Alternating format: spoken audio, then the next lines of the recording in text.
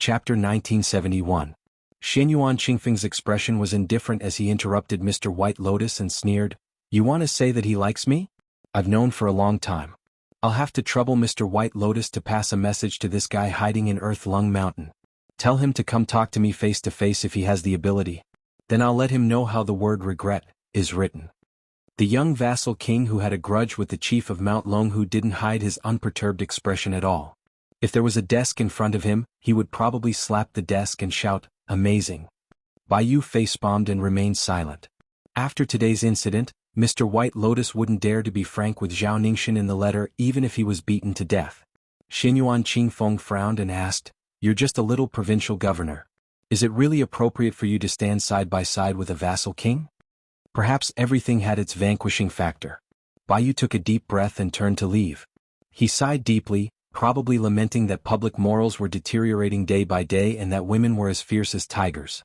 Su Fengyin turned around and looked at the young girl who was sitting on the edge of the roof with her legs crossed. He winked at her and signaled with his eyes. Hee, the girl only chuckled. Compared to Su Fengyin's gloating over Zhao Ningxin's misfortune, she was clearly gloating even more. Su Fengyin knew that the narrow-minded little clay figurine had 3 thresholds that could not be said to be too high, not too high, not too low, not too low, and not too high either. In this lifetime she would never be able to cross the threshold. One of the thresholds had something to do with the princess making things difficult for the princess. But previously, when Su Fengyin worked hard to help the princess earn so many copper coins on Mount Wudong, he had already slightly let go of this matter. The second threshold was related to a certain illusion of leaning against the wall. Chancellor Wang, who had leaked the heavenly secret, had already suffered. During that period of time when the young vassal king had nothing to do, he would play chess with the old man who couldn't control his mouth. He would beat the old man until he threw away his helmet and armor. He beat the old man so much that he almost vomited blood when he saw the chess set and box. The third threshold was related to moving books and sending books. All these years, the little clay figurine had always felt that the most difficult thing in the world was moving books like moving a mountain. However, a certain someone actually sent large boxes of secret manuals to the great snow plains of Mount Hui. Just now, Su Fengyin had already accepted his fate when Su Fengyin barged into the north-resisting city. Presumably, Jiang and I had already been alerted. It was already fortunate that he did not see the flying sword kill anyone. Su Fengyin's attempt to bribe Jia was nothing more than a last-ditch struggle. Xianyuan Qingfeng turned a blind eye to this and stood proudly at the top of the stone steps. Of course, she knew that there was a West Chu girl named Jiang and I in this manner. She asked softly, "How do you think one is doing now?" Su Fengyin was stunned for a moment and was silent for a moment. "I think about it occasionally, but I don't dare to think too much about it." She added, "If there's a chance in the future the 3 of us can get together? Back then I didn't beat him up hard enough. It's a pity." Su Fengyin grinned. "All right, but I'll say this first. When the time comes, I'll definitely stop you." She narrowed her eyes slightly and raised her chin slightly. She laughed softly. "It doesn't matter if we win or lose.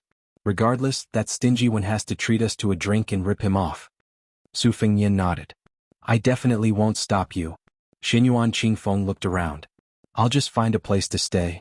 When I want to return to the Central Plains, you don't have to send me off. I reckon you won't be able to take care of me then. When I get back, I'll help you find that one guy first. No matter how big the Jianghu is, it's still mine." Su Fengyin said softly, "Thanks." Xianyuan Qingfeng dismissed it with a smile and disappeared. She came and went without a trace, like a swan goose stepping on snow. Her figure appeared below the northern wall of north-resisting city, and she walked slowly. "May all the lovers in the world be together." She had said this to another girl before, and it was the most hateful sentence.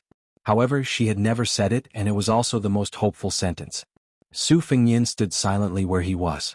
When he came back to his senses, he realized that everyone in the square was looking at him with different expressions. Even the sword grandmaster Chai Qingshan was whispering to the Wudong Jinren Yuxing Rui, and his eyes were especially obscure and playful. Su Fengyin could do nothing about it, and he didn't want to explain further. It was tantamount to giving away 300 taels of silver here.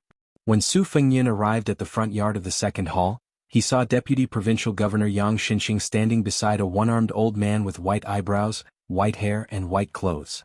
Su Fengyin glanced at the old man who looked more sage-like than a Taoist immortal hanging on a statue. He was also very distressed. "Sui Shigu, last time at Mount Qingliang, I've already let you eat 3 famous swords in one go, including the thunder of thousand gullies. Even if this north-resisting city is turned upside down, there won't be any swords to your liking. Take it that I'm begging you, don't make trouble."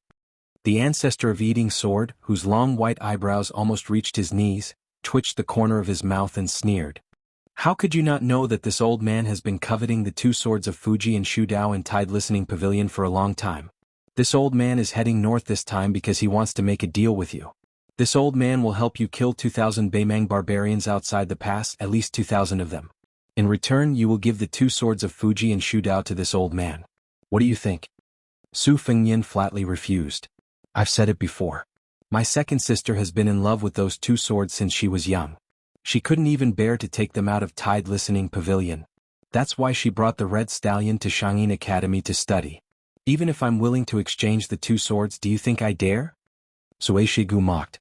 "Indeed. Even if I lend Su Fengnian 100 times more courage, he wouldn't dare."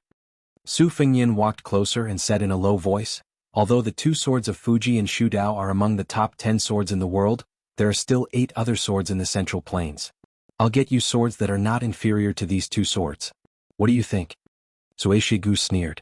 "It's hard to say if you'll live past the end of this autumn. Where do you get the confidence to help this old man get swords from the Central Plains to Beiliang?"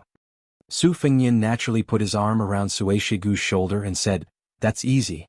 If you can't get 2 swords of the same level as Shudao, I'll use 20 swords that are slightly inferior to them in exchange. Tide Listening Pavilion still has 7 or 8 swords left. If you ask the Fish Dragon Gang in Beiliang to work hard, I'll be able to get 20 swords. What do you think?" As long as it involved business, the young king didn't put on airs and didn't care about his face. Sui Shigu shook his shoulder and shook off the young king's arm. Then he stretched out 2 fingers and twisted his snow-white eyebrows. He narrowed his eyes and pondered, weighing the pros and cons Su Fengnian struck while the iron was hot.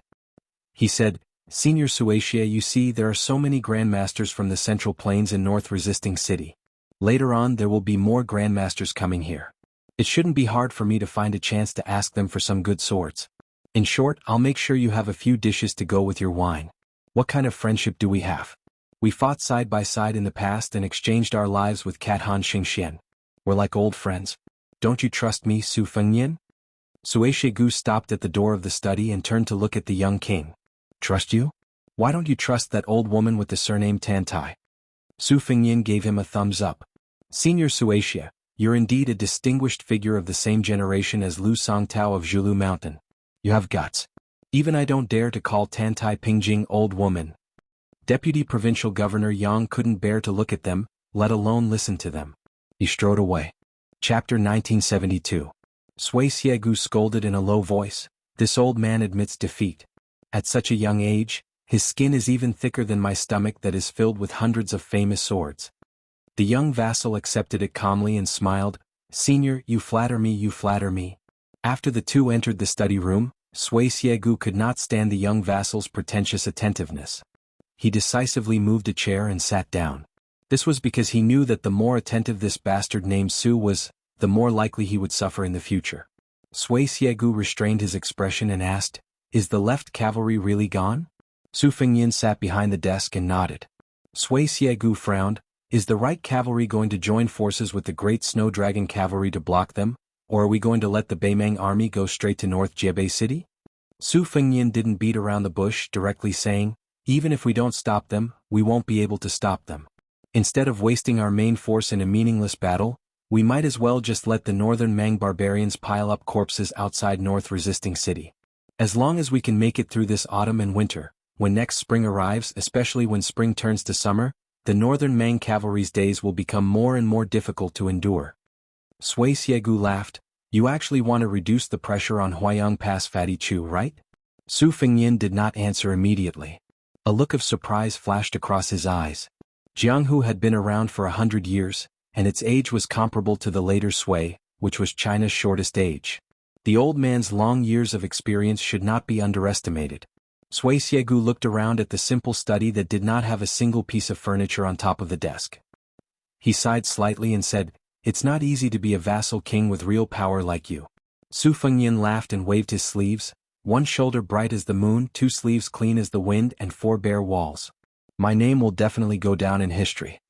Sui Xiegu mocked, To think that you can still laugh. Don't you think you've lost your father's face? Su Fengnian folded his hands in his sleeves and leaned back in his chair. He smiled faintly. No matter how useless my son is, no matter how disappointed Su Xiao is, he can't scold me to my face. Sui Xiegu's mouth twitched, but he did not comment.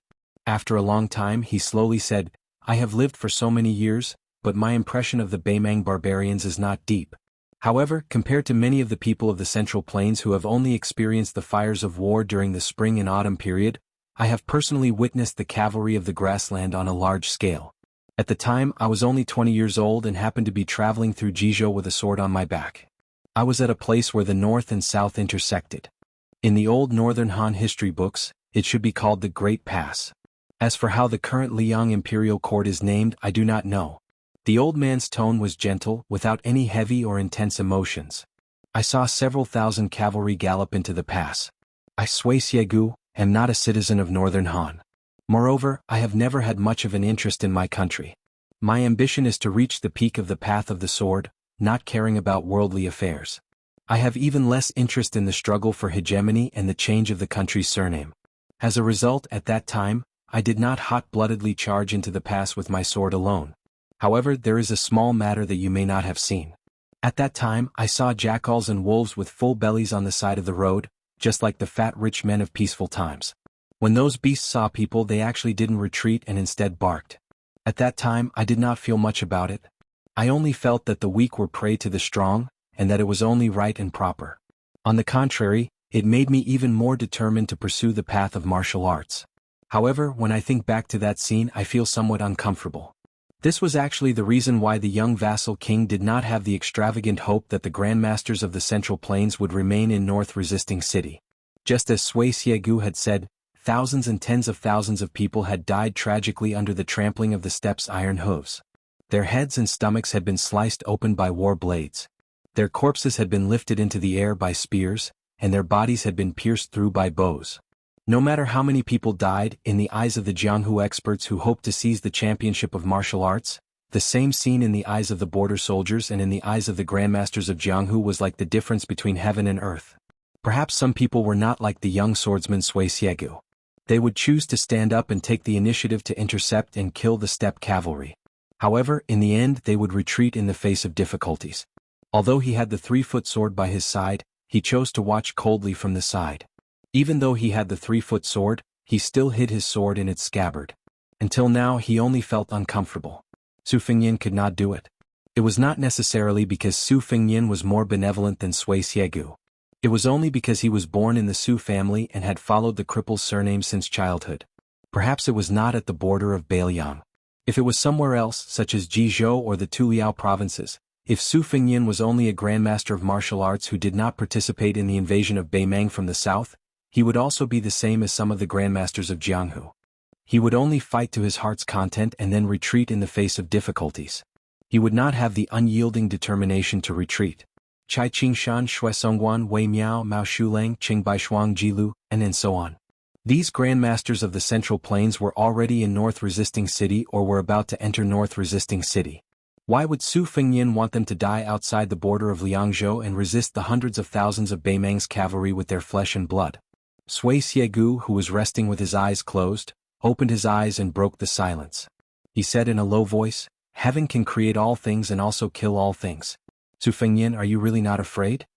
Su Fengnian smiled and asked, Did Tantai Pingjing say this? Sui Xiegu did not admit or deny it. Sui Xiegu stood up and walked to the window. His burly figure seemed lonely. The old man mocked himself. In terms of swordsmanship and sword will, I used to think that I would not lose to anyone. But strangely, I have never liked carrying a sword. Instead, I like to eat swords. Perhaps Li Chenggang was right. I'm not a swordsman. Then what am I? I've lived to this age, yet I'm still asking myself this question. What a joke. Before Sui Xiegu left the study room, Su Fengnian proposed a new deal. After a moment of shock, the ancestor of eating sword did not refuse or agree. He strode away. After the old man walked out of the study room, he walked slowly in the corridor. Suddenly, he turned his head and looked at the lush loquat tree in the courtyard. Not long after, the young king also left the study room. He handed a secret letter that he had just written to one of the leaders of the torture room. The two of them walked out of the room together. The young king said with a calm face, "After you hand the letter to him, tell him that if there is such a day, I, Su Fengnian, am begging him to do this." The old spy gritted his teeth and did not say a word. He just nodded vigorously. Then he quickly left the mansion and left North Resisting City. Su Fengnian stood on the steps and quietly looked into the distance. The autumn wind blew silently. Beimang's army was about to arrive at North Resisting City. Someone was preparing for his death. The young king turned around gently and looked up to see He and Su Ying sitting side by side on the roof. He made a face at them. Chapter 1973. Deep into the night, there was a porcelain oil lamp in the upper left corner of the study, imitating the style of the old Western shoe porcelain lamps. The lamp was hidden in the lip orifice and could be filled with water. The young man sat alone behind the table, reading a secret letter that he was already familiar with. He had been to the rich Gangnam-do, where the rich and noble families lived. Their houses were tall and bright, showing a peaceful and prosperous atmosphere. He had also been to the Great Peace City. Every festival, every street in the capital would have lotus lanterns. The light stretched out and the candlelight was like an army marching in the night. It was the most spectacular sight. He had also seen the twinkling stars in the small town at night, and the lights were still dim. When he passed by small and big villages, it was a pleasant surprise to see an extremely small light. He put down the letter, got up, walked around the desk, came to the window and gently pushed the window open. The letter was not an important military document, but a private secret letter that Li Yanxiao had submitted to North Jiebei City. However, it did not pass through the military office of North Jiebei City, but was directly sent to the desk of the young king's study. The first deputy commander of the right cavalry used a heavy brush, the ink seeping through the back of the paper. Li Yanxiao did not write any trivial words. He only wrote 2 simple sentences: Lu Diyun should not have died.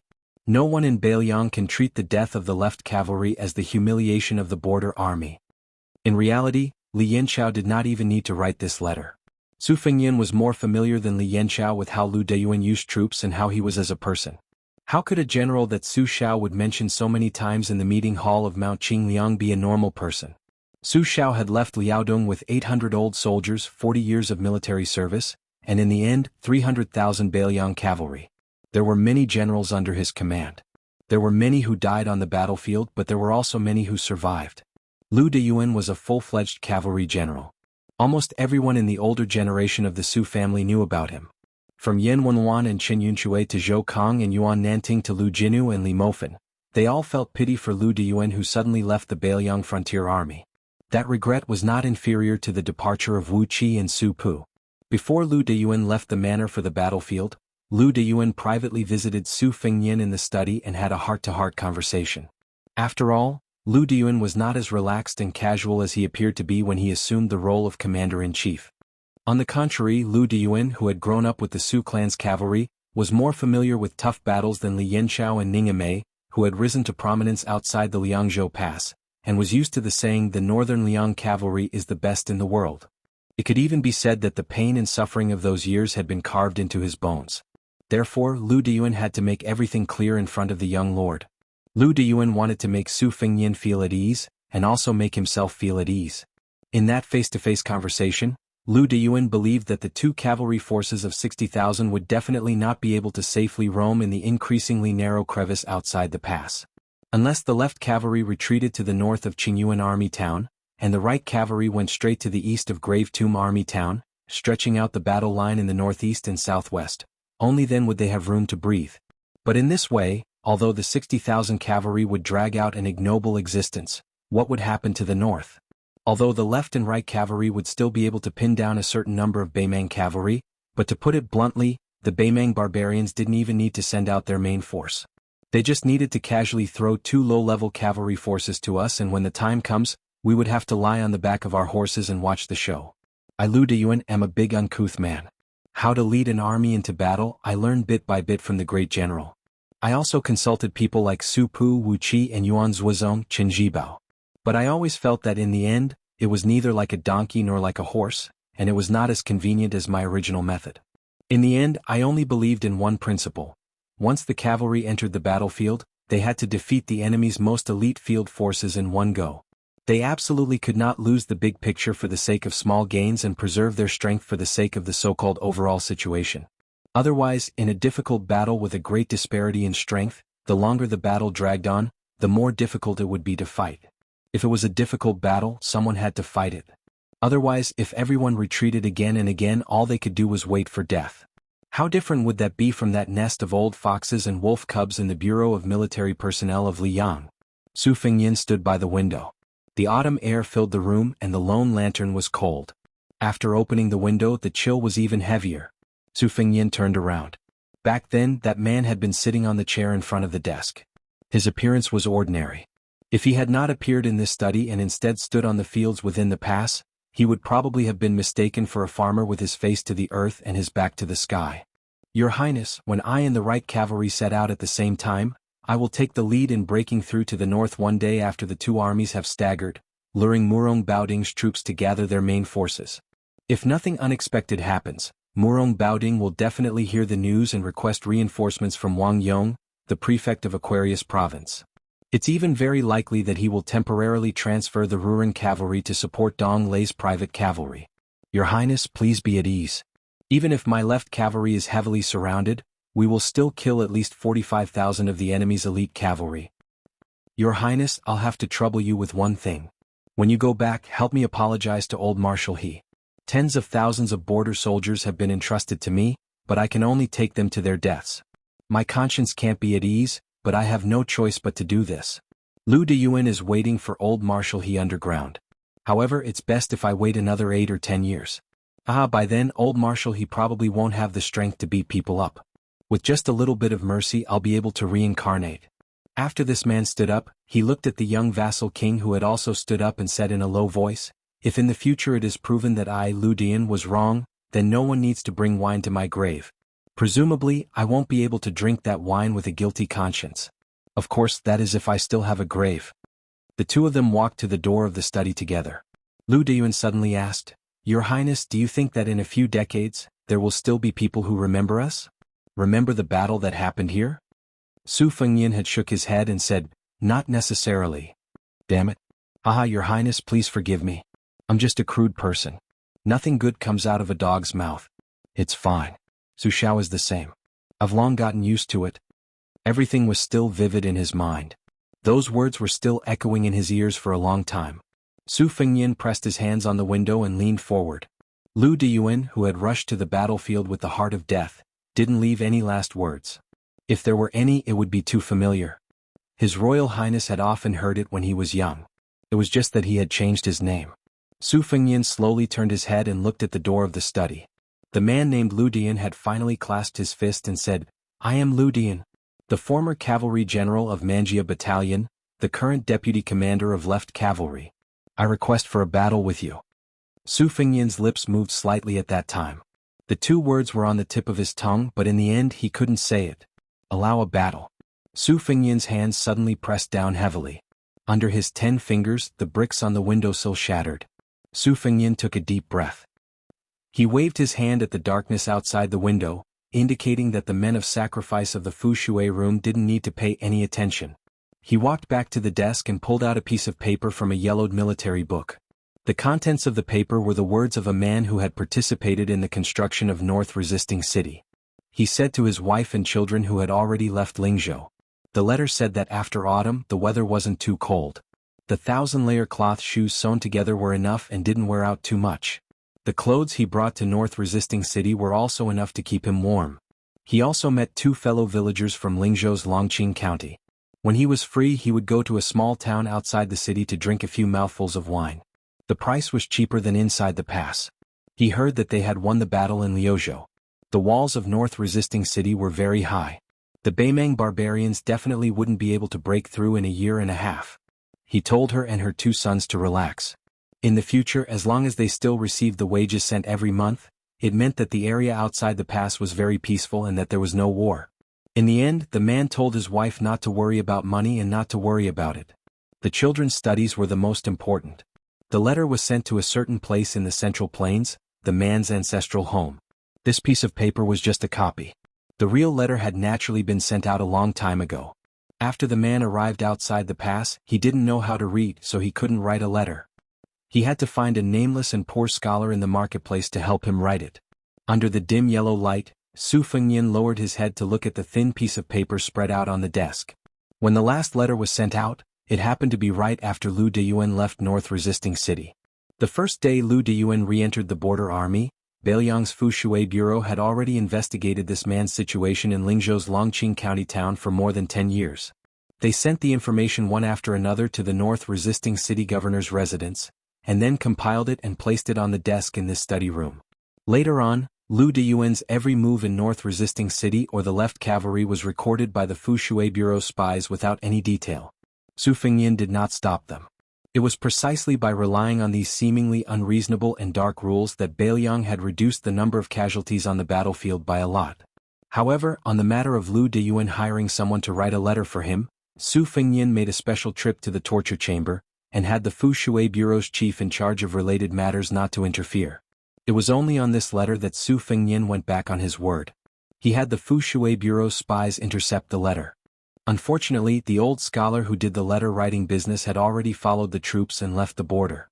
If they really wanted to find him, with the influence of the Fushui Bureau outside the pass, they would be able to find him. However, Su Fengnian thought about it and decided to drop the idea. He felt that since he had the letter in his hands with his calligraphy skills and skill, it wouldn't be difficult to forge a letter every month. However, at this moment Su Fengnian regretted it again. Because he discovered that it was as if he couldn't pick up the brush at all. Even if he picked up the brush again and again, he didn't know how to write the contents of the letter a month later. Su Fengnian stood up, walked out of the study room and came to the courtyard. Chapter 1974. Still unable to calm down completely, Su Fengnian rose from the ground and swept to the horse path on the southern wall of Jiebei City. He jumped lightly and sat cross-legged on the top of the wall. Soon, the sound of armor vibrating could be heard from far away on the horse path. When the armored soldiers realized that it was the young lord who had come to the top of the wall, they quickly retreated silently. Although they did not whisper to each other, they could see the passion in each other's eyes. Su Fengnian clenched his fists and propped them up on his legs. He sat in the north and faced the south, looking at the distant night sky. He sat there for a night. Before dawn he quietly returned to the manor. Not long after he sat down in the study, a spy from the torture chamber came to report that Mao Shulang, Qing Baishuang and Ji Lu En, the three southern martial art masters, were about to arrive at the small town market in the south of the city that had suddenly become sparsely populated. Su Fengnian asked him to prepare a horse. After spending more than an hour dealing with the military and political affairs that had gradually piled up on his desk last night, he left the city alone. Su Fengnian did not specially come to welcome the three grandmasters of the Central Plains. He mainly wanted to take a look at the market and did not have too many reasons. Su Fengnian rode the horse to the small town. He dismounted and led the horse forward slowly. There were wine shops, tea houses, inns and all kinds of scattered shops. Of course one could not leave without legs. However, business was extremely poor. Some shops had simply closed down. This was reasonable. In just half a day, 3,000 to 4,000 people had left. Moreover, a large number of people who participated in the construction of the city had begun to return to their hometowns in batches under the escort of the local garrison. As Su Fengnian walked, there were shop assistants squatting under the eaves with sleepy eyes and yawning. The sudden drop in business made them happy to take a break from work. There were merchants who shouted loudly for their servants to move their goods to the south. They looked worried. There were brothel girls who leaned on the railings and looked up at the big red lanterns when they had nothing to do. It was rare for them to wake up so early. There were strong escorts who were escorting rare items from Lingzhou. They only cared about the safety of the goods and did not care about the shopkeeper's frown.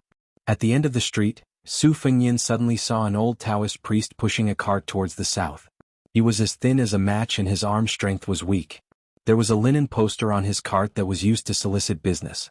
From top to bottom, there were 2 lines of regular script. Ziwei Do Shu, 8 trigrams 6 lines, not bad, and face and palm reading, Chimen Duanjia, not bad. Su Fengnian smiled knowingly. This fortune teller was really honest. He led the horse forward quickly and bent down to help push the cart. The old man's Taoist robe that had been washed until it was white was out of place. In any case, Su Fengnian had never seen it before during his travels to Liang and Beimang. This was not strange. Taoist temples that could obtain credentials from the government all had very particular designs for their Taoist robes. If they were to forge and sell them without permission, once the county government found out, the crime would not be small. Back then, Su Fengnian had rented a Taoist robe when he first traveled to Jianghu. It was also a robe of questionable origin that could not be found. Even if the government had their eyes on it and wanted to get to the bottom of it, it would be difficult for them to convict him. The person in front of him was clearly someone similar to His Royal Highness, who was in dire straits back then. The fortune teller, who could barely be called a Taoist priest, narrowed his eyes and said, "Young master, you must be from a wealthy family. If I'm not wrong, your father's generation outside the Great Wall is very powerful." Su Fengyan's words hit the nail on the head. He smiled and said, "You saw that my horse was able to follow its master by itself after the reins were loosened. There's no doubt that it's a Bailiang warhorse. In addition, the war is imminent and I dare to take a horse for a stroll here, so you deduce that I'm a descendant of a general, right?" The fortune teller's smile was forced. The immortal demeanor that he had painstakingly squeezed out disappeared and he was beaten back to his original state. Su Fengyan sighed and said, "To be honest, in my early years I was similar to you. In order to make a living, I pretended to be a god and became a fortune teller. You're a little better than me at that time. In any case, you have a tricycle." Su Fengyan joked, "But to be honest, you're really like a crane in a flock of chickens with your banner. How can you have any business?" The old man laughed and said, "Actually, it doesn't matter. Earning money here mainly depends on writing letters for people or peddling small safety talismans folded from yellow paper. 3 copper coins for one, so my business is passable. Before those Bailiang foreigners left, it was enough for me to eat meat and drink wine twice a day. Commoners like me are just ordinary people. When we pray to Buddha, God, and Bodhisattva, we must first ask for peace and stability. Then we ask for marriage in the right time. Finally, we ask for scholarly achievements and riches. Young master, don't you think so?" Su Fengyan nodded and said softly, "The commoners are actually using 3 copper coins to get peace of mind. You're doing a good thing." As if recalling those happy times of drinking wine and eating meat, the elder's face beamed with joy. However, soon after, he couldn't help but angrily say, "If our prince was a bit more formidable, this little old man's business would still be good for a month or so. Who would have thought that the northern Mang barbarians would attack North Rejecting City so early? What a waste of my life to obtain this trade.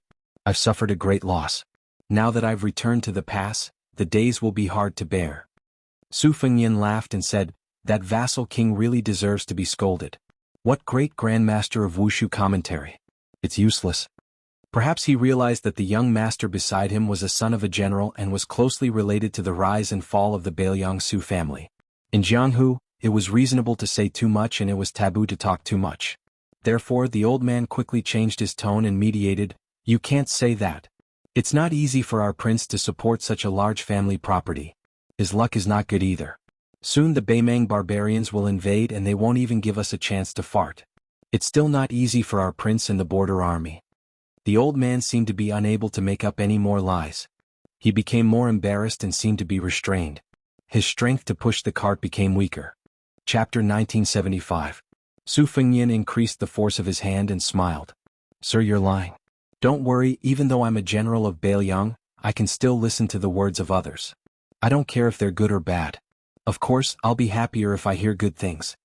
The old man and Su Fengyan pushed the cart south and were about to cross the river. The old man looked back at the towering city walls and suddenly stomped his feet. "There are some things that I can't hold back. Even if you bring me to Bailiang City to condemn me, I'll still spit it out." Su Fengyan smiled bitterly. "All right, I'm sure it won't be anything good.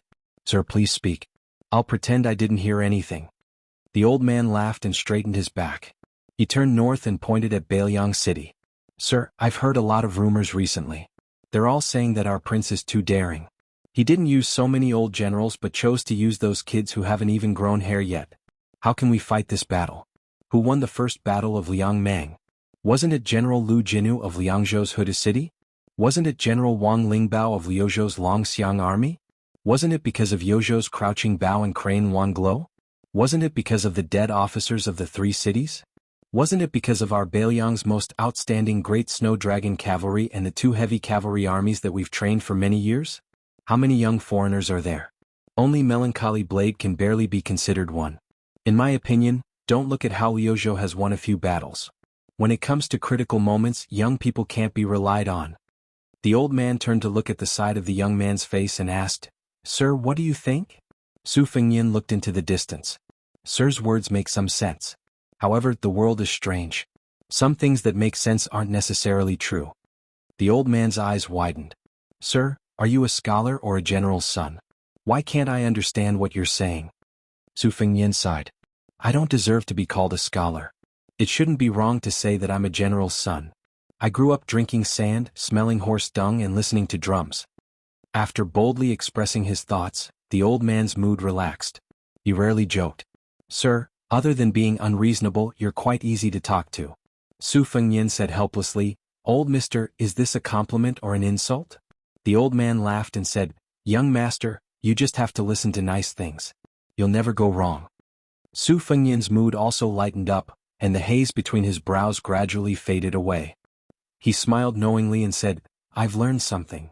The old man didn't ask Su Fengnian to help push the carriage across the bridge.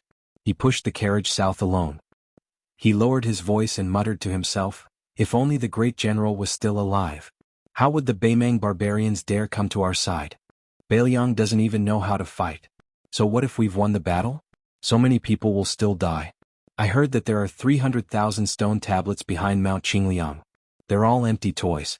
Being able to live is at least better than leaving behind a name after death, right? Su Fengnian stood still and didn't say anything. The old man certainly couldn't guess the young man's identity. He didn't think that a martial arts master would help him push the carriage, so he continued to complain. In my opinion, since the Central Plains Imperial Court is not a good thing, it's better to directly open the gate and let the Beimang barbarians enter the Beiliang Pass instead of letting our Beiliang frontier army soldiers die outside the pass. As long as both sides don't bump into each other inside and outside the Beiliang Pass, everything will be fine. Let those ungrateful people in the Central Plains suffer. Our people in Beiliang can live a peaceful life. I don't want to see the young king, or I'll definitely persuade him not to be impulsive and listen to the old man's advice. Don't blindly try to be a hero. Su Fengnian narrowed his eyes and raised his head. The autumn wind messed up the young man's hair. Maybe it was because he was miserable, or maybe it was because he felt guilty, or maybe it was both, so the young king didn't speak from beginning to end. On the south side of the bridge, the back of the old man pushing the carriage was getting farther and farther away. Su Fengnian seemed to remember something and shouted, Old man, don't be in a hurry to go south.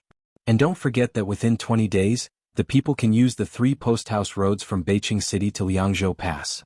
There's no need to take a long detour. The old fortune-teller seemed to have heard the shout. He paused for a moment, indicating to the young man that he understood, and then continued to go south. After the mansion was built, the study room received confidential intelligence reports from inside and outside the pass every day. There were reports from the Fushui room and the Ying room. Beiliang's intelligence reports were always divided into 3 levels according to priority. Originally, the intelligence reports that were qualified to be sent to the study room were only the A-level intelligence reports. But the young king asked for an extra level of intelligence reports. In fact, it was not important for military affairs, but the new king used it to ease the tension. Although the 2 branches must have done a certain degree of screening, and it was impossible to really send all the intelligence reports to the study room, the number was still relatively large, and most of them were related to the situation of the academy or the scholars' opinions. The content was varied, and there was no lack of some extreme comments from young scholars. The young king always just browsed and didn't comment. There was a comment that the young king personally wrote down and used it as a daily self-reflection. Little virtue but high status, little wisdom but great schemes, little strength but heavy responsibilities. With such a muddle-headed king in charge of the border, the Beiliang frontier army will undoubtedly be defeated. The army's pressure, the father's last wish, the bitter cold hometown, the imperial court's constraint, the beautiful Central Plains, innocent people and the heavenly law's pressure. They were all heavy responsibilities, layered on top of each other. On the north side of the bridge, the young man who was less than 4 years old, slowly squatted down by the river. After dusting a licorice, he put it in his mouth and gently chewed. His mouth was full of sweetness. Chapter 1976. Su Fengnian suddenly stood up and whistled softly. The warhorse drinking water by the riverside galloped over. After mounting the horse, Su Fengnian grabbed the reins with one hand and clenched his other hand into a fist. He knocked heavily on his shoulder and grinned. Far away in the south, the old man did not stop walking. Tears flowed down his face as he muttered softly. How do you feel now? The old man finally stopped and looked around. All he could see was the yellow sand of the desert. Tide Listening Pavilion's strategist Li Yishan did not have a burial place after his death. His ashes were scattered outside the pass. The old man smiled and said, Yishan, in life and in death I was not as good as you. At the southern gate of Beijing City, Su Fengnian suddenly stopped his horse and turned his head. The slight abnormality that he sensed with his celestial being body was fleeting. In an instant, calmness was restored and no trace could be found. Like an autumn leaf falling into a pond, there were few ripples. It was quiet and serene. Previously, in that unknown corridor in Liuzhou, the Liuzhou infantry faced off against the 50,000 southern cavalry of Beimang. Liangzhou's General Shi Fu was indeed as stated in the military document he submitted to the king of Fongbei City. He did not lead the 6,000 Qingyuan army elite cavalry to rush to the aid of the corridor battlefield. Instead, he stood firm on the plains south of the corridor, patiently waiting for Huang Songpu's main force to withdraw to the north. At the same time, he needed to prevent the southern dynasty's border cavalry reinforcements from going south to join up with Huang Songpu's remaining troops.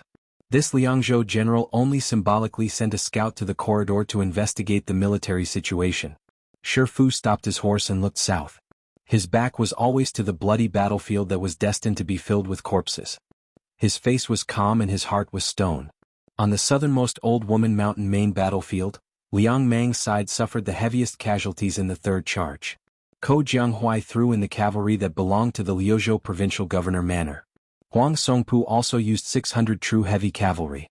The men and horses were all equipped with armor.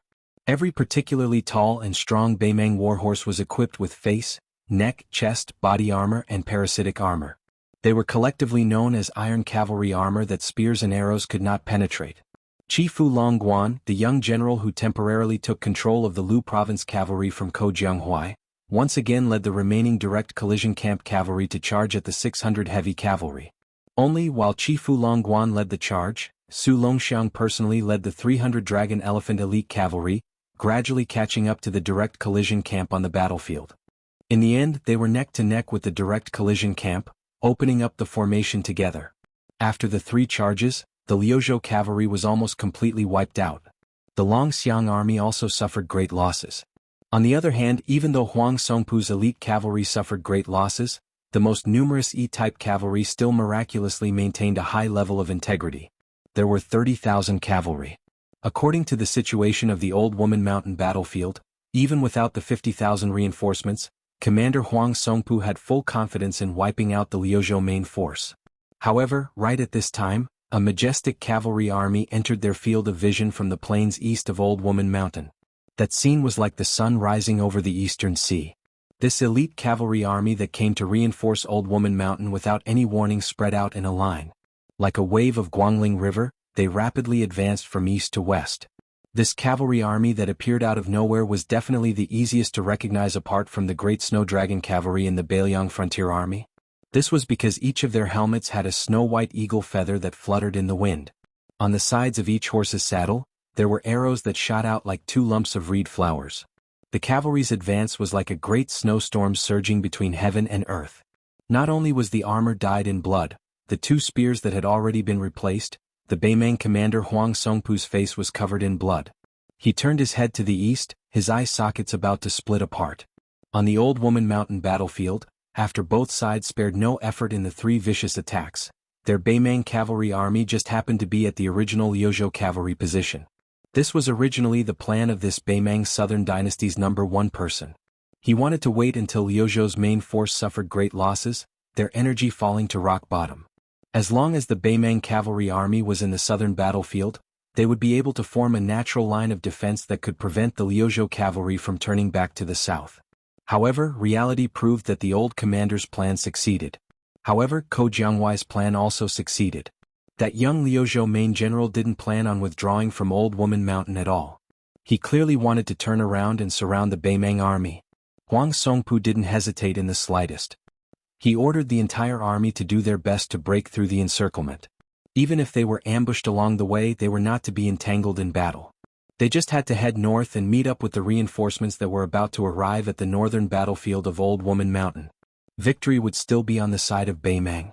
Chifu Longguan, Su Longxiang and Liamo Fan, these three generals who had fought side by side at Old Woman Mountain, didn't even need to greet each other before they quickly changed their formation. From the left, middle and right armies Yanxi formation to a horizontal snake formation, stretching out as far as possible to form a long front line. Every dog has its day. It was now the turn of the Liuzhou border army's front, middle and back to charge. Li Mo Fan's Dragon Elephant Cavalry was in the front 2 rows, Su Longxiang's army was in the middle, and Chi Fu Longguan's remaining Liuzhou cavalry was at the back. What they needed to do was no longer to kill the enemy. They only needed to try their best to stop the horse hooves of Huang Songpu's main force from breaking through the encirclement. After Yuan Nanting's White Feather Light Cavalry unleashed 3 waves of arrows from the flanks of Northern Mang's main army, another 6,000 cavalry with an imposing aura found an opportunity to draw their blades in an orderly fashion and charge into the enemy formation. It was as if they had sliced through the waist of Beimang's cavalry formation. Huang Songpu's direct cavalry, Wanyan's private cavalry, and the 30,000 second cavalry were all sliced in half. The rest of the main force, the White Feather Light Cavalry, began to circle northward, not engaging in a chaotic battle with the Northern Mang army.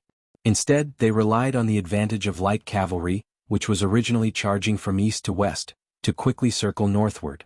If someone had just climbed to the top of Old Woman Mountain and looked down at the battlefield, they would probably think that this light cavalry was an ally of the Grassland Cavalry, and that they were heading north together from the left and right. Beimang's Kiliarchs and Centurions led their remaining forces to charge fearlessly at the right flank of the White Feather Light Cavalry in despair. Unfortunately, that heroic scene ended up like a stone hitting a river. It couldn't disrupt the pace of the White Feather Light Cavalry at all.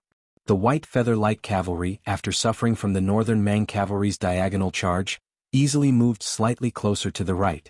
The leftmost formation that was originally more or less straightforward now had depressions everywhere, as if there were pockets that the Northern Mang Deathsworn soldiers smashed into. What awaited these grassland barbarians was definitely not the Northern Cold Blade that engaged in close combat, but rather the extremely skilled cavalry archery. The 200 to 300 Southern Court cavalry were shot down like rice paddies, without the slightest bit of bitterness from the collisions, not dying miserably on horseback.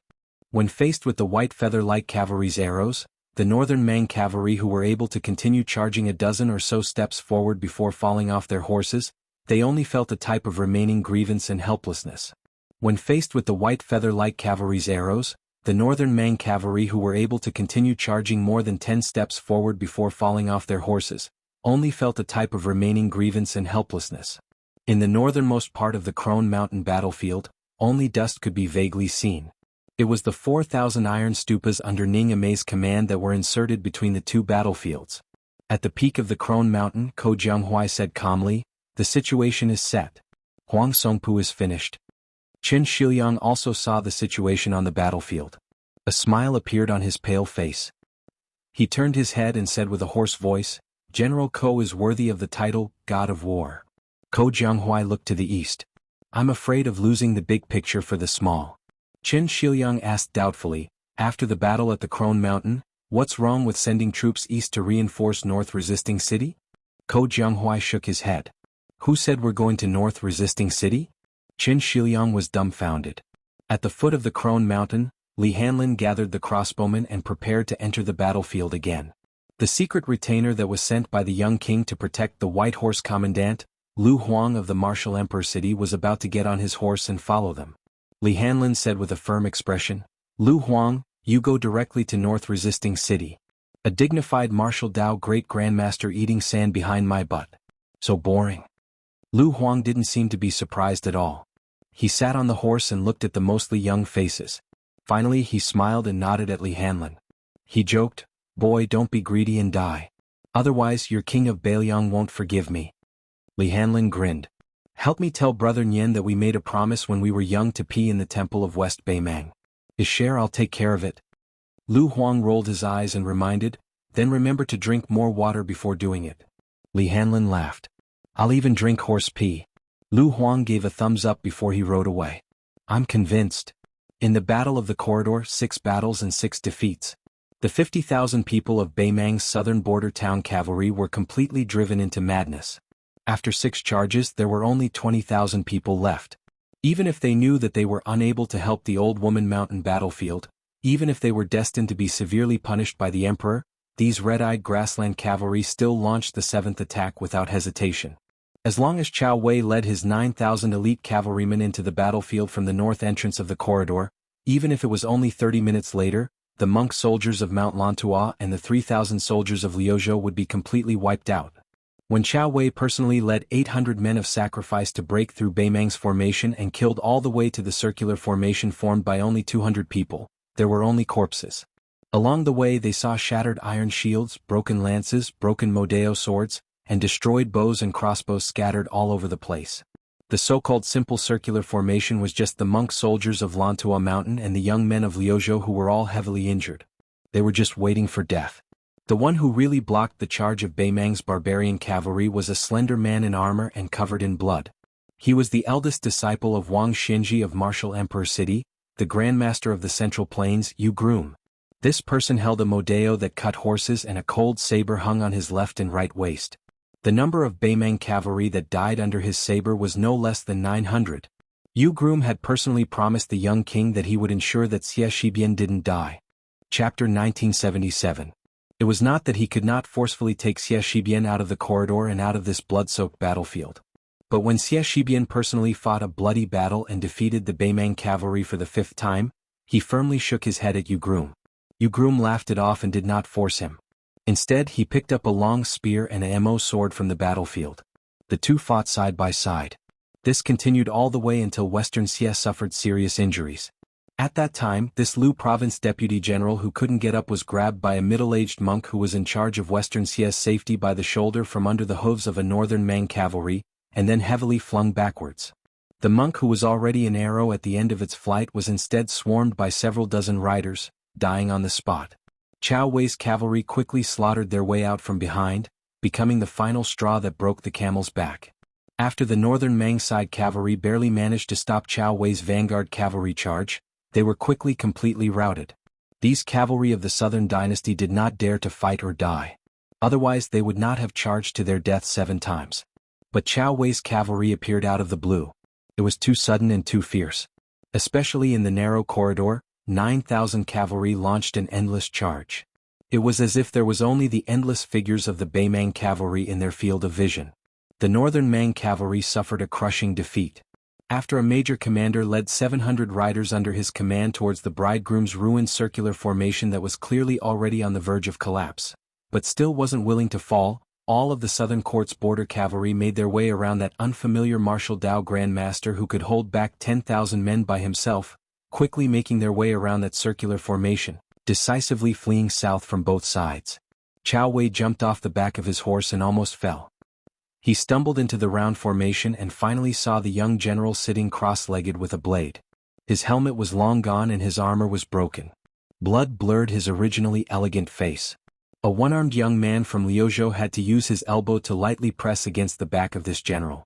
Qiao Wei knelt on one knee and reached out his trembling hand to gently wipe away the blood on the young general's face. In fact, the young general had already lost consciousness. He was just holding on to his last breath, unwilling to collapse. Yu Groom ruthlessly threw out his modeo, splitting a Beimang cavalry general's 2 people and their horses into 2 halves.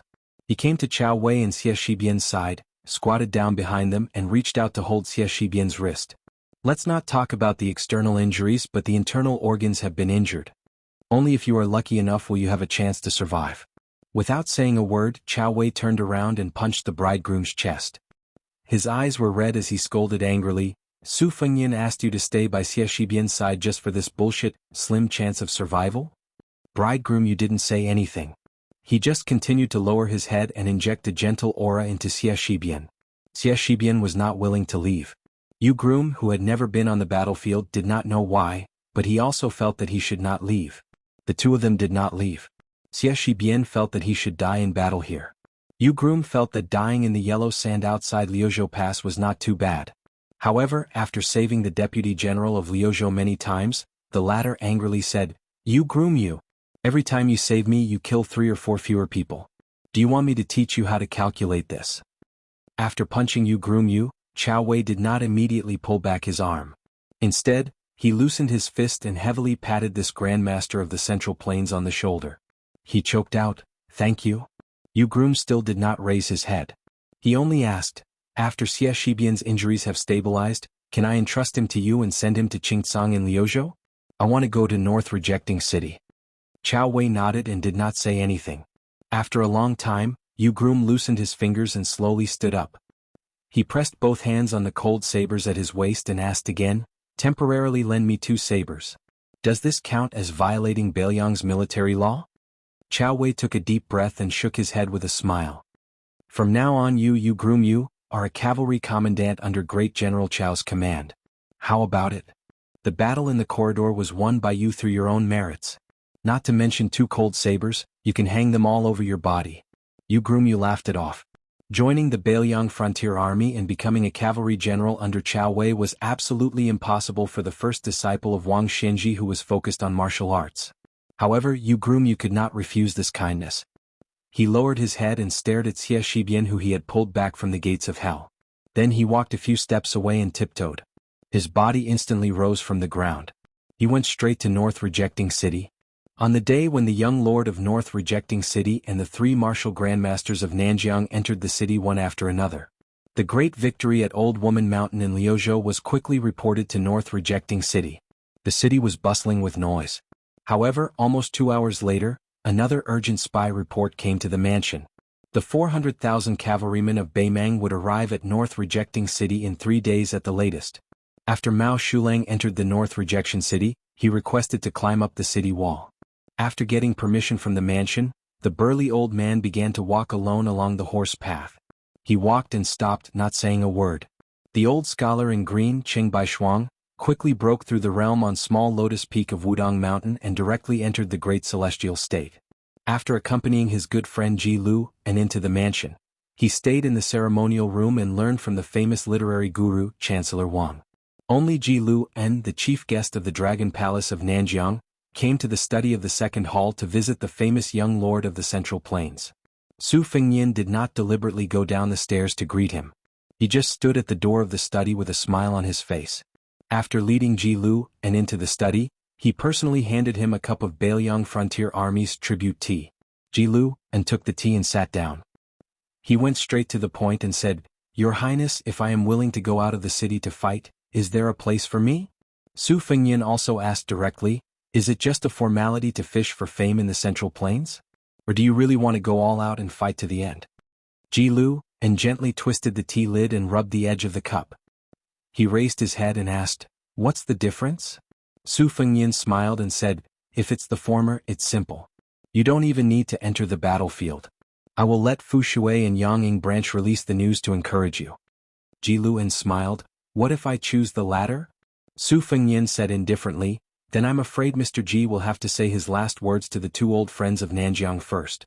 Because Beimang's 400,000 troops will come to North Rejecting City in 3 days, you won't have the chance to follow Beiliang's cavalry to fight outside the pass.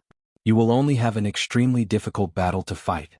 To tell you the truth, even I don't have the confidence to say that I can defend North Resisting City." Ji Lu, who was sitting on the chair opposite the desk, was silent. He hadn't even taken a sip of the tea in his hand. Ji Lu finished the tea in his cup in one gulp and gently placed it on the desk. He then placed his sword on his knees and smiled calmly. "If I didn't come to Beiliang with Qing Baishuang, I wouldn't care about the outcome of Liang Mang's war. But since I'm here, I might as well take this opportunity to vent my anger." Su Fengnian said softly, "Decades of hard work in martial arts. It's not easy to have the cultivation of a grandmaster." Ji Lu suddenly laughed angrily. "Speaking of martial arts, Your Highness, are you saying that I, Ji Lu, have spent decades of my life as a dog?" Su Fengnian was stunned for a moment. He quickly waved his hand and said with a smile, "Mr. Ji, don't say it out loud." Ji Lu glared at him. At this moment, Ji Lu quickly turned his head and was shocked to see a young girl hanging upside down outside the window. She pointed to Su Fengnian's direction. Su Fengnian said softly, "I know, don't worry." Not long after, the peach blossom sword god, Dong Tai, who had 2 swords hanging from his waist, slowly walked into the study. Ji Lu stood up and nodded to Dong Tai to greet him. There had always been many talented swordsmen in the world of swordsmen. But after the death of the previous generation sword god, Li Chungang, there was only one person in front of him who was worthy of being called the most talented swordsman. Since Ji Lu was a swordsman, no matter if he was conceited or arrogant, no matter how high his status was in Jianghu, he should respect this ordinary-looking middle-aged swordsman. After Dong Tai calmly returned the greeting, he directly turned his head to look at the young king and asked, "I won't drink the tea. Just tell me, when will the war with Beimang start? Where do you need me to be?" Su Fengnian said, "I may need to trouble you to fight twice. The first time will be quick in a few days.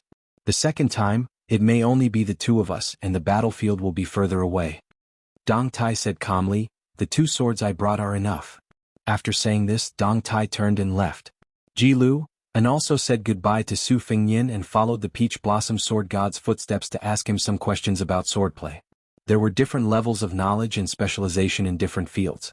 Dong Tai could be said to be the top swordsman in the world, whether it was swordplay or swordsmanship. Most importantly, although Ji Lu and was only at the mysterious finger realm, he had never shown his trump card, the 3 swords. He believed that his power could kill a celestial state master. Dong Tai had always been recognized as the world's #1 mysterious finger realm master. He was even better than Catman Han Xingxian. How could Ji Lu and not be tempted to ask for some advice? On the same day, the Snow House Spear Saint Li Hongho and many other top Jianghu bosses entered North Reject City. Su Fengyin did not show up, even the polite greetings were skipped. It was only when a blind female Guqin player entered the city that Su Fengyin personally went to the gate of the mansion. The two who had faced each other in life and death in the past walked together to the meeting hall. Su Fengyin asked curiously, Miss Shui, do you have a message for Su Su or this old man Lu? The blind lady with the Guqin bag shook her head and said, Su Su's guilt towards Bailiang, I will repay it. Su Fengyin stopped in his tracks. Have you ever thought that if you die outside Liangzhou Pass, who will repay Su Su's regret for the rest of her life? Shui Songguan's tone was as cold as usual. I only know that Su Su is not happy. I did not do what I could, I will not be happy in this life. Su Fengyin shook his head and said in a low voice, Shui Songguan, I advise you to return to Western Shu and return to Su Su's side. Chapter 1978. Shui Songguan also shook her head. I can't let him continue to think that Su Su is useless. Su Fengyin blurted out, have you ever thought about what Su Su wants and what she wants the most? Shui Songguan turned her head. She, who was blind, gently looked at the young king. Su Fengyin was suddenly speechless. What was the difference between the things he had done and this seemingly unreasonable and stubborn woman? Su Fengyin let out a heavy breath and bitterly smiled. Then stay. Shui Songguan nodded. The two continued to move forward. Su Fengyin suddenly said, at this moment Shortcake must be jealous. Shui Songguan smiled knowingly. Her face was full of gentleness. Su Fengyin snorted, Miss Shui, you actually fell for a guy like Shortcake, really? The young king did not continue. Shui Songguan smiled, Your Highness wants to say that you are blind, but I am a blind person. Su Fengyin was a bit embarrassed. Su Fengyin stopped as if he was struck by lightning. His body stiffened. Shui Songguan frowned. She did not turn around, but she already felt 3 powerful auras behind her. One of them was so majestic that it was suffocating. A young man and a young woman. Both of them had shocking bloodstains on their bodies. A middle-aged man holding an iron spear walked towards Su Fengyin and Shui Songguan. Su Fengyin slowly turned around and looked at the 3 people who were supposed to be at Huayang Pass. Su Yanbing, the current sword crown of the Wu family sword tomb, Wu Luding, and sword attendant Suehua. Su Yanbing smiled, Don't worry, the outer city of Huayang Pass is still there. Su Fengyin was relieved, but his face was still dignified. Su Yanbing explained, It was Chu Lushan who wanted the 3 of us to go back to North Resisting City. He said that 80 Wu swordsmen would be enough. The 3 of us can only stare at each other all day long. It's meaningless. It's better to go back to North Resisting City. Su Fengyin was about to speak, but Wu Luding already impatiently said, You know what kind of character Fatty Chu is. If he is determined to drive us away, I'm afraid that we won't be able to eat in Huayang Pass. Actually, what Chu Lushan said is not wrong. 80 sword mounds cavalry should be enough to deliver intelligence at the moment. Su Yanbing glared at the young sword mound, who spoke without thinking, and the latter shut his mouth resentfully. Su Yanbing said in a low voice, Chu Lushan said that Bailiang will definitely win at Crone Mountain. Next, the Liuzhou border army will go all the way north to Xijing. Beimang's army will have to speed up their attack on North Resisting City. It's a gamble to see who can break through their nest faster. Chu Lushan also said that as long as North Resisting City can hold on until the winter snow melts, his Huayang Pass will be able to hold on until next spring. Su Fengyin breathed a sigh of relief. Since he said so, then I don't have to worry about the rear. Su Fengyin had people lead Wu Luding, swordsman Suehua, and officer Shui to the side rooms of the 3 halls, while he and Su Yanbing went to the study. After Su Yanbing entered the study, he said in a low voice, Chu Lushan said something at the end. He asked you to remember that if you still want our Bailiang border army to have the last laugh, then the great snow dragon cavalry and the 2 heavy cavalry cannot be used in this battle. Su Fengnian was silent. In the end, Chu Lushan just didn't want the Beiliang cavalry to die on the way to Huayang Pass. Bai Yu personally saw Qi Xianxia out of the city. Mr. White Lotus wasn't good at riding, so he sat in a carriage and Qi Xianxia followed on horseback. The carriage stopped north of the river crossing bridge. Bai Yu got off the carriage and Qi Xianxia led the horse forward. The two walked to the middle of the wooden bridge together.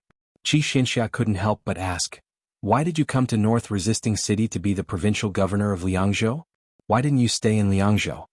Bai Yu rested his elbows on the bridge railing and propped up his chin. Looking at the slowly flowing river, he said calmly, "On the one hand, if we stay in the Liangzhou provincial governor's mansion, we have to depend on others' whims and whims. We're firmly suppressed by Song Dongming, the deputy administrator overseeing Mount Qingliang. Rather than fighting in close quarters on a chess game that we're bound to lose and making us look ugly, it's better to switch to a different chessboard. Of course, this reason is far-fetched and is only used to convince myself. Even a layman like you might not be willing to believe it. In fact, the reason why I chose to follow the new Liang prince to North Resisting City, other than hoping to become a more trusted official than Song Dongming, was also selfish." Qi Xianxia frowned. "Selfish?" Bai Yu turned his head slightly and asked with a face full of smiles, "Do you know what a scholar's ambition is?" Qi Xianxia, who was already in a bad mood, snorted and said unhappily, "A boorish man like me doesn't understand the ambition of scholars like you." Bai Yu blinked. "Do you really not understand, or are you pretending not to?" Qi Xianxia kept a straight face and didn't say anything. Bai Yu didn't want to get to the bottom of it and looked at the river again. However, he took a step back, shook his sleeves and straightened his clothes. In an era, in a country, someone has to stand out resolutely at a certain moment and stand in a certain position. Just stand there. Not one step back. As long as you stand there, you have an unshirkable responsibility. On the battlefield, Lu Jinu of Huda City and Wei Jingtang of Hengshui City were like this. In the court, Zhang Julu was even more so. Now it's the turn of the new prince of Liang, Su Fengnian. Bai Yu narrowed his eyes and looked into the distance. I don't care what Su Fengnian's goal was or what his original intentions were, but in the end he chose to stand there. In any case, I, Bai Yu, only look at the results and don't ask for the reasons. Therefore I also chose to stand here. Whether it's merits or demerits, allow me to die and let your descendants judge." Bai Yu laughed and said, "I don't like it when the later generations depict this soul-stirring war. I don't like it when the scholars of the later generations flip through that book and discover that in the end, not a single scholar died here." Qi Xianxia sighed softly. Bai Yu suddenly said sadly, "In the past I didn't feel much, but now I'm beginning to realize that in the conversations of the officials of the Central Plains, there's a lot of mockery towards Beiliang. Those condescending and pointing fingers are so detestable." Qi Xianxia suddenly mounted his horse and said in a low voice, "Let's go. If I listen any longer, I'm afraid I won't be able to leave either." Bai Yu laughed loudly, Go back to your Central Plains." As expected, Qi Xianxia squeezed his horse's belly and urged it to leave. Bai Yu didn't continue to watch Qi Xianxia leave. In any case, he couldn't see clearly, so he didn't want to waste his energy. Bai Yu suddenly slapped the railing of the bridge and sang loudly, "The wind blows. My Beiliang is strong." Wang Linquan, who was jokingly called Beiliang's god of fortune, left Mount Qingliang Wutangan with a smile after seeing his daughter Wang Chudong. However, when there was no one around, Wang Linquan's smile faded. This old man, who was the wealthiest person in Qingzhou and the wealthiest person in Beiliang, was only left with a face full of exhaustion. Su Weisheng had privately told him something. As Wang Chudong's father, he couldn't refuse, but as an old soldier of the Su family, he couldn't rest easy. Chapter 1979. Zhao Yute, who used to be Princess Consort Wu Su's sword attendant, gently pushed the wheelchair and arrived at the shore of Tidehark Lake with Su Weisheng. This armored woman wanted to say something but hesitated. Su Weisheng said softly, "Aunt, I won't go to North Resisting City." "You shouldn't go either." Zhao Yute asked in a trembling voice, "Why?" Su Weisheng folded his hands on his knees and looked at the famous Tidehark Lake. He said calmly, "We'll only distract him if we go. He'll have to arrange a retreat for us behind our backs and pretend to be happy in front of us every day. It's so tiring." Zhao Yute's hands trembled. Su Weisheng tilted his head and rested it on the back of Zhao Yute's hand. "Aunt, if that day really comes, help him take care of Wang Chudong and go to the Central Plains to find a paradise far away from the flames of war." "Okay." Zhao Yute nodded with difficulty. In Wutong Courtyard, the young female literary master who had won first place with The First Snow was racking her brains because she had just promised to write a masterpiece for someone that would not lose to The First Snow. She would write about the smoke of the Northwest, about the war at the border, about those brave deaths, and about those magnificent scenes. She would clear his name and give voice to Bailiang so that their names would be immortalized for generations to come. She couldn't allow future historians to throw dirty water at her. The slightly thin and haggard Lu Qingyan sat beside her. She was taking a break from her work to help the famous master Wang grind ink. Wang Chudong suddenly looked up and said with a bitter face, "Sister Lu, I haven't written for so long that I don't know where to start." Lu Qingyan smiled gently. "Writing is a work of nature. Don't be anxious." Wang Chudong made an "oh" sound and continued to ponder over her work. Lu Qingyan slowly got up and rubbed Wang Chudong's head. "Take your time." Wang Chudong suddenly smiled and waved her fists. "Don't worry, I'll definitely come up with ideas.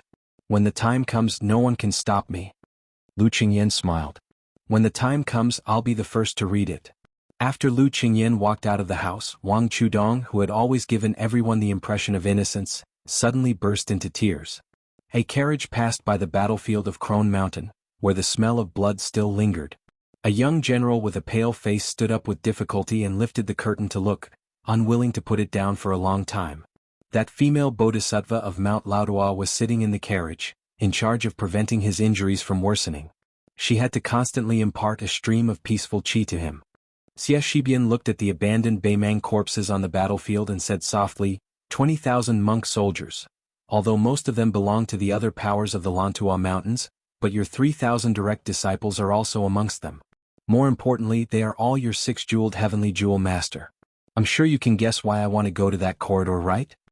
The female bodhisattva, whose hair almost reached her waist, nodded indifferently. Xie Shibian gave a bitter smile and said, "This is killing 3 birds with 1 stone, and I have no choice but to do it." Not only would they be able to intercept Northern Mang's reinforcements as much as possible, they would also be able to turn the originally useless monk soldiers into a surprise force in Flo province. In the end, they would naturally be able to whittle away at Western region's reserves. Regardless of whether Northern Liang won or lost, there would only be benefits. If they won, the severely wounded Lantua Mountain would most likely have no choice but to continue sending monk soldiers to Northern Liang for the sake of pursuing benefits. If Northern Liang's Su family lost, in the future, Northern Mang would lose at least 20,000 monk soldiers if they wanted to seize the opportunity to invade the Central Plains. In the end, it is Bailiang who has the upper hand and your Lantua Mountains can only be led by the nose. She sneered and said, "You, the main culprit of Western Border's disaster, if you died in that corridor back then, if Lu Province's border army also suffered a great defeat, I would have removed your head without the slightest hesitation and brought it to Northern Mang to ask for rewards." Xie Shibian smiled and said, "I'm sorry to disappoint you." After saying this, Xie Shibian had no choice but to put down the curtain. He lay back down and quickly fell into a deep sleep. She continued to close her eyes and rest, without sorrow or joy. She silently recited a passage of scripture to release the souls of the dead. Inside and outside Huayang Pass, southern Chu and northern Dong, 2 of the world's most famous fatties were in a standoff. Dong Zhuo rode his horse to the front lines and raised his head to look at the top of the walls outside Huayang Pass. More than 20,000 sinners who had lost their identities from the grasslands were besieging the city like ants. Dong Zhuo, who had a personal army of 140,000 soldiers, did not have the extravagant hope that these 20,000 soldiers would be able to break through Huayang Pass. He did not even think about taking the outer walls. Dong Zhuo was patiently waiting for winter to come, waiting for the arrival of a heavy snowfall. Before that, using 20,000 soldiers who had no choice but to throw away their lives to deplete the forces defending Huayang Pass was very cost-effective. These 20,000 soldiers were only obtained by Dong Zhuo and that old woman without spending a single tael of silver. Once he used the wealth of his father-in-law's Yelu family, he could borrow another 20,000 strong men from the grassland's great picker. In addition, Dong Zhuo had already sent a message to Heshi Prefecture's Jiefang Helian Wuwei, "If you can't take the towns of Fuling and Liuya before winter, I'll borrow soldiers to help you. Don't be polite. I, Dong Zhuo, will be unprecedentedly generous."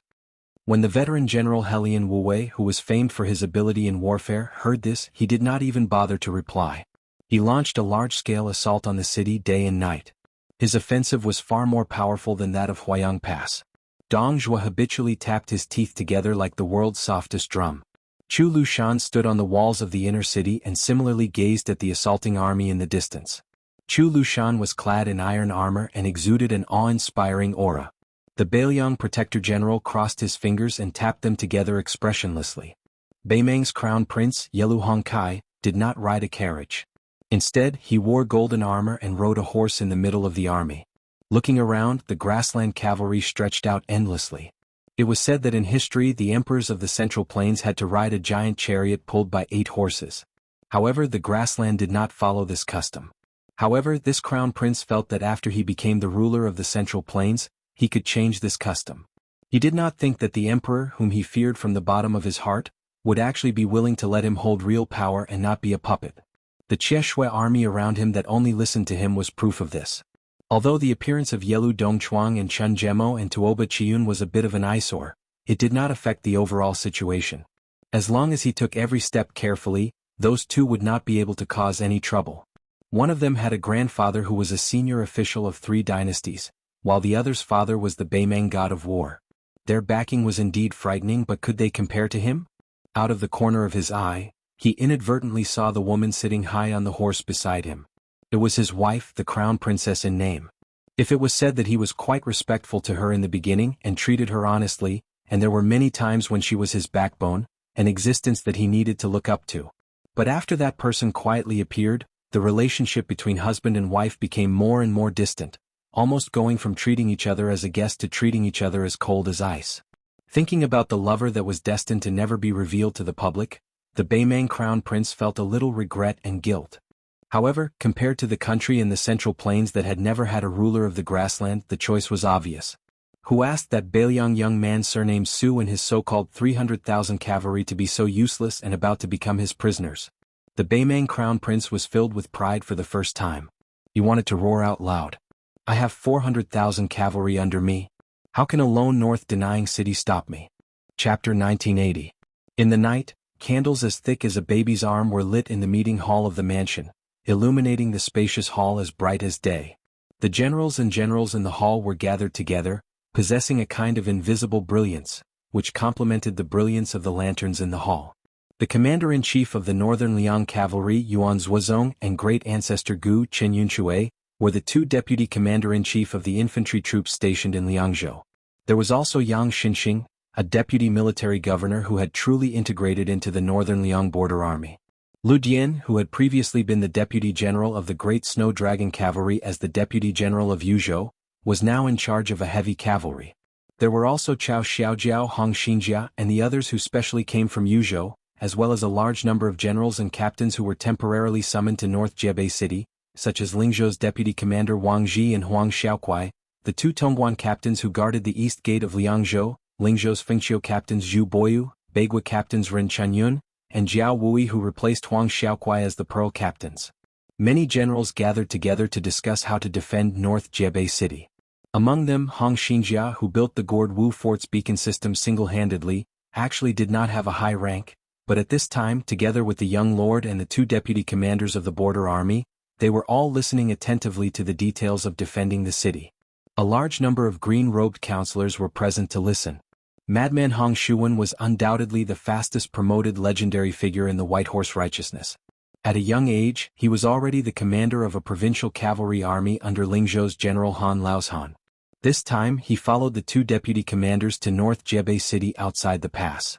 This valiant warrior who had followed His Royal Highness to the Central Plains Jianghu and rushed to the Iron Gate Pass of the Western region to kill Prince Zhao Kai of Liang was not present in the hall. Instead, he stood at the gate with his saber in his arms and closed his eyes to rest.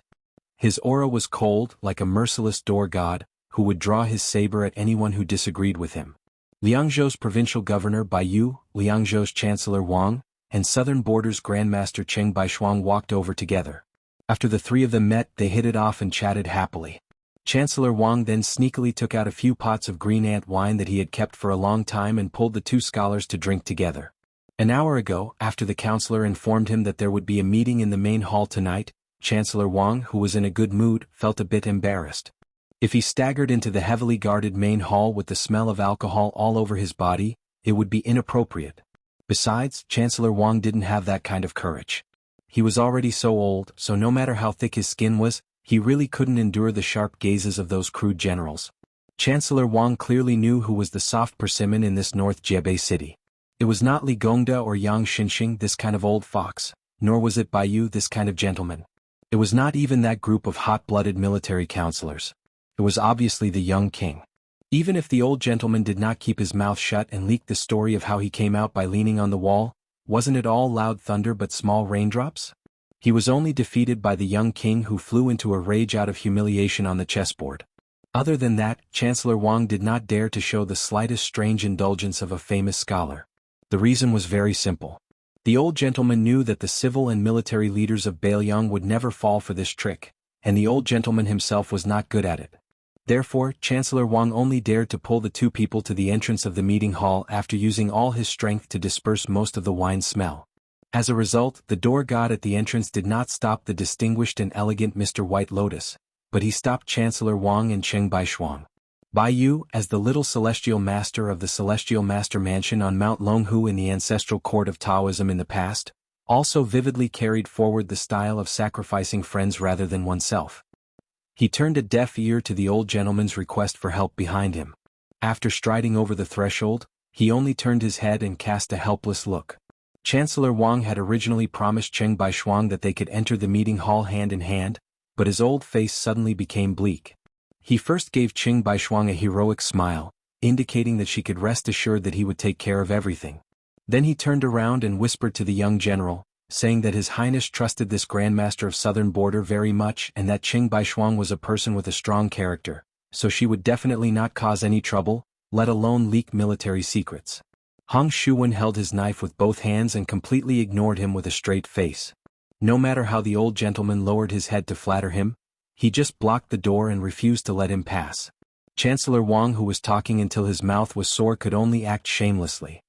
He didn't care about being a scholar anymore and glared at him. Hong Shuwen, do you believe that the king will not let me enter the meeting hall if I cry out my grievances at the top of my lungs?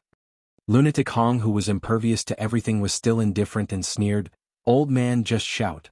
When the time comes, as long as the king agrees personally, I will make way. Otherwise, based on your ridiculous smell of alcohol, I would have really gone all out with you today." The old gentleman glared at him like a bull's eyes. Hong Shuwen said lazily, "What? You're not convinced? Chancellor Wang wants to bully me just because you're older than me?" The old man almost spat out a mouthful of blood on the body of this shameless young general. The old man was indeed a person who learned real knowledge from reading books. He lowered his voice and stretched out a finger. Hong Shuwen sized him up from the corner of his eyes and his face was filled with disdain. The old man reluctantly stretched out two fingers as though he was parting with something precious. Hong Shuwen muttered to himself, "Scholars are just not straightforward." The old man took a deep breath and stretched out a palm to slap the arm of this young man heavily. He said with a face filled with grief, "I only have this much. Killing people is just a matter of time. Hong Shuwen, give me a straightforward answer." Hong Shuwen raised his eyebrows and shifted his feet to make way for him. He said with a smile, "After the meeting ends, I will personally go over to your side to get the wine. 5 pots of green ant. If you dare to miss even one pot, I will tear down your etiquette wing. It's only a few steps away anyway. Also remember, don't get too close. Just stand at the edge of the room with counselor." The grief-stricken old man didn't even try to bargain and hurriedly crossed the threshold. He didn't forget to turn his head and whisper to Cheng Baishuang, "Old Cheng, it's a cool breeze and bright moon outside, the scenery is pleasant. I won't accompany you." When Chancellor Wang was about 7 to 8 steps away from the door of the meeting hall, he suddenly turned around and pointed at Hong Shuwen. His face was filled with the expression of a petty person who had achieved success, mixed with the action of rolling his eyes and shaking his head. Hong Shuwen immediately realized that the 5 pots of green ant wine that he had agreed on earlier were definitely wasted. He raised his leg and made a kicking action. Chancellor Wang hooked his finger, looking like he was asking for a beating. However, when the old man saw that Hong Shuwen was about to barge into the meeting hall with a sneer, he immediately slipped away. Hong Shuwen wasn't surprised. He turned around and continued to hug his knife with his eyes closed. It was an eye-opener for Cheng Baishuang. A Mr. White Lotus who spoke elegantly and was proud of himself.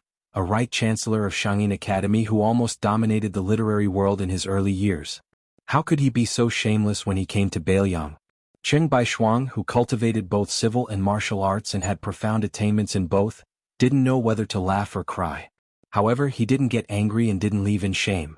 Instead, he stood outside the door of the meeting hall and looked inside. He asked softly, "May I ask this general, can I stand here and listen to the meeting inside the room?" Hong Shuwen didn't open his eyes and said in a bad mood, "Since the prince allowed you to walk around the residence as you wish, then as long as you don't cross the threshold tonight, it doesn't matter if you stand outside the door and listen. Even if you lie down, I won't stop you." Cheng Baishuang, who almost had the aura of a Confucian sage, dismissed it with a smile. Previously, when he was drinking and chatting with Chancellor Baiyu, Cheng Baishuang heard a lot of interesting anecdotes. The speaker didn't mean it, but the listener listened attentively. Baiyu said that the young prince would occasionally leave the study room on the right side of the signing room and go to the room on the left side of the signing room, which was called the Vegetable Garden by North Jianghu City. That was the headquarters of the military counselor. Because these young people with different backgrounds didn't have any official rank, they only wore the green robes of Confucian scholars. When they gathered together, it looked like a green vegetable garden. Moreover, these people were the students of Beiliang. Whether they were born in Beiliang or scholars from other places, they all took root and grew up in North Jianghu City. From time to time, Su Fengyan would go there to sit, regardless of day or night. There were no long speeches. He just chatted with those scholars who were mostly of the same age. Most of them were trivial matters. At most, they talked about writing articles and learning. On the contrary, they rarely talked about the important matters of the country. The word peace was used to govern the country, and the war at the border was not mentioned much. Once, Mr. White Lotus had nothing to do, so he joined in. That night, a king of Beiliang and a provincial governor of Liangzhou were surrounded by dozens of scholars in green robes. They were talking and laughing. When a military counselor said that he was willing to go to the battlefield and kill the enemy without hesitation, the young prince didn't refuse or approve. He just looked around and saw the young faces of the scholars. Only then did he tell the impassioned scholar that the scholar was the one behind the scenes. He was willing to give advice for the country's affairs. He was willing to speak out for the country's affairs. He was willing to fight to the death for the border army. This was a great contribution that no one could forget. Besides, if you scholars were willing to die, it would be a good thing. But I, Su Fengyan, would never advocate this. From Su Xiao to me, we have always believed that the Beiliang cavalry was guarding the border. Since they were outside the border, with cold sabers on their waists and horses on their waists, it was natural for them to die on the battlefield when they couldn't retreat. As for the scholars who were not good at archery and horse fighting, it was enough to have the heart. Beiliang didn't want to and shouldn't ask you scholars to sacrifice your lives. It could even be said that it was understandable that scholars who had never experienced the smoke of war were afraid of death and cherished their lives. Scholars in the study and warriors on the battlefield each had their own duties. The former used the tip of the pen to write righteous words to express their feelings, while the latter wore armor to defend against the enemy. You do your job and I do mine so that I have a clear conscience.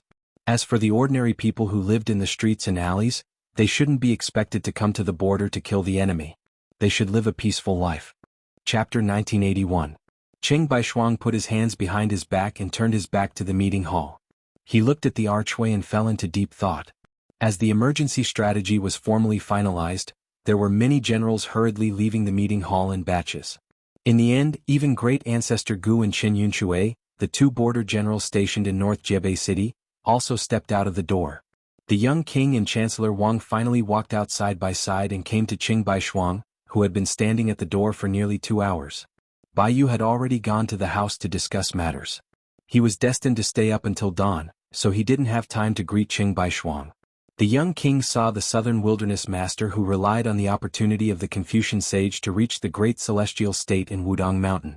Su Fengyan chuckled softly, after Chao Changqing and Shenyuan Jingqing, there will finally be another Confucian sage in the world.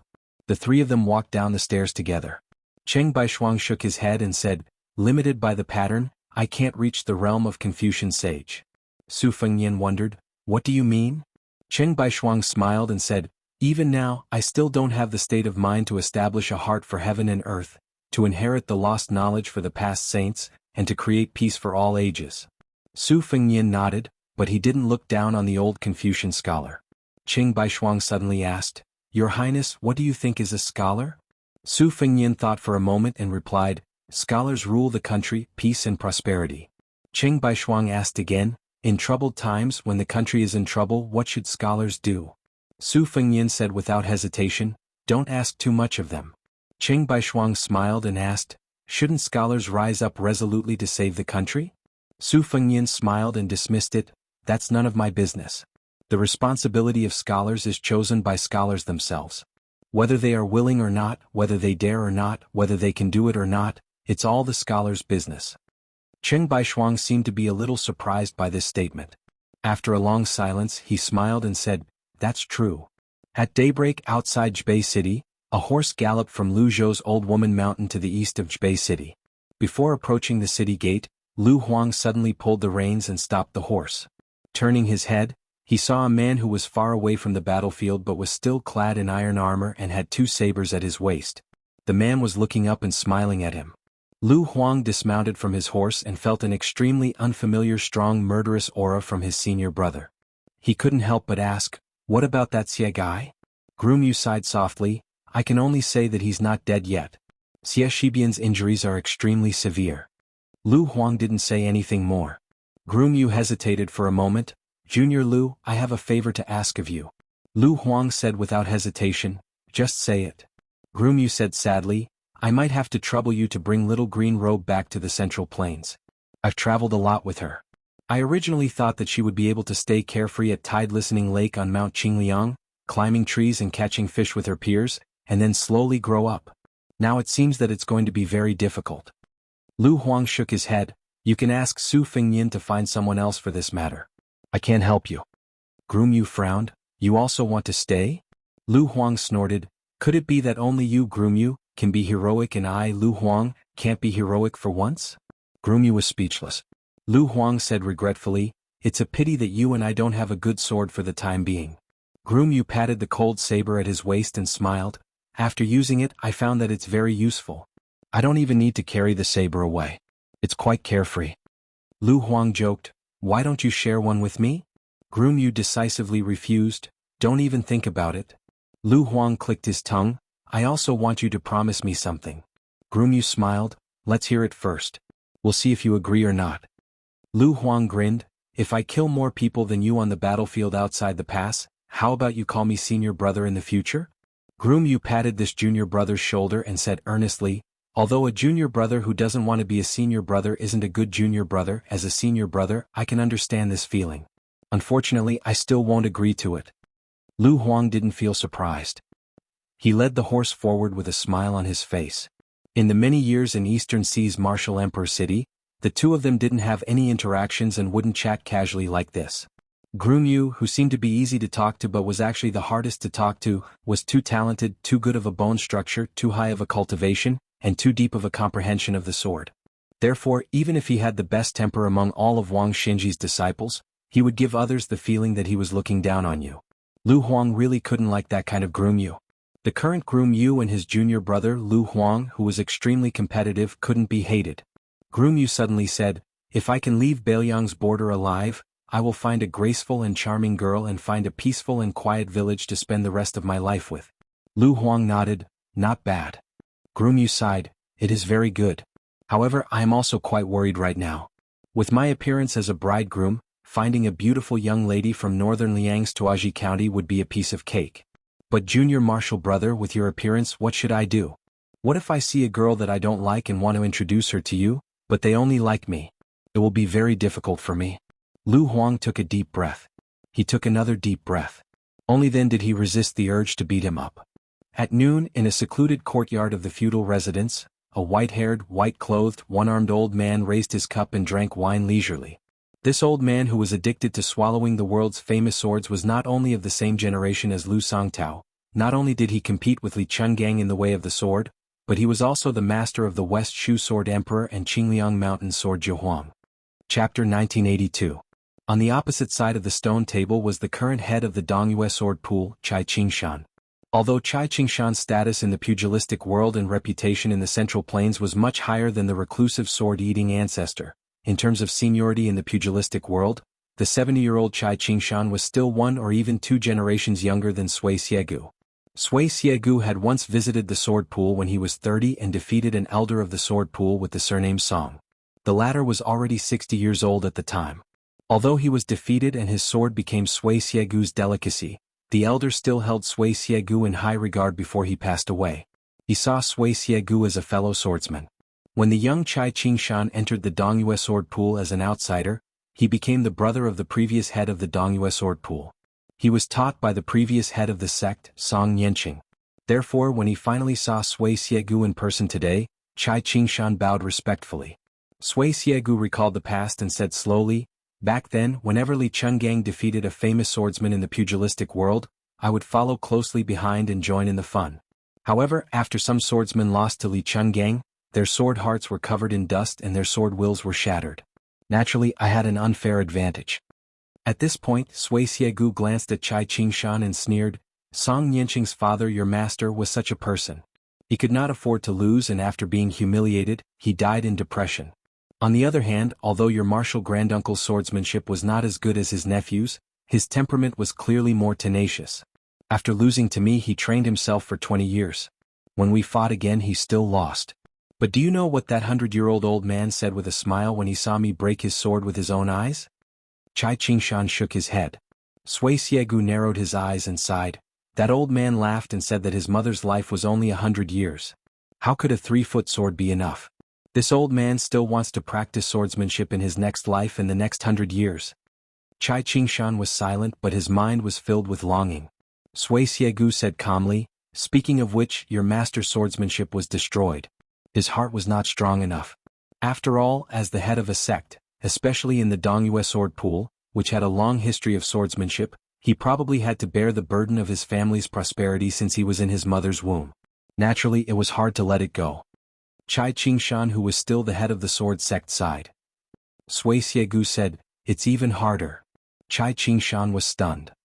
At this moment, Hong Shuwen, who did not leave North Jebei City with Wang Ji and Huang Xiaokuai, walked into the courtyard. He was holding a huge wooden box. His expression was as if someone owed him 1,000,000 taels of silver. He slammed the wooden box on the stone table. He stared at Sui Xiegu and said, "His Highness asked me to bring this to you. There are 6 swords in a box. Other than the 2 swords of Fuji of Shu, there are also the 4 swords of Jingshi and Dragon Scale that were kept in Tide Listening Pavilion for many years." Sui Xiegu casually opened the wooden box. The sword chi was dense, the small courtyard was like it was in the middle of winter. There were indeed many peerless and famous swords, like each and every one of the beauties who were beautiful enough to cause the downfall of a city, but were kept in their boudoir. Sui Xiegu muttered to himself, "It's rare for that kid to make a loss." Sui Xiegu waved his sleeves and closed the sword box. He raised his head and smiled, "This is definitely not your Highness' original intention. If I'm not wrong, it's Su Weisheng's daughter's idea?" Hong Shuwen was not in awe of some sword-eating ancestor. He said unhappily, "I'm only responsible for sending the swords here." Just as the young man was about to turn and leave, Sui Xiegu suddenly opened his mouth and said, "For swords should be enough for me to make a move. You can take back 2 swords. This old man is not someone who would take advantage of a burning house." Hong Shuwen bent down at lightning speed and opened the sword box. He hurriedly asked, "Senior Sui, may I ask which 2 swords of Fuji are?" Sui Xiegu laughed coldly and could not be bothered to answer. The sword was named Fuji. It was very easy to recognize. The body of the sword was long and narrow and there were inscriptions on the scabbard. Hong Shuwen did not spend any effort to identify it. However, he was not sure which sword was the Fuji that was equally famous as Fuji. After much difficulty, he identified the other 3 swords. In the end, he had to choose between 2 swords. He was hesitant as he was afraid that if he took the wrong one, he would cause His Highness to suffer a huge loss. Sui Xiegu reached out and twirled his snow-white eyebrows with a playful smile. Hong Shuwen gritted his teeth and was about to pick up an ancient sword that looked like a Fuji. Just as he grabbed the scabbard, he heard Sect Master Chai of the Dongyue sword pool cough softly. Hong Shuwen immediately put down the long sword in his hand and grabbed the other sword in the black scabbard. He held one sword in each hand and laughed happily as he left quickly. Chai Qingshan hesitated and said, "I hope Senior will not take it to heart." Sui Xiegu had an indifferent expression. "It does not matter." At dusk, an old man in scholarly robes who had taken off his Taoist robes slowly walked towards the bridge towards the north. A tall woman in white blocked his path on the bridge. The old man did not care. He walked onto the bridge and asked with a smile, "Celestials, why are you making things difficult for immortals?" The woman with snow-white eyes said coolly, "The heavens will not tolerate the actions of great rebels." The old man smiled and pretended to be surprised. "Oh. The tall woman was the Qi cultivator Grandmaster Tantai Pingjing. Her gaze grew sharper. Zhao Chongling. You were not suppressed in the water-moon sky well back then because the heavens had given you a way out. I advise you not to reach for a yard after being given an inch. The old man made a sound of acknowledgement. So what? She stood in the middle of the bridge. If you dare to come forward, even if I have to fight Su Fengnian, I will destroy your soul. The old man laughed. You scared me to death. The old man suddenly stopped smiling. Pity, I am the immortal of the heavens, Zhao Chongling. Chapter 1983. Facing Zhao Chongling, who called himself an immortal, Tantai Pingjing showed a hint of disdain. Banished immortals are banished immortals. Do you think that you are a Taoist spiritual master of the mortal world, and that no matter where you are seen as an unreachable immortal by the people? Tantai Pingjing was undoubtedly the only remaining great grandmaster of the Qi cultivators in the mortal world. She exposed Zhao Chongling's past. When immortals came to the mortal world, they were no longer immortals of longevity. They were like a powerful central official who had been banished out of the capital and wandered thousands of miles. While they would not become homeless dogs, their power was far less than in the past. When in Rome, do as the Romans do and follow the local rules. Back then, in the battle outside the imperial astronomer, Su Fengnian had used his power to kill countless ancestors of Longhu Mountain who had walked out of the statues. He had the advantage of the mortal world. If Su Fengnian was someone who had ascended from the mortal world, and met so many ancestors of Longhu Mountain who had achieved longevity, he would undoubtedly lose. Compared to Zhao Chongling's bravado at this moment, Tantai Pingjing was more curious about how this person had been able to escape the heavenly way, and escape as a scholar after death, and not become an incomplete soul in the well. Zhao Chongling did not continue forward. He stood near the railing of the bridge and looked at the quietly flowing river. The river flowed endlessly and did not give up day or night. The old man dressed in ancient spring and autumn scholarly robes had his hands behind his back as he thought of the past. He frowned as though he thought of many heavy matters that could not be mentioned. One of the three great demons of the spring and autumn period, the butcher Su Shao. This great general of Liang whose achievements shocked the emperor, his life could be divided into two parts. Before this he had worked for the old emperor of Liang Zhaoli. After that, the incense that the Su and Zhao families had accumulated over the years was almost completely gone. Zhao Dun had won the battle for the throne, and the new emperor had been the most meritorious official of the previous dynasty before ascending the throne. There was a grudge between the two families. The Su and Zhao families started to be strangers. Zhang Julu's court reached the top, and opened the peak of the imperial court's secret encirclement and suppression of the Bailiang frontier army.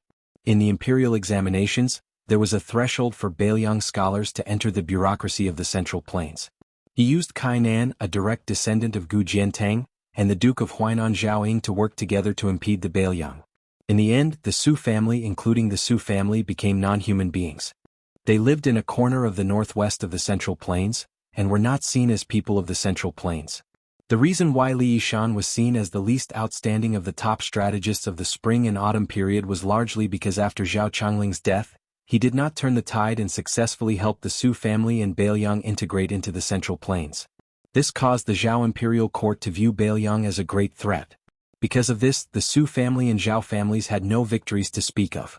The Su family's cavalry, as the cornerstone of the border army, had never received the financial support of the Central Plains. On the other hand, the Zhao family also buried the roots of the two Guangling River rebellions.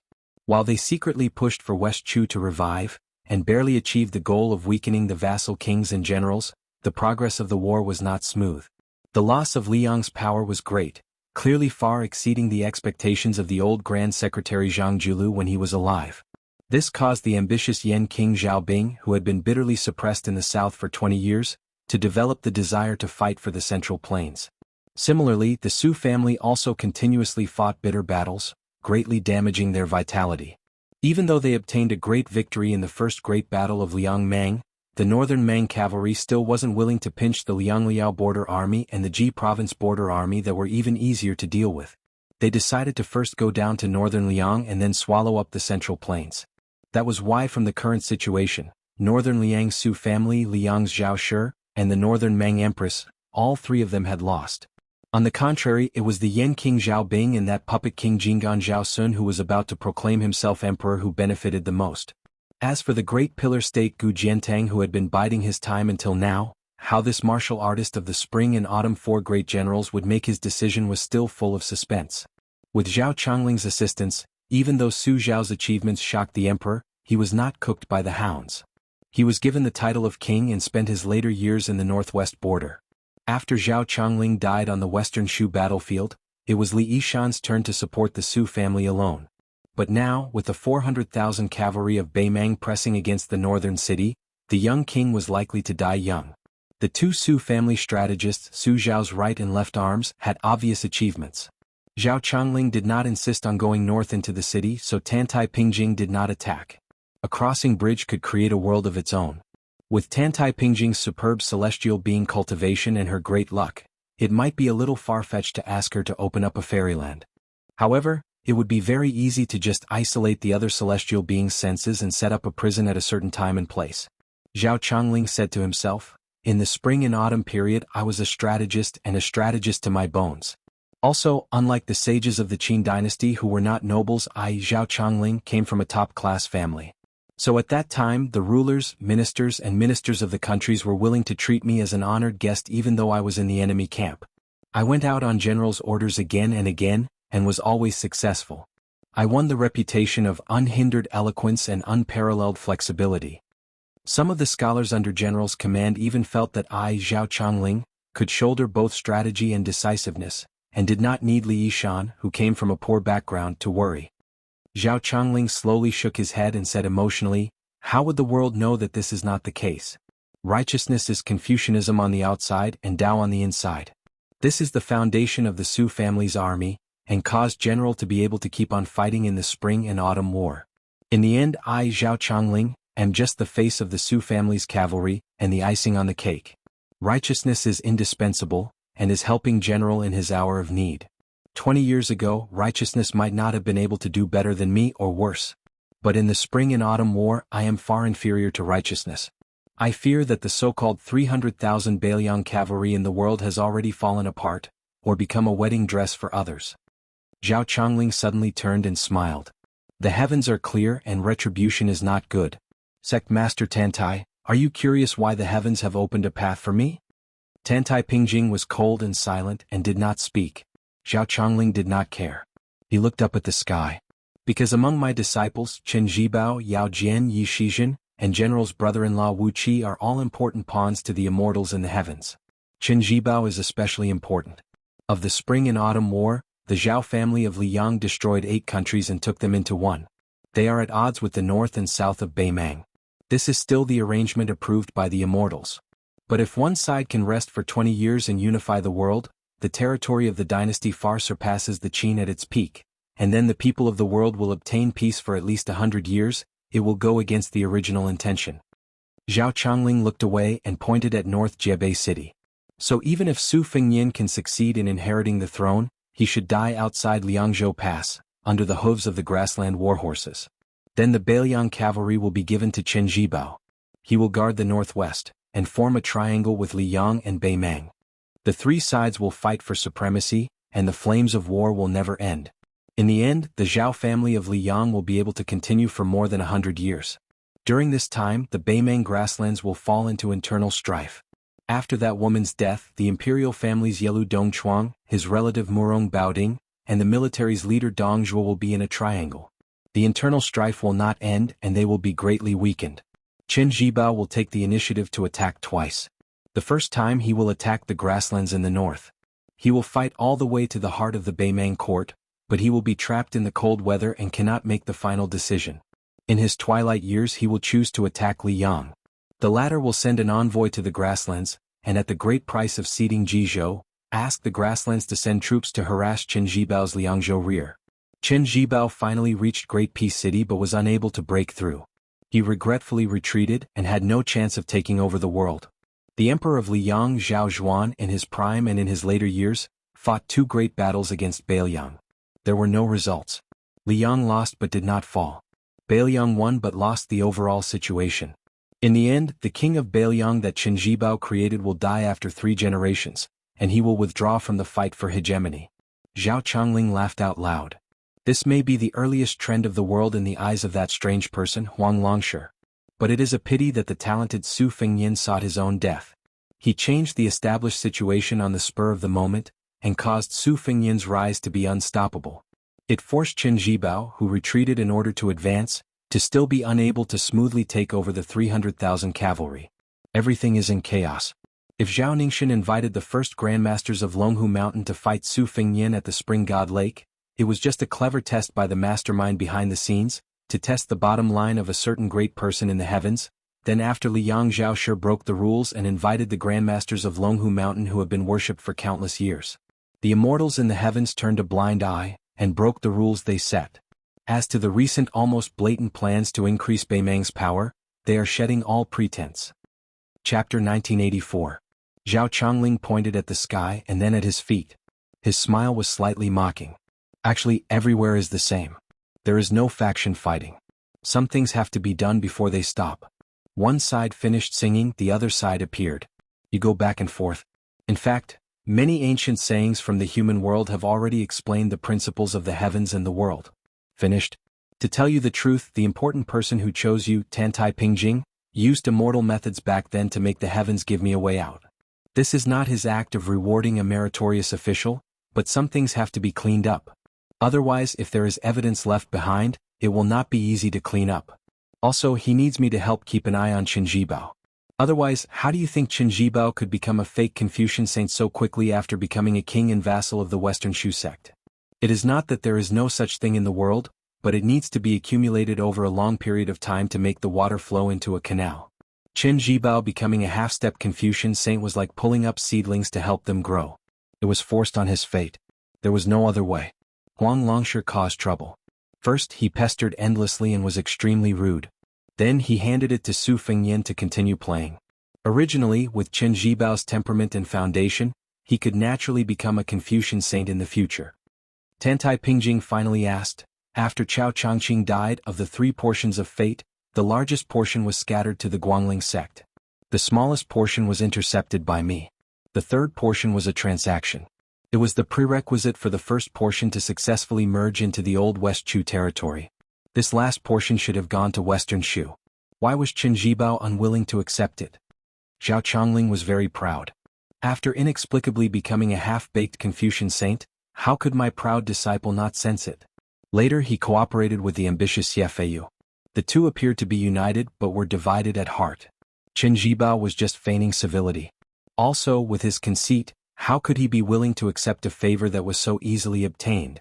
The disciple that I, Zhao Chongling, chose, Qin Jibao, is a great talent that has not appeared in 500 years. Tantai Pingjing sneered and said, the founding emperor of the Great Feng dynasty reincarnated as a banished immortal. He is indeed worthy of the saying that he has not appeared in the world for 500 years. Zhao Chongling asked with a smile, Tantai Pingjing, do you want to know which immortal you are? This old man can answer your questions and tell you about your past and present lives. The great Grandmaster Qi refinement warrior whose nature had always been close to the ruthless nature of heaven seemed to have his reverse scale touched. He flew into a rage for the first time and said sternly, how dare you? Zhao Chongling smiled and said leisurely, if I have no hatred in my eyes and do not believe that there will be white hair in the world, the ancients did not lie to me. Tantai Pingjing narrowed her eyes with murderous intent. Although her snow-white robe looked calm on the whole, ripples could be seen on it if one looked closely, like fine spring water flowing through a bluestone. In the river under their feet, a slender unknown wild fish suddenly jumped out of the water and then fell back into the water. Zhao Chongling smiled knowingly. Tantai Pingjing also smiled. You've done everything you can to ruin my state of mind. Are you hoping to tell Su Fengyan in North Jebei City where we are?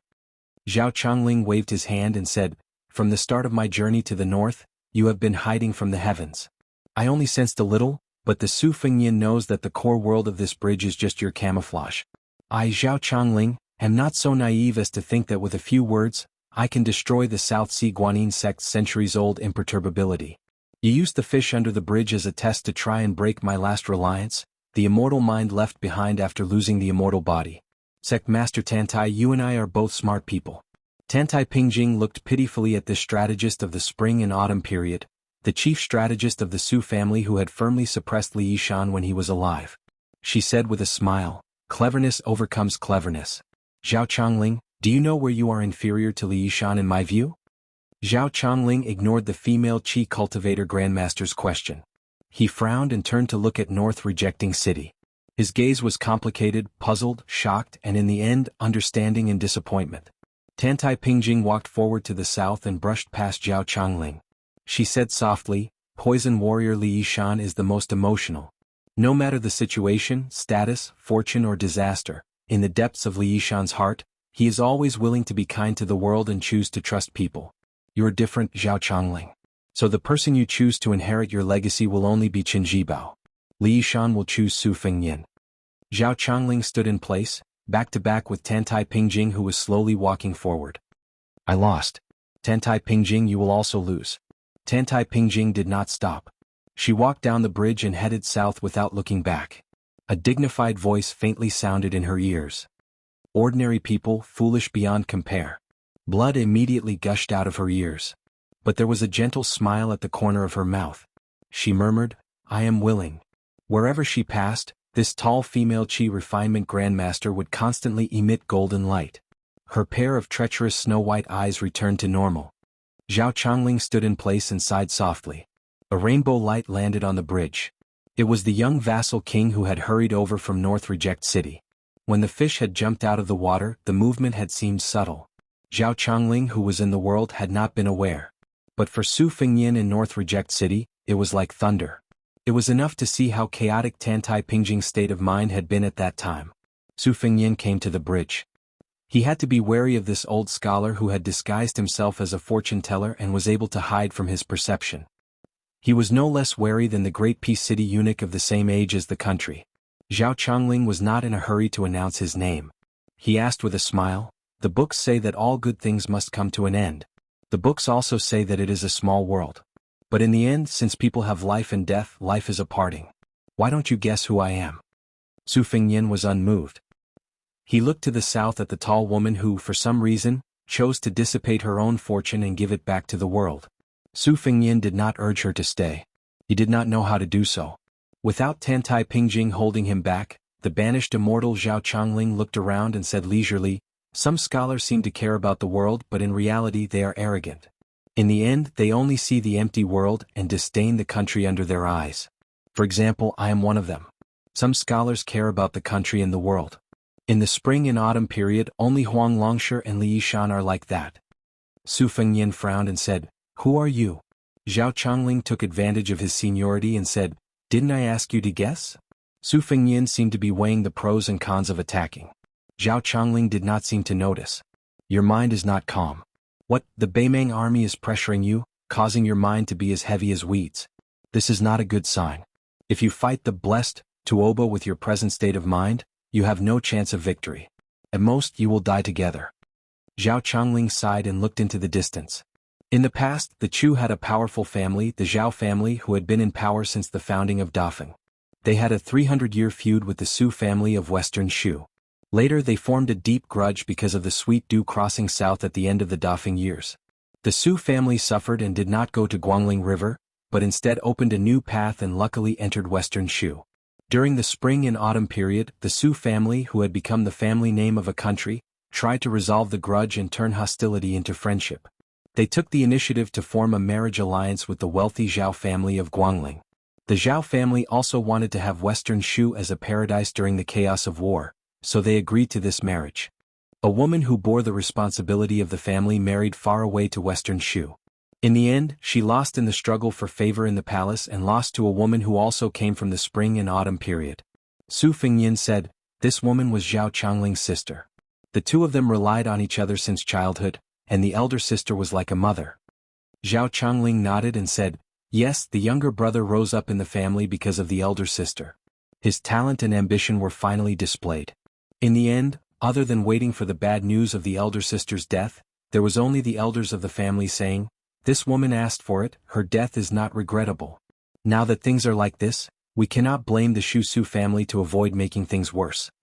The most hateful thing was that after the Western Shu emperor learned the truth, he did not feel regret. At a banquet, he smiled and said to the Guangling Zhao family emissary who had gone to mend the relationship that in the future, when the Zhao family members enter Shu to travel, they should be treated as honored guests. Only that annoying Zhao Changling dares to ask for an explanation. An explanation? My will is the will of the heavens. If Zhao Chongling dares to go to Shu, I will treat him as an enemy. As time passed, the pain and sorrow were like an old dog lying on the ground, powerless to whimper.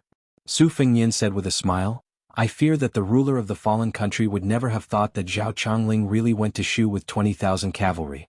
On the western Shu map, from the time Great Feng established the country as a commandery, to the spring and autumn period as an independent country, there has never been a foreign cavalry of more than 10,000. Zhao Chongling's lips jerked. It is a pity that I did not see the Su family's cavalry charge into the capital of western Shu. You have to know that the general once promised Zhao Chongling that as long as the gates of the western Shu imperial palace were breached, Zhao Chongling would be at the front. At that time, it would not be a problem to kill with his own hands, or to sit on the dragon throne. Su Fengyin exhaled, turned and bowed to the old scholar. He said gravely, Su Fengyin greets Mr. Zhao. Zhao Chongling also turned and shook his head. I am not worthy of this bow. Su Fengyin lowered his head and said, Worthy? Zhao Chongling had no choice but to respectfully return the greeting. Chapter 1985. After the two stood still again, Zhao Chongling smiled and said, Do not take what I said that day seriously. I have caused you to suffer for nothing these years. I, Zhao Chongling, am half of Qin Jibao's master, am the main culprit. This time I am here to make up for it. But due to the heavenly path or other important people, I cannot help you directly. I can only add some additional destiny to Beiliang. But this can only offset the additional destiny that Beimang has from the heavens. The celestials have their own rules. No one can truly cover the sky with one hand. After all, there are more people who do not think highly of Beiliang. This time we have deceived the heavens. This is the limit of that person. You and I know that person. Su Fengyin was relieved. This is already very good. Zhao Chongling shook his head and said, But Tuoba has the body of a great Vajra realm celestial, and his comprehension of the profound finger and celestial phenomenon realms is astounding. The profound finger is the profound finger of the Taoist great longevity, and the celestial phenomenon is the celestial phenomenon of the scholarly saint. What kind of celestial is he? You will rarely meet a match in the heavens. Su Fengyin made a sound of acknowledgement but said, Tuoba may not be flawless. I have to look at the timing. Zhao Chongling said in surprise, Why do you say this? I am curious. Su Fengyin blinked. The mysteries of the heavens cannot be revealed. Zhao Chongling laughed joyfully. Of course. Zhao Chongling's smile faded. Let's wait and see tonight. Before Su Fengyin could speak, Zhao Chongling's figure flashed and disappeared. I will walk around and take this chance to say some inhumane things to Ishan. Su Fengyin did not return to the study. Instead he went straight to the backyard. Jia Jiejia was teasing the big cat. The so-called big cat was different from the stray cats in the streets. In fact, this cat was still young. It liked to eat bamboo, but it was not a vegetarian. The war was imminent. Whether it was for public or private reasons, Su Fengyin could not use the spies of the Fushui chamber and the soldiers within his borders to transport it to the north resisting city. Su Fengyin's intention was simple. If the situation became worse, the girl Jia Jiejia should not die here. He hoped that she could leave the north resisting city, leave the Guanyi, and even leave the northern Liang for the sake of this big cat. She could go to western Shu, which had not been affected by the war, and take the big cat to a place where the bamboo was as dense as the sea. Su Ying's whereabouts were unknown. She should have left the city. Jiang and I sat on a small stool in a daze.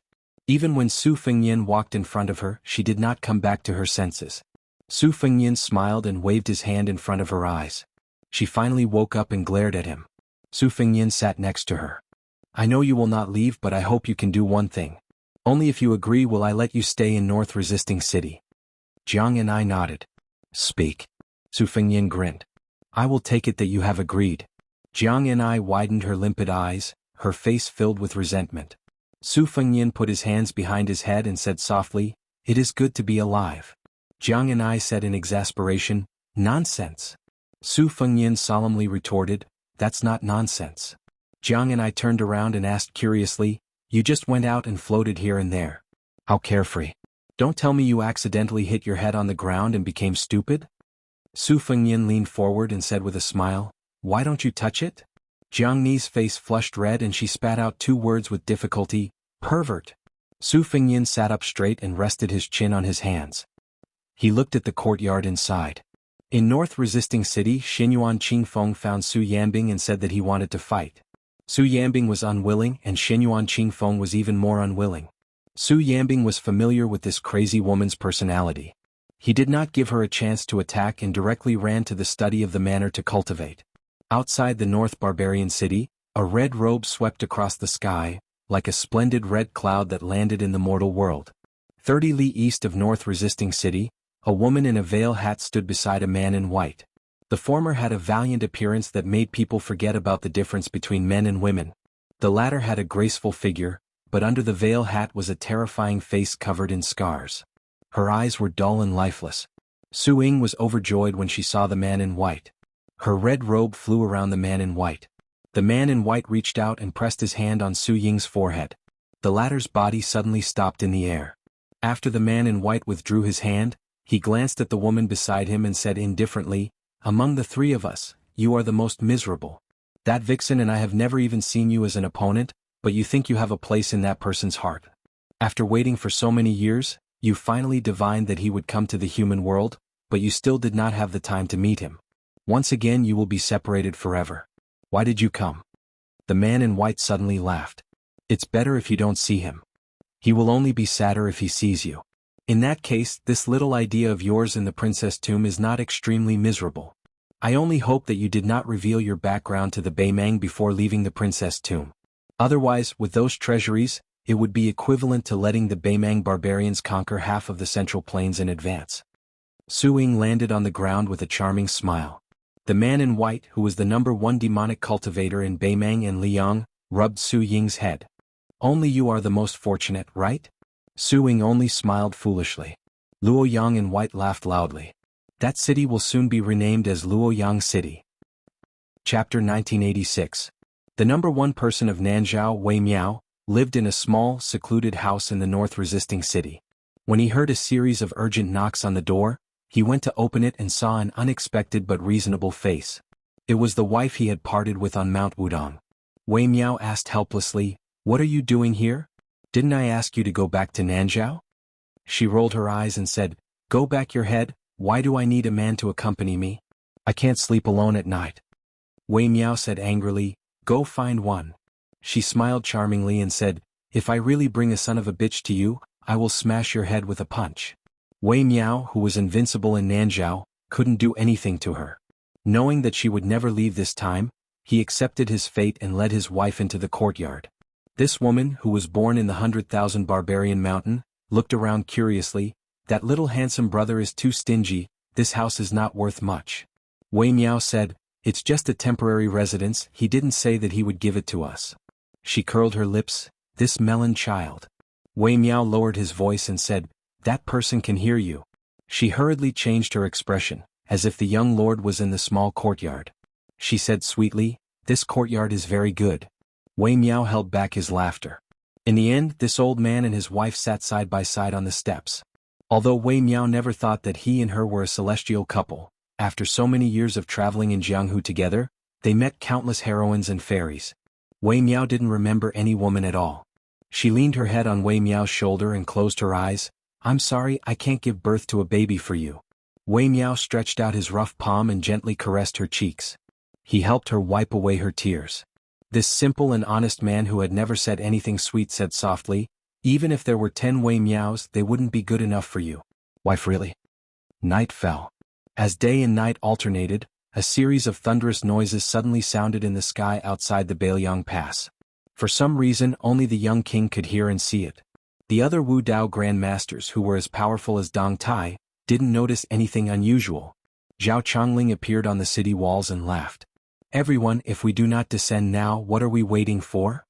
An immortal in the sky echoed loudly, "Dechu is the Central Plains." The scholar took off his shabby Taoist robe and put on a scholarly robe. "Li Mi. What Dechu? It's West Chu." A beam of magnificent rainbow light descended into the mortal world and landed on the top of the North Jebei city. It came with a menacing momentum, but it was silent. Another immortal said loudly, "How can our glorious Central Plains sink under the iron hooves of the grassland?" Another immortal laughed boldly in the sky. 300,000 cavalrymen guarding the northwest gate of the Central Plains, fighting to the death for 20 years without retreating. It's fortunate to see it with my own eyes. Another immortal walked out of the heavenly gate and stretched. "My Da Feng dynasty was useless in the past. Now it's up to your Bailiang cavalry." A tall and sturdy immortal in black armor looked down at the mortal world. Oh, the grassland barbarians put on such a big formation. You think you're so great just because you have more people. Immortals and rainbow lights crashed into North Jebei City one after another. Dozens of banished immortals from different dynasties became Baelyang's fate tonight. The banished immortals fell like rain to the mortal world. The young king with a cold blade at his waist stood under a loquat tree. Zhao Chongling's scattered figure suddenly appeared in front of him. Su Fengyin wanted to say something but stopped. The old man reached out. While he could not touch Su Fengyin's body, it was like he was patting the young king's head. There is meeting and there is separation. Fate comes and goes. Do not be sad. Su Fengyin raised his arms and cupped his fists. He pursed his lips and did not speak. The old man said regretfully, "It is a pity that I cannot help you more."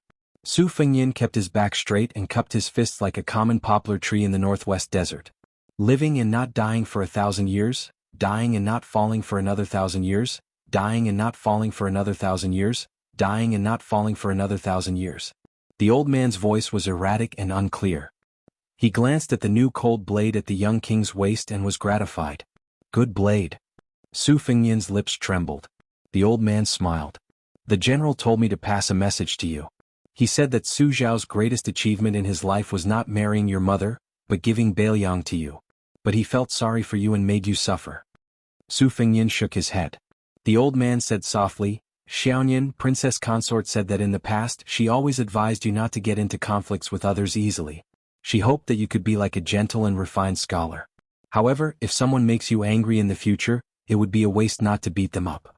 Speaking of this, the old man looked helpless. In his impression, the princess was not such a woman. The young man nodded gently with tears on his face. The thin old man closed his eyes and seemed to be listening attentively. He said sarcastically, Huh? It seems that I heard the sound of the horses of my Su family's iron cavalry? And it is quite loud. The old man opened his eyes and asked Su Xiao as he did when he was in his prime. He asked with a smile, What should we do?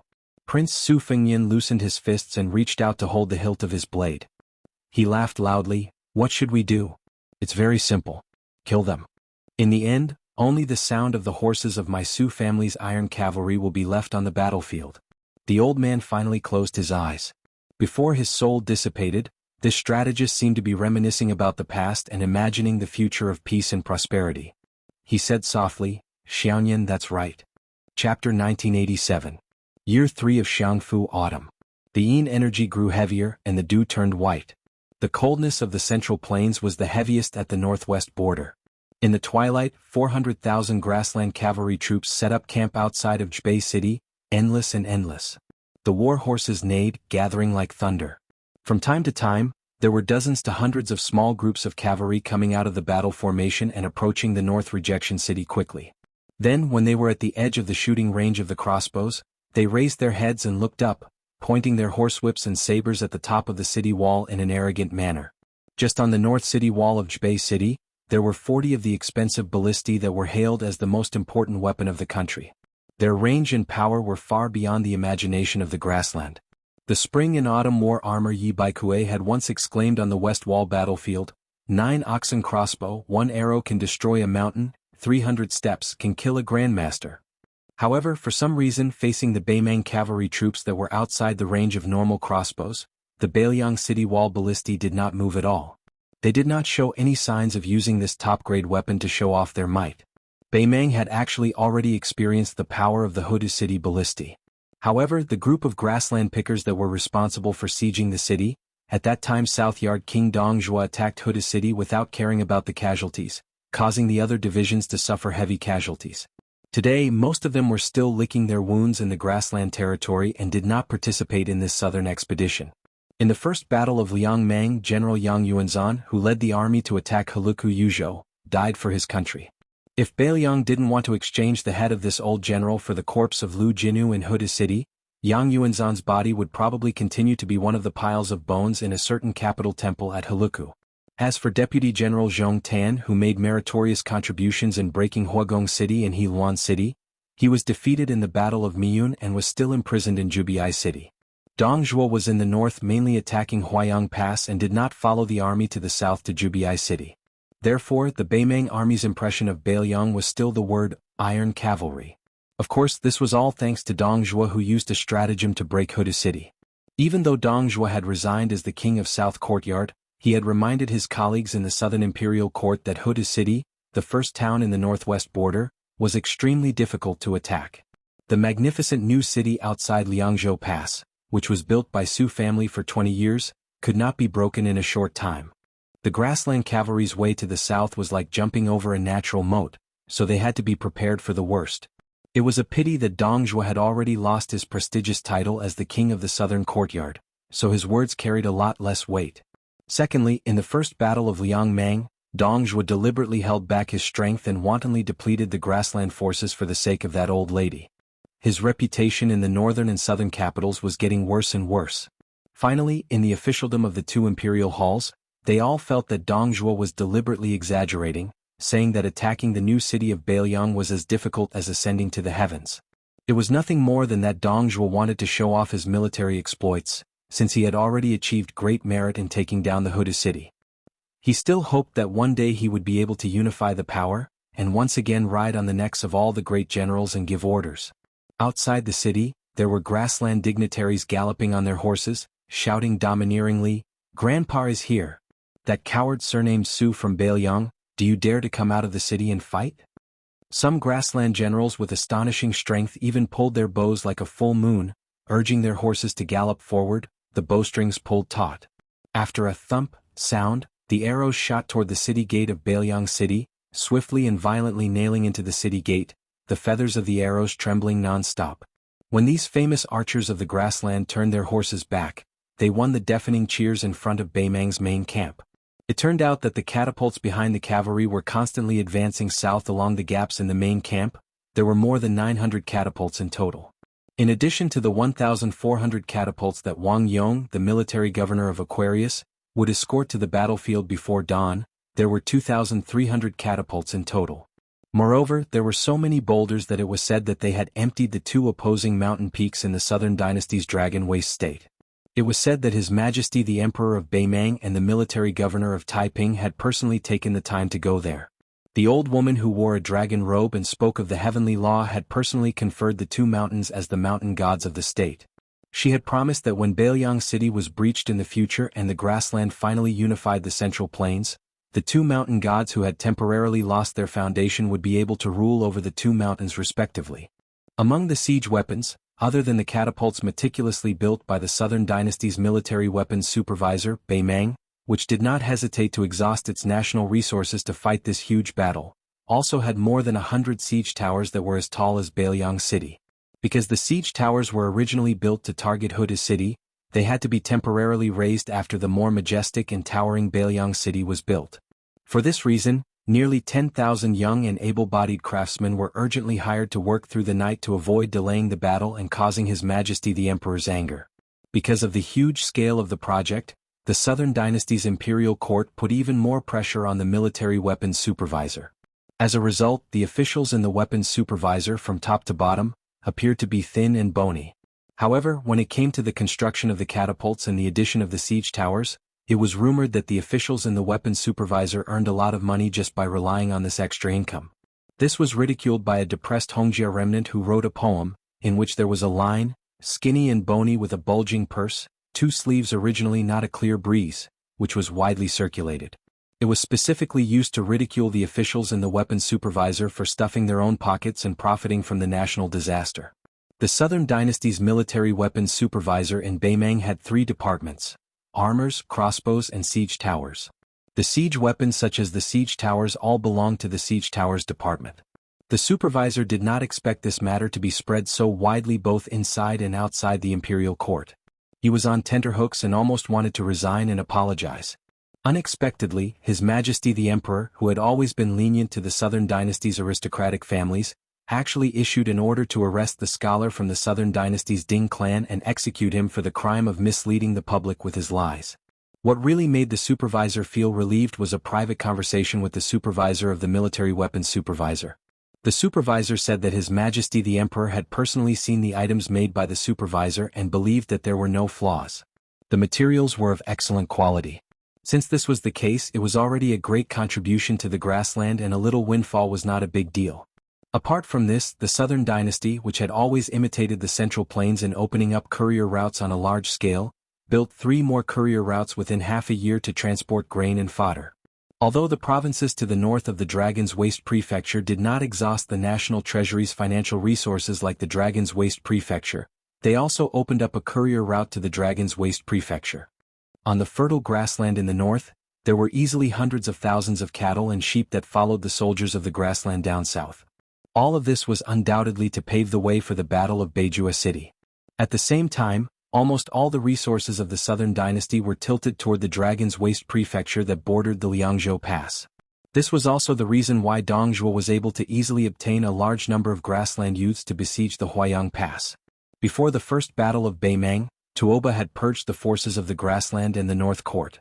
A large number of refugees and sinners who had lost their protection had to go to the battlefield and rely on military merits to regain their identities. At that time, because the main force of Yang Yuanzhan's southern expedition was unexpectedly annihilated, the middle army of Beimang also failed to break through Huda City. This gave the Beiliang frontier army some breathing room. It was believed that this time Beimang would not retreat so easily. Even though Huang Songpu had died in the Battle of Liuzhou, ending up in the same miserable state as Yang Yuanzhan and becoming the highest-ranking general of Beimang, the Beimang emperor did not hesitate to let the crown prince, Yelu Hongkai, take the position of regent and lead the army down south to Beijua City. She personally guarded the west capital to calm the people down. Beimang was determined to win this battle. It was probably because the silence of Beiliang's Beijua City had increased the arrogance of the grassland generals. In addition, the crown prince, who personally led the expedition, did not give orders to restrain the valiant generals under his command. Leading the elite cavalry out of the camp seemed to have become an unwritten rule of the Southern Dynasty's border army and the grassland's North Court. It was as if not going to Beijua City was an act of cowardice. In the beginning, not to mention the silent and ferocious large arqueballistas, even the ordinary city-guarding bows were nothing. They rode their horses forward, hating that they could not ride their horses up to the top of the city wall. Some young generals from the North Court wore gold and silver armor, dazzling under the setting sun. To these young grassland dignitaries who had been promoted from the cowardly Shuiwei to the centurion or even chiliarch of an army, they had been tired of hearing about the independent Liang border army since they were young. Calluses grew in their ears. They even had a lot of silent criticism. They felt that among the people whom His Majesty valued in the South Court, other than Fatty Dong who had some ability, Huang Songpu, Yang Yuanzhan, and Lu Gui were not worth mentioning. If His Majesty did not welcome Hong Jia and those stray dogs who had fled to the grassland to seek refuge in the north and inexplicably made an alliance for the Southerners to govern the Southerners, how could Huang Songpu and the other old fellows who had an undeserved reputation become great generals? After 2 riders left the camp, they did not go straight to the north resisting city, but instead rode slowly along the outskirts of the camp. These 2 riders were young. They wore ordinary armor and sabers, but one of them had a Shinbei buckled jade belt on his waist, which allowed them to travel unimpeded. This young man was none other than Yelu Dongchuang, a member of the king's tent of Beimang.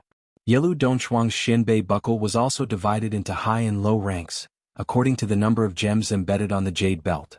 Most of the children of Yelu and Murong could embed 2 or 3 gems, and then the number of gems would increase according to their military exploits. Murong Baoding, a member of the royal family who held military power in his hands, or Yelu Hongkai, an appointed minister of 3 dynasties, who was Yelu Dongchuang's grandfather, could embed 8 gems. Yelu Dongchuang's Shinbei buckle originally only had 6 gems. After he was conferred the title of Jianghu General and Assistant Minister of War of the Western Capital, he added a large cat's eye stone to one of the 4 military towns, including the tiles of Gentleman's Pavilion. He should have stayed in the Western Capital Temple or one of the 4 military towns at the border of Gusai Prefecture, but this time he made an exception and followed the army to the north resisting city. He and the young knight beside him were both middle army supervisors. Chapter 1988. Yelu Dongchuang was short and dark-skinned, but he had the ferocious aura of a wild wolf. He turned around and smiled at the young man beside him. Tuoba Chiyun, you've made great contributions, but we can only stare at each other. Don't you feel aggrieved? The other young man was Tuoba Chiyun, the eldest son of Beimang's military god, Tuoba. He was the leader of the 4 great Chunjibo in the grassland. Compared to Xia Chunjibo, Zhong Tan, Qiu Chunjibo, Bo Er Hui and Dong Jabo King Jing Chong, he had a stronger background. Originally, Zhong Tan was the most favored one. Not only had he experienced the First Battle of Liangmang, but he had also made great contributions in Yozhou's Crouching Bao City and Heluan City. As long as he could successfully recruit the Buddhist forces in Beimang's Lantua Mountain, he would have a meteoric rise in the Southern Dynasty. In addition, his family had a strong foundation. His father, Zhong Shintong, was one of the 14 great generals of Beimang. Zhong Tan was even expected to become the next general without the title of king, Dong Zhuo. In the future, it would not be an extravagant hope to have 1 or 2 kings in the Central Plains. Now that Zhong Tan was missing in the western regions and no one knew whether he was dead or alive, Chunjibo and Tuoba Chiyun had one less natural enemy. Tuoba Chiyun said calmly, "With your status as my father's family, as long as we take down North Rejection City, we won't have to worry about not having enough military contributions even if we are napping the entire time on horseback." Yelu Dongchuang frowned and said, "Judging from Chunjibo's tone, you think there are still variables in taking down North Rejection City?" Tuoba Chiyun hesitated and turned to look at the tall and majestic city in the afterglow of the setting sun. Forcing Beiliang's main force to dismount and fight may not be a good thing. Yelu Dongchuang laughed. "You scholars have too much knowledge, but there's one disadvantage. You like to be afraid of this and that, but we have to fight a war." Tuoba Chiyun dismissed it with a smile. "The famous scholars of the Central Plains like to play chess with their hands. There's a saying about golden horn silver edge grass belly. In the previous three-front war, Beiliang only won the Gourd city in Yuzhou, which made Dongzhuo's main force retreat to the north. This is the proof." Yelu Dongchuang twisted his wrist and gently waved the horsewhip. "Now that we've been defeated at Old Woman Mountain, even the 50,000 elite cavalry of the Southern Dynasty border army that went to reinforce us were surrounded like dumplings. Are we going to repeat the same mistake?" Tuoba Chiyun shook her head and said, "On the contrary, we should go down south to attack North Resisting City. This is actually the intention of the Taiping Decree. They want to exchange the western capital of the Southern Dynasty for North Resisting City. Those survivors of the spring and autumn period who fled from the Central Plains to the grasslands have gradually gained a foothold after 20 years of growth. They have a vague tendency to become too powerful to be removed. In fact, His Majesty is not without concerns about this. In the entire 4 provinces of the Southern Dynasty, the power of the civil officials is deeply intertwined. Even the Longguan clan, who has always been extremely xenophobic, has to lower their status and marry them in order to secure their position. This is enough to show the great influence of the nobles of the Central Plains. In the long run, I'm afraid that the survivors of the Southern Dynasty will turn from knives to swords. Even if they have a knife, they will still hurt themselves." Yelu Dongchuang grinned, like a wild wolf baring its teeth. It was especially creepy. "In this case, as long as Beiliang has the courage to mobilize the main force of Liangzhou in the Qingyuan region and rush to Liuzhou, we can let them invade the hinterland of the Southern Dynasty. After all, those who die are inextricably linked to the survivors of the spring and autumn period. We can just take it as helping the grasslands to eliminate some hidden dangers. It's fine if they kill by mistake. In the end, the western capital's temple will be completely clean. It's equivalent to the cavalry of Beiliang helping His Majesty to be the executioner. The Taiping Decree is really ruthless." Tuoba Chiyun sighed with emotion in a low voice. This kind of method, maybe he learned it from the people of the Central Plains. Yelu Dongchuang curled his lips. "When we take over the Central Plains, I'll definitely make those scholars suffer and make them disgrace themselves." Chunjibo did not answer. He only glanced at the majestic and silent silhouette of North Resisting City. It was like a mainstay standing before the flood of the grassland cavalry. It quietly gathered the vigorous fate of the Central Plains in the past 800 years. Within the siege of Beimang's western capital, an old woman with a hunched back walked under the walls. Her small and slow steps just happened to step on the boundary between the afterglow of the setting sun and the thick shadows. Beside the old woman silently followed the Taiping Decree of the chess and sword music school. He was an imperial tutor and an old man whose ambition did not lie in North Resisting City in the northwest but in Great Peace City in the Central Plains. The old man suddenly said, "Why does His Majesty not allow Yelu Dongchuang to stay in Gusai to stop the cavalry of Liuzhou?" Dong Zhubo King Jingchong pulled back 10,000 cavalry from the border of Liang and Liao. Before the defeat at Old Woman Mountain, it was enough to deal with Yu Luandao's Yuzhou cavalry. But now, it is inevitable that it is beyond their power. Although the collapse of the Southern Dynasty does not affect the overall situation, it is still for His Majesty's sake. Even if the older generation of Hongjia people have retired from the officialdom, there is no lack of smart people. Perhaps they will be wary because of this. The old woman who did not have anyone to support her staggered forward. She coldly said, I heard Li Mixi say that Wang Du has been well behaved for 20 years. Recently, I don't know if it is the final radiance of the setting sun or if it is for the sake of his descendants, but he has secretly contacted many important people. It is better to be safe than sorry. Little Wang Jingchong, let him sacrifice his life for the country. In any case, when the time comes, I will just bestow a dozen Xianbei coins and give old Wang Du a great title. Compared to the younger generation, the older generation of people like Wang Du who have survived until now are more like thieves. Back then, I had already paid close attention to their subtle influence on the officialdom of the Southern dynasty. Unexpectedly, I was still unable to stop their infiltration. I was kind enough to take them in and give them a bowl of rice to keep them alive. In the end, they left me with such a mess. Chapter 1989. The old woman's tone grew heavier as she said sternly, Our grassland cavalry has been fighting for hundreds of years. Since Dafeng dynasty we have been invincible. We relied on killing enemies. If we had selfish desires we would divide the spoils after the war. How could we be like Gourd Mouth of Yuzhou and Old Woman Mountain of Liuzhou, who schemed before the war and were blinded by selfishness? If not for Wanyan Yinjiang from the Longguan clan, I would have used the cavalry of Liuzhou to help the South dynasty. I would not have spared these Longguan parasites that have been living on the grassland for generations, including the Wanyan clan. They deserve to die. They deserve to die. The Taiping commandant sighed softly. The agitated old woman slowly calmed her emotions. She squinted at the bright and dark boundary under her feet. It was like the border between two countries, but also like the boundary between yin and yang.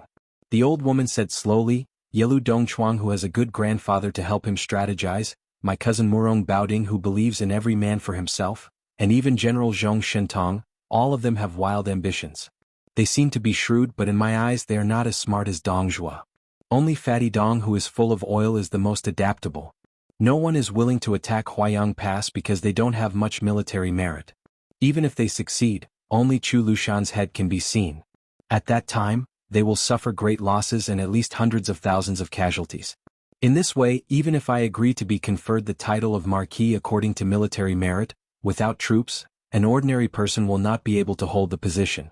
Therefore, when I asked Murong Baoding to attack Huayang Pass, the Jiefang commandant of Orange Province acted as if his parents had died. He asked for so many Ruran cavalry and still felt that it was not enough. He wanted to work but not put in effort. What is the big picture? He clearly knows the importance but he is unwilling to take care of it. How hateful.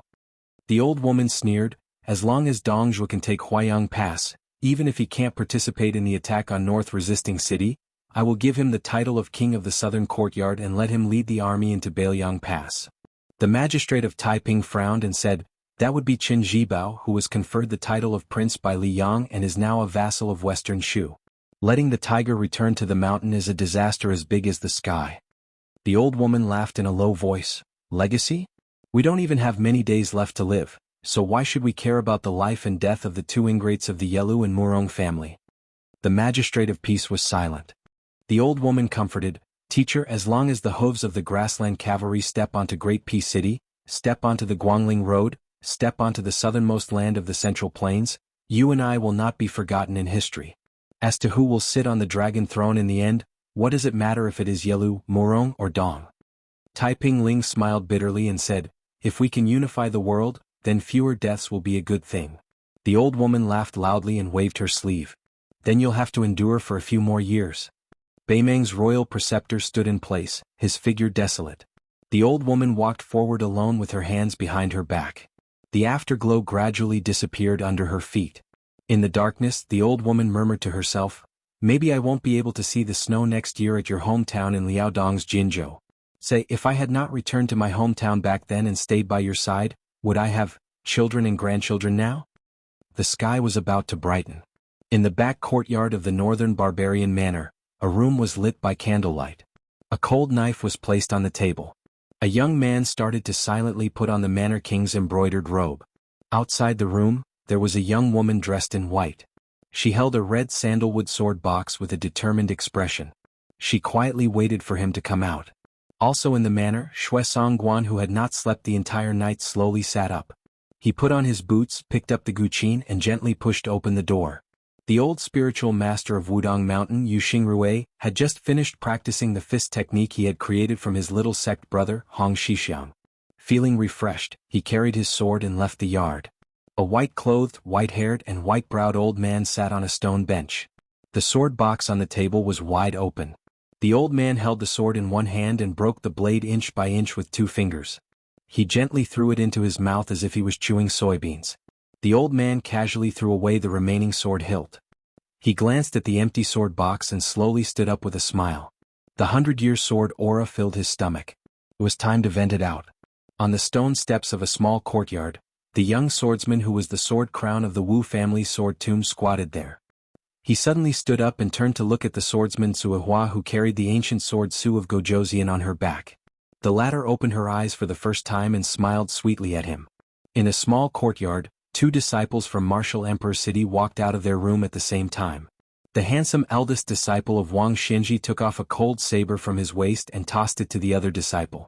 The latter smiled knowingly and tossed one of the 2 famous swords, Fuji of Shudao, to his senior brother. The 2 of them. One of them hung the cold knife while the other hung the famous sword. Their movements were exactly the same. In the end, they hung their swords and sabers and strode out of the courtyard side by side. A middle-aged man with white cloth tied his legs turned around and waved at the Miao girl's wife who was standing at the door. She smiled and gave him a thumbs up. In the same quiet courtyard, an old Confucian put down the sage book in his hand and straightened his clothes. The old swordsman sitting beside him raised his cup and drank half of the wine in it. Then he poured the wine on the unsheathed long sword. Outside the house, a burly old man stood with his knife in his arms. He closed his eyes and concentrated, waiting for his 2 old friends. In front of the meeting hall of the northern barbarian mansion, under the wooden archway, there was someone holding an iron spear. Beside him stood the master of the Dongyue sword pool. Somewhere in the northern barbarian mansion, a woman in purple squatted down and tied a small knot on her skirt. On the southern wall of the northern barbarian mansion, an average-looking middle-aged swordsman sat cross-legged. He placed his sword on his knees and looked into the distance as if he was waiting for the sun to rise from the eastern sea. Not far from the city wall, a man in white stood. He was drinking happily with his head raised. The woman in the red robe beside him looked serene. After the young lord put on the python robe and put on the cold knife, he paused when he was about to open the door. Then he suddenly opened the door. Beimang's army was about to attack the city. They were only waiting for dawn. Suddenly a horse rushed out. It was the Beimang generals. When he was less than 100 steps away from the city wall, he laughed wildly and said, "Bullshit Bailiang cavalry. Until now no one dares to go out of the city and fight." Chapter 1990. The sun rose from the East Sea, its rays reaching 10,000 zhang. Between heaven and earth, outside the northwest Great Wall, the sunlight was like a tide, slowly pushing from the east to the west, bringing endless light.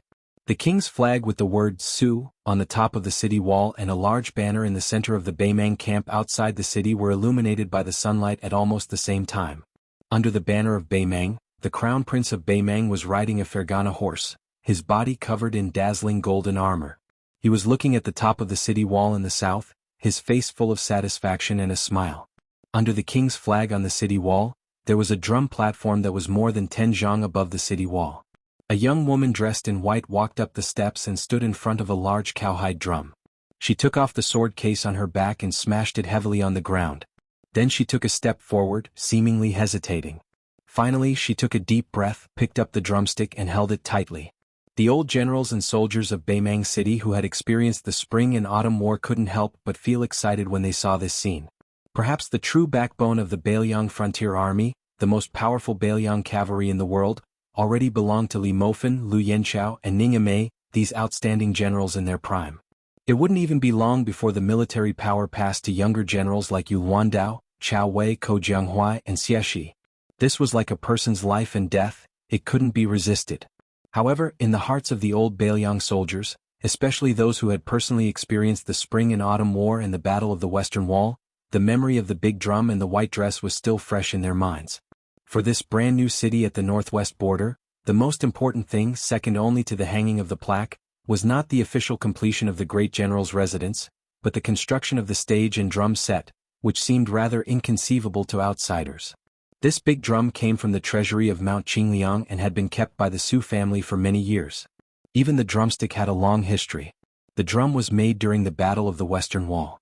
After the butcher Su Shao was made king and took over the northwest, it followed the Su family's army into Bailiang. Since ancient times, there had been a saying in the military that one should advance upon hearing the sound of drums and retreat upon hearing the sound of drums. This was also the origin of the saying, beat the drum and beat the sound of drums. According to the teachings of the Yinyang school of the Great Qing dynasty, the birth of spring, the growth of summer, the harvest of autumn, and the storage of winter were all part of the natural cycle. Drums were made of wood, which symbolized the growth of qi. In the Central Plains, it was said that after the Su family in the northwest left the Central Plains and went to the border, the Bailiang barbarians had a tradition of, after the Western Wall, the Su family did not listen to the sound of the drum and only beat the drum. Most of the people in Liang were skeptical. No army in the world, no matter how majestic and elite, could truly only fight and not retreat. It must be an exaggeration. The drum was still the big drum made of cowhide, but the woman was no longer the woman from before. However, the sword box was still the same, the white dress was still the same, and the devastatingly beautiful woman was still the same. The woman turned her head to look at the horse path. The slender figure was slowly walking to the middle of the city wall, towards the top of the city gate where the horizontal board was hung. He was wearing the king's robe from Lingzhou's golden thread weaving bureau. Under the sunlight, the black and gold robe shone brightly. As if he had sensed the woman's gaze, the young man turned his head back and smiled at her. The beautiful woman, who was originally a little uneasy, suddenly calmed down. She had never told him that as long as she could see his figure, she would feel at ease. She lowered her head and glanced at the red sandalwood sword box by her feet. Then, she slowly raised her head with a determined look in her eyes. She held the drumsticks with both hands and was ready to beat the drum. Now she was going to be like the female sword fairy Wu in the past. She was going to do it for Bailiang, for the northwest, and for him. Below the city wall, the generals of Baimang were shouting that no one in Bailiang dared to fight. His laughter grew louder. He leaned back slightly and raised his head to look at the city wall of North Jebei City. The tall and sturdy man from the grassland was arrogant and proud. He really did not care about the clanging iron armor on the city wall. However, when he saw the king of Liang's embroidered robe appear right above the city gate, he could not help but tighten his grip on the reins. He sat up straight and subconsciously pressed his hand on the hilt of his long saber. He didn't stop while he was ahead, immediately turning his horse around and leaving. Instead, he openly raised his head to look at the legendary king of Liang with a different surname. Behind this Dragon Waste province major who had 400,000 grassland cavalry as his backer, was a 400,000 grassland cavalry. Even though he felt a bit of panic inwardly, his burning desire for power suppressed that fear. He understood incomparably clearly that with the two armies clashing today, his words were destined to spread throughout North Jebei City. Soon, it would spread throughout the grassland's two capitals and northern Liang Pass. It would even enter the ears of the emperor as well as that young monarch of Liang from Great Peace City. Even if he did not go to the battlefield to kill the enemy, this was already a monstrous military achievement. It would be heard by the heavens and no one could hide it. If he could say a few words to the young king of Liang, it would help him become famous in the two dynasties. Therefore, he calmed his thoughts and deliberately turned his horse around. He pointed his whip at the top of the city wall and shouted while knowing the answer, "You are Su Fengyan?" Unfortunately, the young man's gaze was cast on the Baimang camp as if he was looking for something. He did not pay any attention to the generals who had taken the first merit with just a few words. The Baimang generals who had asked for a snub were about to continue to provoke him. Unexpectedly, the knight in golden armor under the banner waved his hand. Horns sounded from the Baimang army and the siege began. The black mass of Baimang infantry took the lead and slowly moved forward from the north to the south like a swarm of locusts. Looking north from the top of the city wall, among the dense swarm of locusts, there were 2,300 catapults of different sizes. Under the busy supervision of the officials of the Southern Dynasty, they finally took root in various places and formed an arc with Baimang City as the center. Baimang's catapults were divided into 6 types. There were huge catapults that needed to pull more than 200 people and small catapults that could be successfully driven by 20 to 30 strong catapults. Compared to the first time Baimang's catapults appeared on a large scale in the Battle of Hudu Town, this time not only the number of catapults was more shocking, but also the large catapults made up the majority. This naturally meant that Baimang City had to endure more terrifying, heavenly maiden scattering flowers. The downpour would not stop until Baimang used up all the boulders in the 2 mountains. Among the swarm of locusts, there were also special arquebulisti made by the Southern Dynasty army. Unlike the arquebulisti that were mostly used as defensive weapons in the Central Plains, Beimang naturally had the advantage of cavalry. The arquebulisti's function was very simple. They only needed to shoot arrows that were as thick as iron spears into the city wall to make it easier for the attacking infantry to climb up.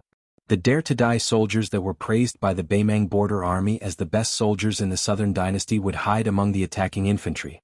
They did not use obvious targets like scaling ladders or towering siege wagons to climb up the city wall.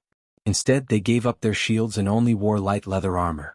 With a saber in their mouth, they relied on the arrows that were inserted into the city wall to quickly climb up the city wall like wild monkeys. They acted as surprise troops to harass the defenders. Beimang's army was approaching the border. Other than the most eye-catching flag of the royal family, the grassland commander's flags were also fluttering in the wind. His Highness the Northern Mang Crown Prince suddenly frowned. It was because to the side of the divine steed beneath him, a sturdy and slow-built man suddenly appeared. He didn't wear any metal armor, nor did he carry a war blade. There was only a cloth pouch tied to his waist. The Crown Prince, who was personally leading the army, slightly bent his waist.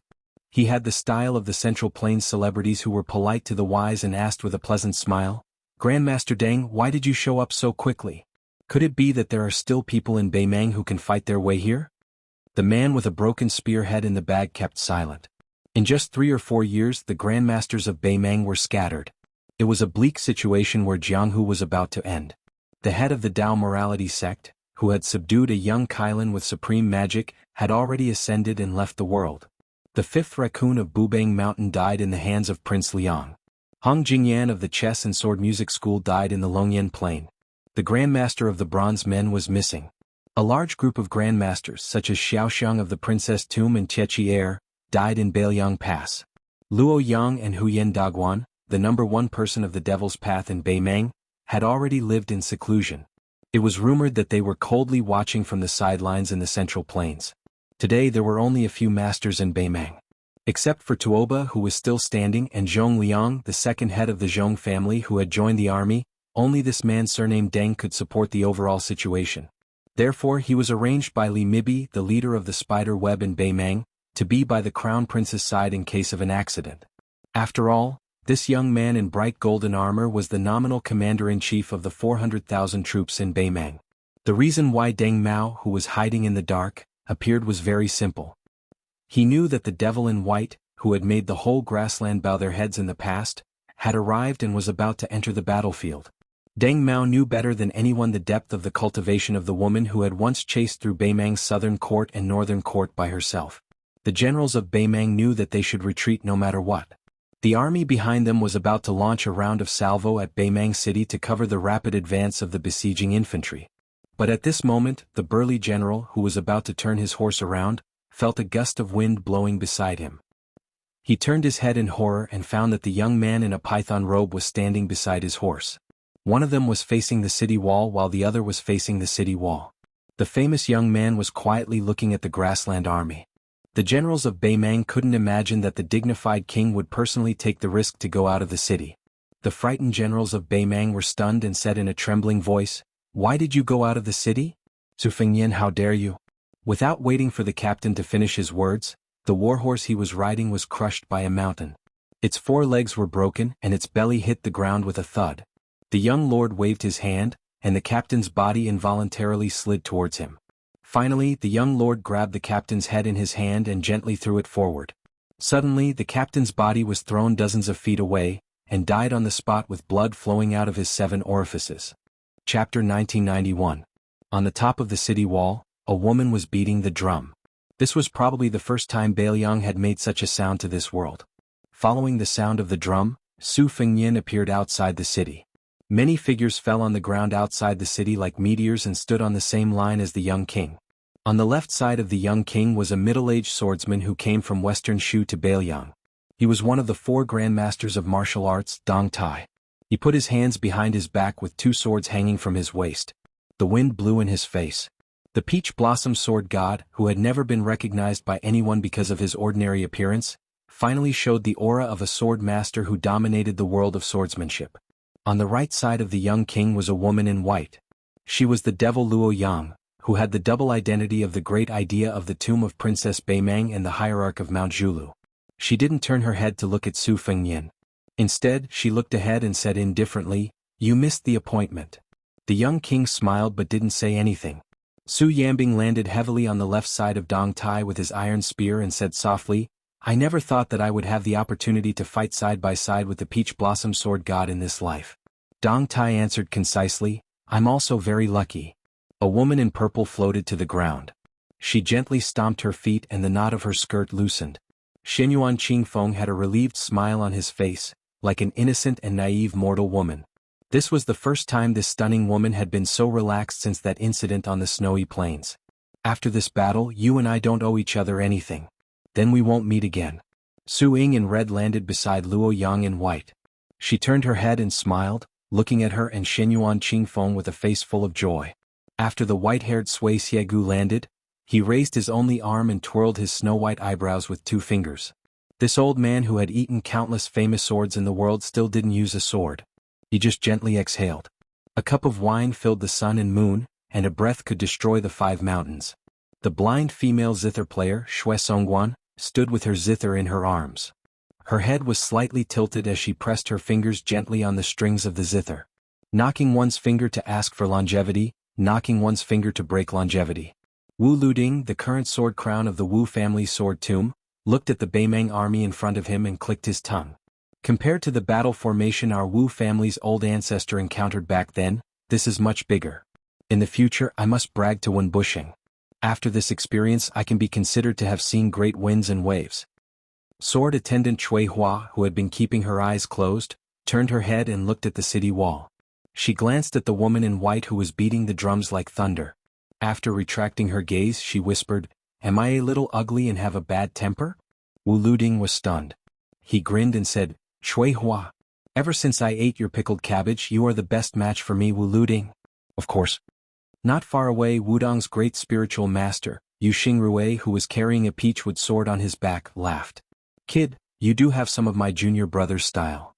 On the other side, the knife master Mao Shuleng, the old Confucian scholar Qing Baishuang, and the chief guest of Nanjiang's Dragon Palace, Ji Lu, and stood side by side.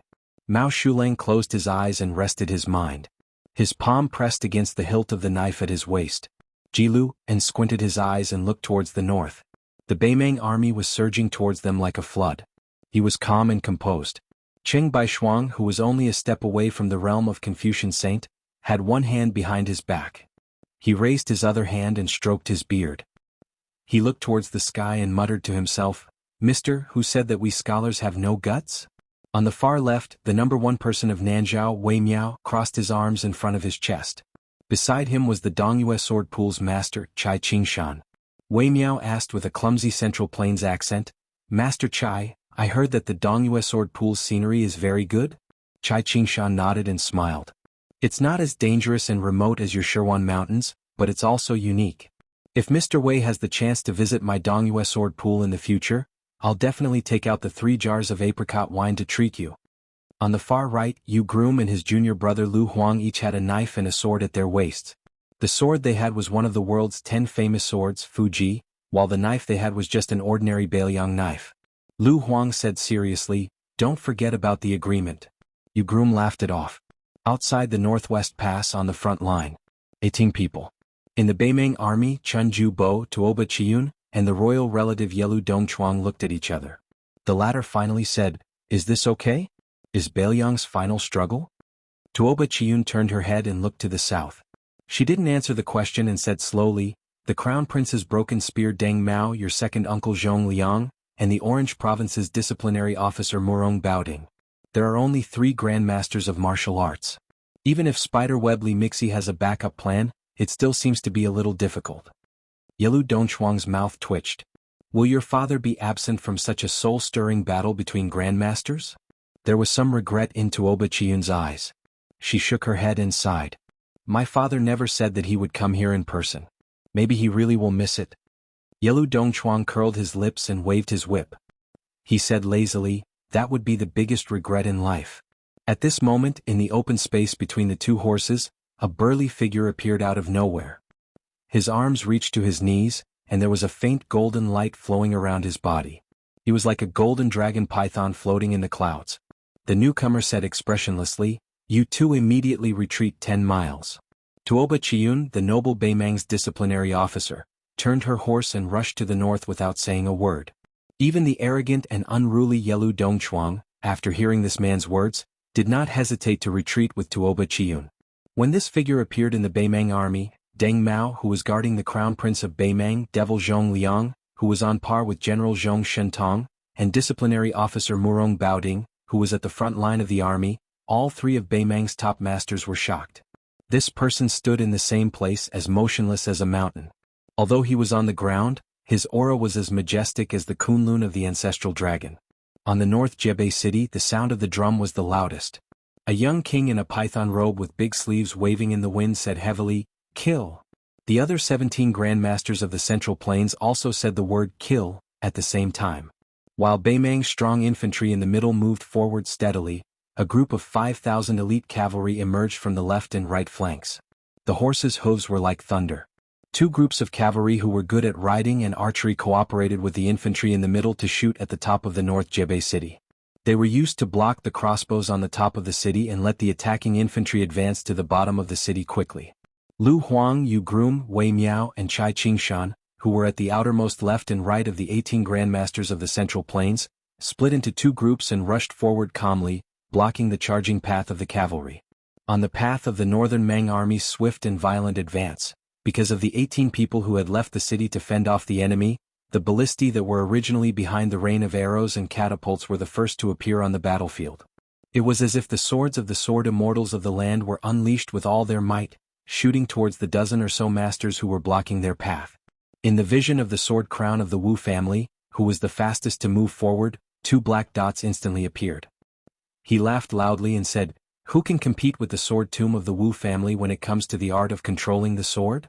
While talking and laughing, the young sword crown continued to move forward. He stretched out his arms and his 5 fingers were like hooks. The two ballistae that were about to pierce his shoulders at the same time were grabbed by him one after the other. The arrows that were as thick as spears had a huge inertia, and they violently rubbed against the dense chi between the young sword crown's 5 fingers, bursting out bursts of unimaginable sparks. Wu Liuting's body was dragged back more than 10 steps by the 2 arrows that were as long as a person. His feet slid on the ground and dust flew up. Finally, he grasped the 2 arrows that were at the end of the arrow's flight. He twisted his fingers, turned his body and shouted angrily, "I'll give them back to you." With a speed that was not inferior to before, he threw out the 2 swords in his hands. They pierced through the air and in one breath they pierced through 6 or 7 shield-wielding soldiers in 2 rows. The corpses were skewered like candied haws. The young sword crown did not give up. He stood firmly with 1 foot in front and 1 behind. He put his 2 fingers together and pulled back. Sword tomb's chi nurturing 7th force, great wild goose returns. The 2 fierce arrows that were used to break through the enemy's formation were instantly pulled back, and they flew back to the young sword crown. The sword attendant beside Wu Luding, Cui Hua, pulled out the ancient sword Su of Gojoseon and casually swung it forward, splitting a heavy arrow in half. It flew less than a foot away from her shoulders and fell to the ground 20 zhang away. The female sword attendant who stood shoulder to shoulder with the young sword crown frowned and said softly, "If you want to make a move, then make a move. When facing an enemy, making a sound is a taboo in the sword tomb. It hurts breathing the most." The young sword crown lightly shouted, "Go!" After throwing the 2 arrows forward again, he turned his head and smiled brightly at her. "I always feel that if I fight with my head down, I can't show the demeanor of a master." The sword attendant Cui Hua smiled helplessly and slowly walked forward. She raised her hand and swung her sword again, cutting a huge arrow that was flying toward the city wall from her right into half. A crossbow arrow was flying toward the great snow plateau. She tipped her toes and gracefully jumped up. When she landed, she stepped right in the middle of the arrow. The end of the arrow suddenly fell down and touched the ground. The arrowhead tilted up and continued to slide to the south until it completely stopped. Xinyuan Qingfeng stood on the arrow like this. He slightly shifted his gaze and saw the scarlet-red robe that was purposely blocking the young king's path. It was like a butterfly that was wantonly flying in the air. Wherever it passed, the powerful arrows were instantly shattered and turned into fine powder. An arrow was not able to accurately hit the sword-eater ancestor. It just brushed past his shoulder. However, the bored Sui Xiegu still took the initiative to stretch out his only arm and block the arrow with his palm. The old man's arm did not move at all, but the arrow was broken inch by inch. Dozens of crossbow arrows that escaped the net passed through the gap between the masters and luckily shot toward the city wall. Chapter 1992. Unwittingly, the blind female zither player who was standing behind all the grandmasters suddenly stood still and placed the zither in front of her. Under the control of the chi of the woman whose mysterious finger attainments could rank in the top 3, the zither stopped in midair. The zither player listened to the sound of the wind with her eyes closed. Her thumb gently stroked the strings of the zither, and the speed at which her fingers landed on the zither became faster and faster. Every time the zither string vibrated, there would be an arrow exploding in the air around Shuesongguan for no reason. After the ballistae shot out, a wave of stifling loud noises sounded from northern Mang's middle army. A wave of pitch-black heavy rain immediately began to pour down from the great earth. Standing on top of the arrow, Huishanzi raised his chin slightly. His gaze followed the wave of black clouds that was getting closer and closer to the majestic rain of arrows. At this moment, Shuesongguan's unique hoarse voice sounded in everyone's ears, including Shenyuan Qingfeng. "Everyone, don't worry about what's happening above your heads." Then an old Confucian scholar, Cheng Baishuang, smiled and said, "Let this old man help Miss Shui." This old southern Tang scholar, who was appointed to become a Confucian sage at Wudong Mountain's Little Lotus Peak, closed his eyes and listened to the clear and melodious sound of the zither behind him. He murmured, "Among all the instruments, the zither has the best virtue. Therefore, since ancient times, scholars have never removed the zither for no reason. Who would have thought that I haven't played the zither for 20 years?" Shuesongguan faced the wave of arrows that covered the sky and covered the earth. She took a deep breath and pressed her hands on the zither strings for the first time. When she strummed the strings with all her might, Cheng Baishuang shouted, "Great music without sound. Great music without music." Tens of thousands of Beimeng arrows stopped in the air outside the city, responding to the voice of the southern Tang scholar and the strings of the western Shu zither player. Shuesongguan bent her little finger and hooked onto a string. She suddenly broke it. The wave of arrows that suddenly stopped in the air outside the city all shattered and fell straight down. The expressionless Shuesongguan's mouth leaked a trace of blood. Cheng Baishuang, who was extremely sensitive to people, turned his head and looked. The blind zither player, who had her eyes closed, shook her head slightly, indicating to the old Confucian that she was fine. Even though these northern Liang and Liyang martial art masters were standing in front of the great army, northern Mang's middle army still steadily advanced according to the established plan. This was especially true for the shield-wielding infantrymen at the front. It could be said that almost all of them were unafraid of death, their hearts filled with the resolve to die. Of the left and of the people. Jian Guan of the Wu family sword tomb carried a crossbow arrow on his shoulder. His hands were lazily placed on the arrow. Beside him, Jian Suihua was holding the Su of Gojozian. On the other side, Mao Shuleng finally unsheathed his sword. The name of the sword was Dezhua. Ji Lu, and held his sword in front of him. His finger gently flicked the sword. The sound was clear like the cry of a young phoenix. 10 steps behind the young Luo Yang were Mount Hui Shenyuan Qingfeng, Mount Hui Sui Xiegu, and Wudong Yuxingrui, the 3 martial masters. The 2 cavalry forces that had emerged from the flanks of the Beimeng army suffered an absolutely unimaginable interception. It was absurd and tragic. Yu Groom and Lu Huang. Chai Qingshan and Wei Miao. Both of them blocked the 5,000 Beimeng cavalry. The battle between the cavalry forces and the Jianghu experts had a similar effect. That is, it was all in one go. Then, what would happen if the battle between the cavalry forces and the Jianghu experts and neither side was willing to retreat? At that time, there was once the sword emperor of Shishu who held his sword and fought against the Su family's cavalry outside the palace gate. In the end, he was still trampled into meat paste. At that time, there were 4 people doing the same thing. Chai Qingshan and Wei Miao did not need to communicate. They chose to fight, one at the front and the other at the back. If the former needed to take a breath, he would boldly retreat. The martial master behind him would take the opportunity to move forward and fill the position. One was the current sovereign of the Dongyue sword pool, the number 1 person in the southeast of the Liang dynasty. The other was the leader of the Nanzhao Wulin, the number 1 expert in the southwest. Chai Qingshan wore a green gown and held a 3-foot sword. His aura was like a rainbow. If he held his sword vertically, the Beimeng cavalry would be split in half. If he held his sword horizontally, the men and horses would be cut in half. Wei Miao was unarmed and only had a pair of fists. He was one of the few martial masters in the world. His might was even above Linya, the female martial master of Martial Emperor City. When Chai Qingshan was about to run out of breath, his body leaned back slightly. He stepped lightly and slid backward. He did not seem to be in a sorry state at all. Wei Miao, who had accumulated power and was ready to act, took a step forward, just barely brushing past the Sword Dao Great Master who needed to take a breath of fresh air. Wei Miao's fist smashed into the head of a northern Mang warhorse, smashing that tall and large horse until it immediately knelt down.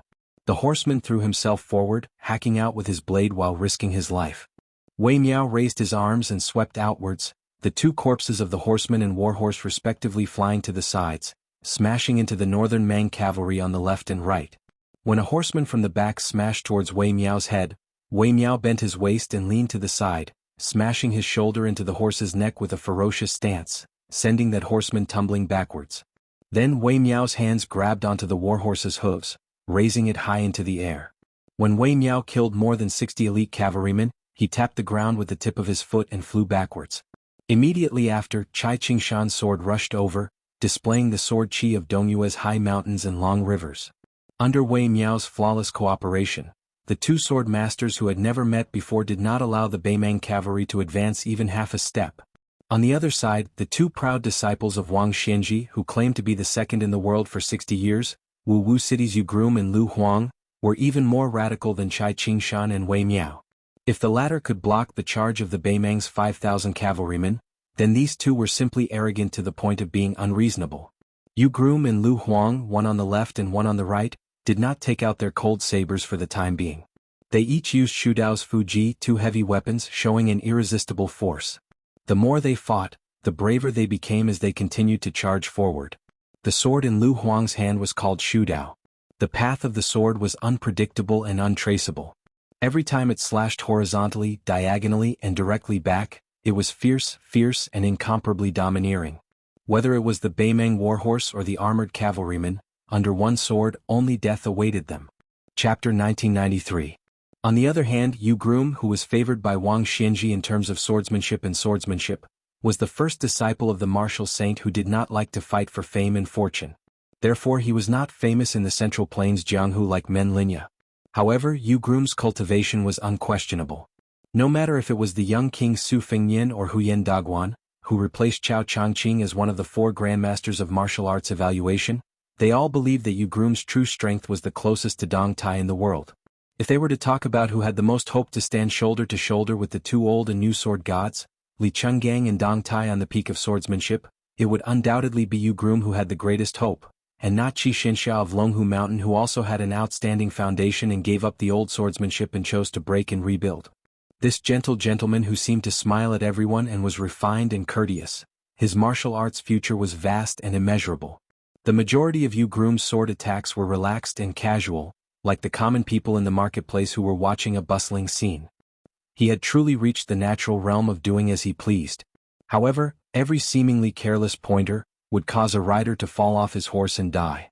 There was not the slightest wound caused by the long sword on the corpse. However, compared to Lu Huang's bold moves, the leisurely Yu Groom's chiseling speed was clearly a level slower. In front of him, Lu Huang turned around and casually lifted the head of a Beimang rider with his sword. He smiled at Yu Groom behind him and said, "I killed 16 more riders than you, how is it?" The calm and composed Yu Groom smiled and said, "A thin stream is long." Lu Huang snorted coldly and turned around to continue killing the enemy. After his junior apprentice brother Lu Huang turned his back to him, Yu Groom still had the mood to stand on his tiptoes and look at Wei Miao and Chai Qingshan's battlefield. Seeing the two Jianghu seniors working together, he nodded to himself. His and Lu Huang's rude and unreasonable advance was not because they were swayed by their emotions. These fellows who were born in Martial Emperor City, under the supervision of their master, almost all of them had been diligent in fighting the tide since they were young. Therefore their one-breath qi was rather vigorous and thick, which gave them an innate advantage. Under the premise that their qi was not too different from martial artists of the same realm, he, Lu Huang, Linya, Gongbonk, and the others might have already changed their qi 3 times, but they only needed to change their qi 2 times. Bridegroom Yu lowered his head and gazed at the hilt from the Tide Listening Pavilion's armory. He couldn't help but feel a bit sad. A peerless sword had fallen on the battlefield. Wasn't it a bit unfortunate that it was born at the wrong time? Yu Groom Yu suddenly laughed out loud and sheathed his sword. At the same time he unsheathed his cold saber. His figure suddenly rose from the ground and moved freely on the back of the Beimang cavalry. Picking up the heads of those who died with their eyes open, Yu Groomyu, who had always been reserved, laughed boldly for the first time. Lu Huang, how about changing your saber? On the battlefield, taking people's heads with a cold saber is the same as breaking the tide on the city wall when we were young. Can be said to be the two greatest things in the world. In front, Lu Huang sneered, wait until my Shu Dao sword is broken. Yu Groomyu joked, a rough man who doesn't understand romance, no wonder he can't find a woman to warm his bed. Lu Huang didn't pay attention to this senior apprentice brother's teasing, but his sword was even fiercer and more decisive. In the center of the battlefield, for some reason, the king of feudal lords, the peach blossom sword deity, and the white-clothed Luo Yang stood still at the same time and looked to the north. The three of them were not only waiting for the Beimang infantry to approach, but also secretly looking for the real enemy. The young king of feudal lords finally looked at the Beimang's dazzling banner in the distance and said softly, then I'll go first? The white-clothed Luo Yang didn't say yes or no. The peach blossom sword deity Dong Tai pushed his sword out of the sheath with his thumb and said flatly, I'll help you find Tuoba Bodhisattva first. When the king of feudal lords was about to disappear in a flash, Luo Yang finally said slowly, after Tuoba Bodhisattva makes a move, you don't have to worry about your back, just open the formation and move forward. Su Fengnian nodded and disappeared into thin air. The next moment, the young king of feudal lords appeared above the Beimang infantry formation and stepped on a big stone that had just been thrown by a giant catapult. The boulder that weighed several hundred kilograms first froze in place for an instant before smashing back to the ground at an even faster speed. Not only did it smash the catapult into pieces, but the boulder also rolled down like thunder, crushing dozens of catapults on the spot and turning them into a bloody mess. The white-clothed Luo Yang closed her eyes and sniffed gently. The battlefield of the Great Qin Empire 800 years ago was so bloody, and the battlefield 800 years later was still the same. She whispered, the Great Qin's Luo Yang is here. Dong Tai finally found the target behind the layers of iron armor. He slightly leaned his body and then gently flicked the sword with his thumb on the hilt. The Taiya sword that had never followed the peach blossom sword deity out of the Wu family sword tomb was finally unsheathed today and could show its peerless charm to its heart's content. This flying sword was too fast, the sword chi was too long, and there was too much sword will. As a result, a thin and dazzling white rainbow stretched out between the scabbard on Deng Taiya's waist and the flying sword. It was as if there was a sword in the world that was 2 miles long. The young sword crown Wu Luding, who was unwilling to fall behind, chuckled and said, Suehua, as a sword servant, just stand behind me and watch how I open the formation. Right when Wu Liuding's wrist shook and was about to use the crossbow bolts as great swords to open up the formation, he saw a violet-clothed figure madly collide into Northern Mang's foot formation with an invincible bearing from the corner of his eye. Countless shattered iron shields and severed limbs sprayed into the surroundings of that ball of violet light, and it was like countless scarlet-red flowers had bloomed. Wu Liuding couldn't help but mutter, this crazy woman. Under that large banner, Northern Mang's Crown Prince His Highness passed down the order, ordering Murong Baoding and Zhong Liang to each lead 2,000 private cavalry to reinforce the 2 cavalry units that were stopped. They had to bring back the heads of those 4 Central Plains grandmasters who dared to stop a chariot with mantises. Every head was equivalent to the head of a lower third-rank general in the Northern Liang border army. Then, in front of the banner, he purposely cleared out a wide space with a radius of 1 mile. It was obvious that he was not afraid of the grandmasters from the Central Plains breaking the formation. Northern Mang's Crown Prince acted so boldly, but regardless of whether it was the experienced and prudent West River Province's disciplinary magistrate Helian Weiwu or the shrewd Aquarius Province's disciplinary magistrate Wang Yong, none of them had the slightest objection. Even broken-speared Deng Mao, who was in charge of the Crown Prince's safety, remained indifferent. Everyone was calmly waiting for the appearance of the young king. The calm and unruffled Crown Prince of Beimang turned his head and asked the Crown Princess, who won first place in the chess and sword music school with the surname Guhan, with a smile, do you think that Su Gai dares to come? Her face was cold. Of course. The Northern Mang Crown Prince's face was filled with disapproval. It's good that he's here. It just so happens that this Northern Liang king understands a principle. There are millions of miraculous medicines in this world, but there is no medicine for regret. She stopped talking and sighed softly. Before marrying into the royal family, she had read all the poems and books in the Central Plains. It seemed that heroes always died at the hands of ambitious people. However, she glanced at the man beside her who finally held great power and sneered. She thought, Butcher Su Xiao is an ambitious person. As the eldest son of the first wife, Su Fengnian is going to die at the hands of such an idiot. It's too pitiful. Helian Wuwei, the Beimang holder Wang Yong, had a complicated look in his eyes.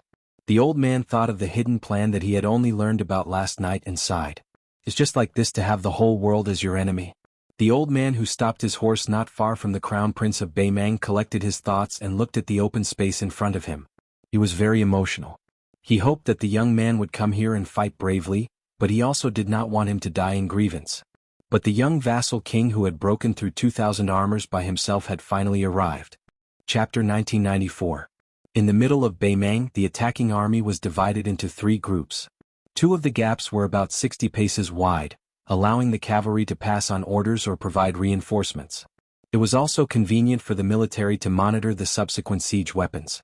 The 3 groups of troops were divided into groups of 10,000 infantrymen, with a 4-feet-tall Beimang commander's flag as the backbone. If the Beimang emperor were to personally lead the battle, according to the law, the flag should be 6 feet tall. On this battlefield, the Crown Prince of Beimang was the commander-in-chief as the regent of the state, so his flag should be 6 feet tall. The rest of the generals such as Murong Baoding, Helian Wuwei, and Zhong Shentong, were the top-ranking officials of the grassland. Their commander's flag could be 5 feet tall. The generals with real power and the commanders of the Jia army would use a 4-feet-tall commander's flag. The flag could be embroidered with the surname of the commander or the battalion number. The 2 capitals of the Norland and the Southern dynasties had no restrictions on this. Although the first 3 groups of 10,000 infantrymen were intercepted by several grandmasters of the Central Plains, they generally maintained their formation and continued to push forward. Each group of infantrymen had elite soldiers with large shields and heavy armor as the vanguard. This group of people did not carry any weapons. The grassland cavalry were familiar with bows and horses, and their riding and shooting were the best in the world. It had long been known throughout the Central Plains during the Dafeng dynasty. If they were already like this on horseback, they could not be underestimated. However, there were not many archers in the 3 groups of infantrymen. Each group only had about 1,000 people. The main force was still the 5,000 infantrymen. They wore light leather armor, held light round shields, and had a long saber on their waists. They followed the scaling ladders as they pushed forward quickly. After all, in Beimang's strategic plan, there were a total of 2,400 catapults in the large arc that stretched across the battlefield behind the 30,000 people. In addition to the cavalry on the 2 wings continuously suppressing the north wall with their archery, there were also infantrymen behind the 3 groups of infantrymen. A total of 6,000 people were responsible for driving the arqueballistas, large yellow crossbows and ape-arm crossbows. These types of crossbows had once shown on the battlefield of the Central Plains. During the mighty journey of Hongjia to the north, there were family members who were in charge of the eastern Vietnam and the Tang Empire. They were directly promoted by the Empress of Beimang to the 2nd class of the Southern dynasty because they offered crossbow craftsmanship to Beimang. They quickly stood out among the many remaining families of the spring and autumn period. Other than that, the 3 groups of formations were equipped with more than a dozen siege towers. Each siege tower could hide more than 300 archers and infantrymen. They were like a moving ant nest. The exterior was covered with a huge special cowhide that was difficult to penetrate. Even the terrifying arqueballistas on the city wall of Beimang that were far more powerful than the Southern dynasty's arqueballistas could not easily destroy the siege towers.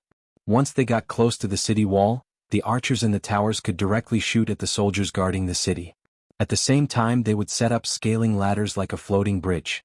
They would cooperate with the densely packed soldiers below the city wall to attack the city wall, and the elite dare-to-die warriors would use the arrows nailed into the city wall to climb up. 1 front and 2 back, plus the catapults, large crossbows, and the cavalry on the 2 wings, it could be said that it was impossible to defend against. However, because of the appearance of the 18 people, the battlefield did not take place on the north wall of the majestic city on the northwest border. The young lord took the lead to break through the formation and went deep into the heart of the Beimang army. Luo Yang followed closely behind him. Although she did not kill anyone, the new Lord Liang did not have to worry about anything. In the end, Su Fengnian was able to break through 2,000 people's armor. He used his 2 sleeves, the green snake and the sword chi rolling dragon wall. His gang chi was like a swimming dragon. He charged straight into the front line of the Beimang army, as if he was going to take the head of the general in the midst of thousands of soldiers. Compared to Su Fengnian's powerful attack, the peach blossom sword god, Dong Tai, who was slowly moving forward, was much quieter. After the Taiya sword was unsheathed, it suddenly appeared and disappeared in a flash. In the thunderous clouds, there was a ferocious flood dragon occasionally glaring with anger. Before the Peach Blossom Sword God, Su Fengyin and Luo Yang rushed in one after another, followed by Mount Huizi and Red Robe Su Ying. The Beimang troops in front of Dong Tai were already in a mess. Almost no one dared to provoke the Zhongyuan Wushu Grandmaster who had fought Tuoba Bodhisattva to a draw. When Li Chungang was alive, he lent his sword to Dong Tai. Although the battle was not clear, in the eyes of the Jianghu Grandmasters of Beimang, Dong Tai was the most powerful man in the world. At that time there were rumors that there might be people in the world who could surpass Dong Tai, but as long as it was a battle of life and death, no one in the world could defeat Dong Tai. At most, both sides would die. Now that Dong Tai had returned from a visit to the East Sea, the Peach Blossom Sword God, who had never carried a sword to travel the Jianghu, was carrying a long sword. Therefore, who would dare to act rashly in front of this swordsman? Dong Tai did not deliberately kill the Beimang soldiers. His pace was not fast and he moved forward steadily. The soldiers on both sides of him moved south, but Dong Tai ignored them. He was using the Taiya sword to search for traces of Tuoba Bodhisattva. The situation was somewhat similar to when he chased Xie Guanying from the north to the south for thousands of miles. However, compared to Xie Guanying, who had almost no power to fight back, the Beimang god of war, who was at the peak of the human world in terms of both state, physique and combat strength, was obviously not the same. He was just deliberately avoiding the battle. Dong Tai was not in a hurry. He occasionally looked around, and wherever his mind was, that was where the rainbow of sword aura bloomed. In the Beimang infantry formation where Dong Tai was, the red and purple colors seemed to have entered a no-man's land and killed wantonly. The red-robed Su Ying's body was agile. She liked to fly above the Beimang soldiers and did not mind being a target at all. Every time she was faced with a barrage of arrows from the hundreds of archers in the formation, one could vaguely see her scarlet robe shuttling freely through the rain of arrows. She spun nimbly and it was a beautiful sight. Every time she rolled her sleeves, 6 to 7 arrows would be caught, and as her body spun, she would immediately return the arrows. She did not care about the accuracy of the arrows. She only treated it as if it was a butterfly playing in a flower bush. The arrows came and went, but they did not even scratch the corner of her clothes. However, no less than 70 Beimang archers had their heads or chests pierced by her arrows. As for the soldiers who were caught in the crossfire, there were more than 200 of them. Although Su Ying's chi was not known for being robust, it was especially long-lasting. Every time she landed, she would either raise her body and step on several arrows in succession, twisting and turning as if she was walking on flat ground, or she would drop slightly and land lightly on the head of a Beimang soldier.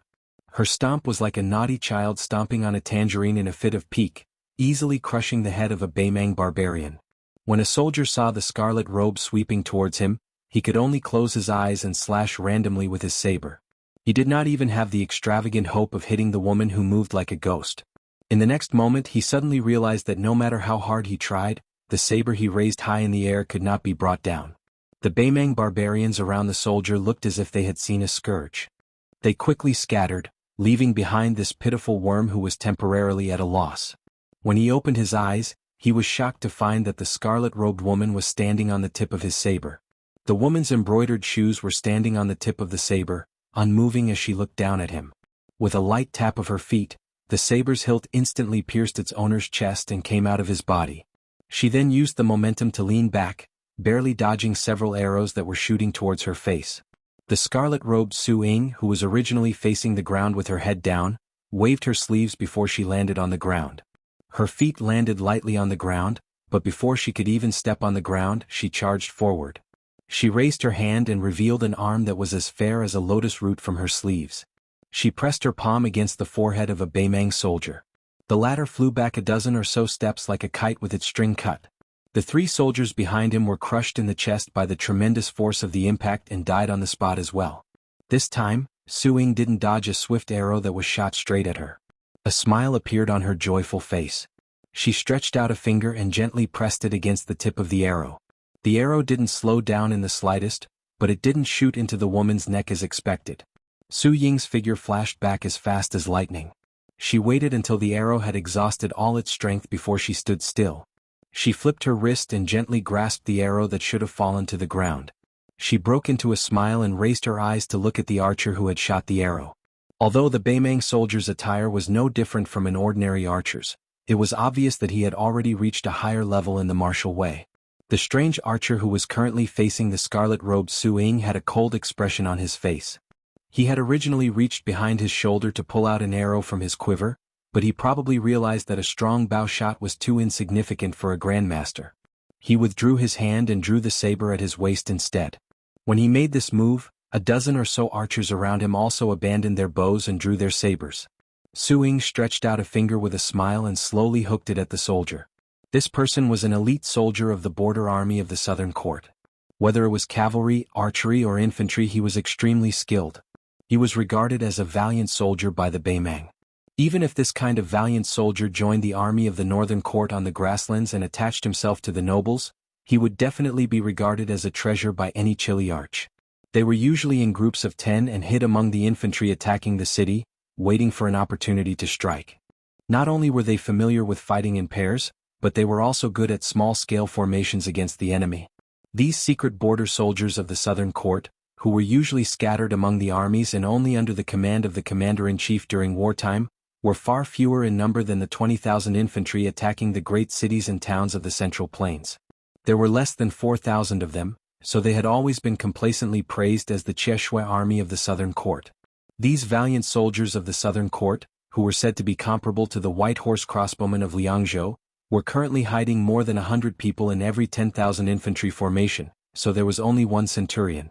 Unfortunately, the one who was provoked by the scarlet-robed Su Ying happened to be that centurion. Chapter 1995.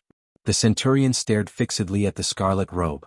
After a slight hesitation, he made up his mind and raised his left arm, clenched his fist, and punched his right palm several times.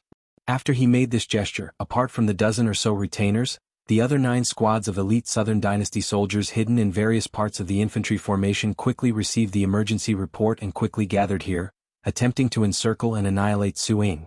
Su Ying, who sensed the abnormality, was eager to give it a try and patiently waited. If the scarlet-robed Su Ying was more like a child who played around without any distracting thoughts, then Xianyuan Qingfeng's murderous intent was extremely strong. Perhaps in the entire vast battlefield outside of Bibu City, only the young vassal king who broke through 2,000 iron armors in a row could win.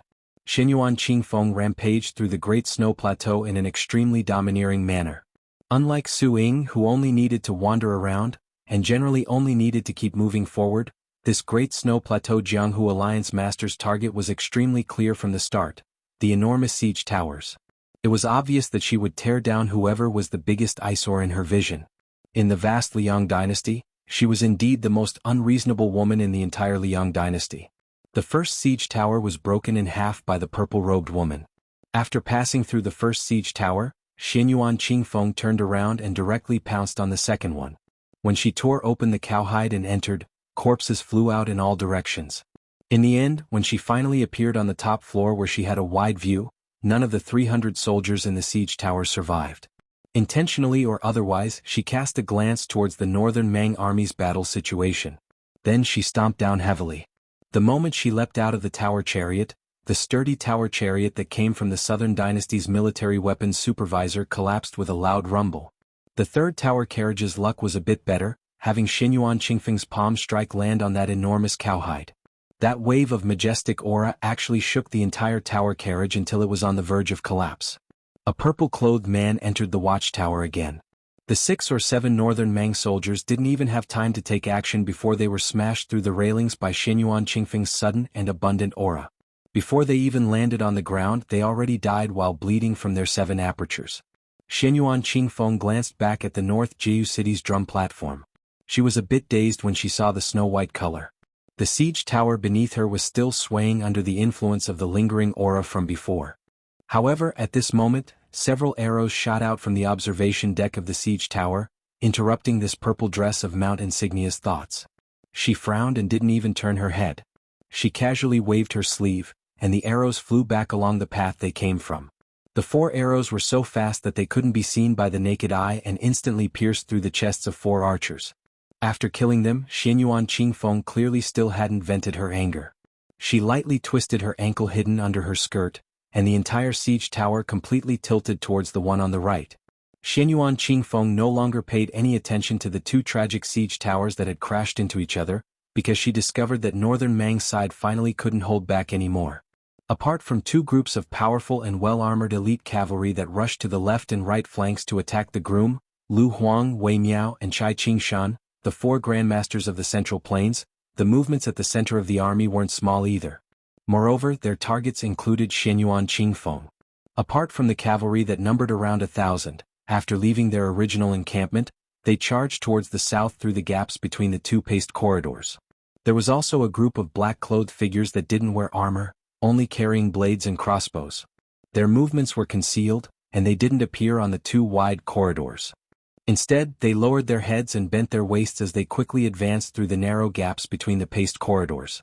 There were also figures that originally came from the rear of Northern Mang's army. They had all sorts of weapons in their hands, and their attire was also greatly different. They didn't carry any of Northern Mang's border army's standard equipment, so they should be Northern Mang Jianghu experts who had mobilized in full force and then been recruited by the Northern Mang Imperial Court into the Southern Expedition Army. In the past few years, the grandmasters who could do whatever they wanted in the Jianghu of Beimang all ended up rather miserable, especially in the large-scale invasion of the Beiliang frontier army. The Daoud sect, chess and sword music school, Tibing Mountain and Princess Tomb were all severely damaged, especially Princess Tomb and Tibing Mountain. If it weren't for the support of Beimang, they would have been removed from the list of sects in Liang Lake, which was relatively estranged from the imperial court. They would have either been divided up by the joint efforts of other Jianghu forces who smelled the fishy smell, or their enemies would have kicked them when they were down. The chess and sword music school didn't fare well either. Hong Jingyan, who was known as a CI master, died in battle. Huang Baozhuang, who was known as a CI master, or Luo Yang, who was known as a CI master, left the chess and sword music school. The master of the music school and the group of grandmasters who sneaked into Beiliang died in a foreign land. Apart from the peace order and the crown princess named Hangu, who was known as a CI master, the chess and sword music school, a deep-rooted sect, might be in the same situation as Xianyuan Qingfeng siege tower. With a little bit of force, the foundation that had been painstakingly accumulated over the past 200 years would collapse in an instant. Xianyuan Qingfeng saw that the three groups of people with completely different backgrounds only cared about heading south, but they chose to ignore the young vassal king and the white-robed Luo Yang who were deep in the enemy lines. This made the purple dress of Mount Huishan feel unhappy for no reason, and she became even colder. She continued to smash the siege towers. Then, out of the corner of her eye, she saw a cavalry of 1,000 approaching from the south. Purple dress dashed toward them. Xianyuan Qingfeng slapped the helmet of the leader of the cavalry, and he was sent flying. His corpse shattered into pieces. Xianyuan Qingfeng, who had taken over the nest of a magpie, stood proudly on the back of the warhorse that was still galloping away. She looked down at the cavalry from above. This cavalry was none other than the elite force that Orange Province had spent countless efforts to train. The famous Winter Thunder Cavalry was also the main culprit that had dragged the left cavalry outside Beiliang into the quagmire.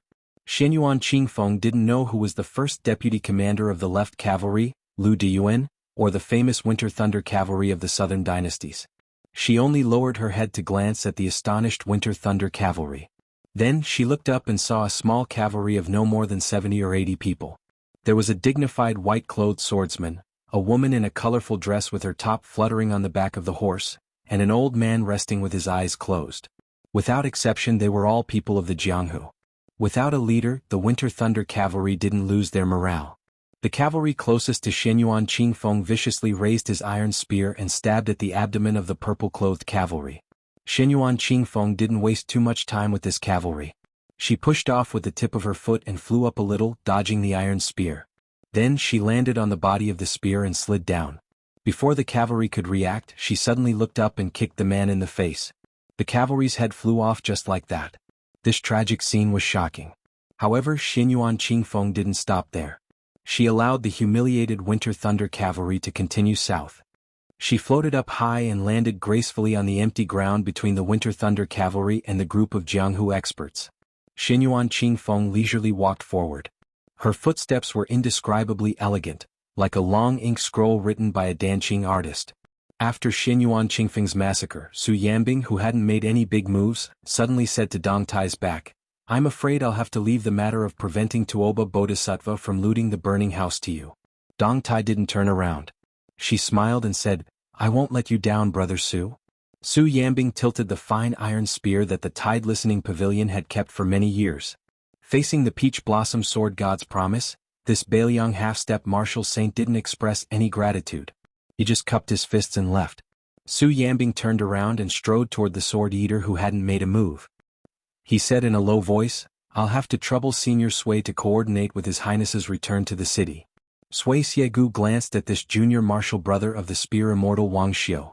The old man didn't comment on Su Yambing's request. Su Yambing didn't force him either. He went to support the young sword-crowned swordsman from the sword tomb of the Wu family. Wudong's great spiritual master Yu Xingrui had already left to support Mao Shulang and Ji Lu Un, the two grandmasters of Nanjiang. Wu Luding and the swordsman Sui Hua were still facing an entire formation of 10,000 men. Although they hadn't fallen into a certain death situation, they were already surrounded by layers of iron armor. For some reason, the female swordsman with outstanding swordsmanship didn't unsheath her Su of Gojosian sword to kill the enemy even though she had seen the sword crown of the sword tomb's aura weaken many times and was surrounded by danger.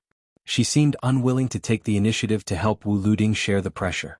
In addition, the young sword crown was really like a newborn calf that wasn't afraid of a tiger. He buried his head in the formation and pressed forward with indomitable will, as if he couldn't wait to kill the Beimang crown prince. In contrast, Mao Shulang and Ji Lu, and one of the few bladesmanship grandmasters in the world, were more steady. They were even able to greatly limit the speed of the entire attacking formation. The reason why Yu Xingrui, the master of the current Wudong sect leader Li Yufu, chose to support Mao Shulang and Ji Lu, and was reasonable. Firstly, it could greatly impede the Beimang's attack. Secondly, the young sword crown was too rash and radical. Yu Xingrui couldn't stop him even if he wanted to. After all, Yu Xingrui had long heard of the unreasonable rules of the withered swordsman of the sword tomb of the Wu family. Even if he was a kind elder and a martial arts senior, even if he had compassion in his heart, it would be very troublesome if he really helped. He was afraid that not only would he not be able to help, but he would also be superfluous. Chapter 1996. In the formation, the young sword crown from the sword tomb of the Wu family had his vision blurred by sweat. He held two sabers that he had casually snatched and had just repelled the dense saber formation of more than 100 Beimang soldiers. For a swordsman like Wu Luding, it didn't matter what kind of weapon he had in his hand. He took the opportunity to gasp for breath, shook his head and lifted his sleeve to wipe his sweat. Looking ahead, the young man grinned. The so-called battle between masters was a battle of qi, which was the truth of martial arts. However, that was under the situation where both sides were evenly matched and there was no room for the slightest difference. But when it came to fighting on the battlefield, there was no such thing. For example, no matter how closely the Beimang soldiers and archers connected their attacks, there was no way that the young sword crown did not have a chance to breathe.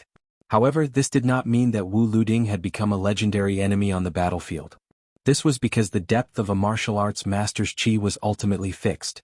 Not to mention the earth immortals, even the celestial state masters who could resonate with heaven and earth did not have an inexhaustible qi. Every time they breathed, it was just a reaccumulation of power.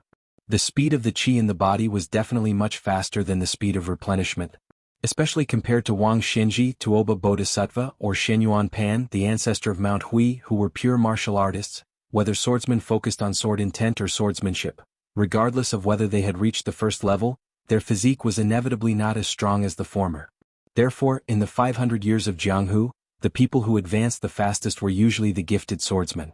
Previously there was Li Chungang, the spring and autumn sword armor, and now there was Qin Tianyuan, the banished immortal of Taibai sword sect.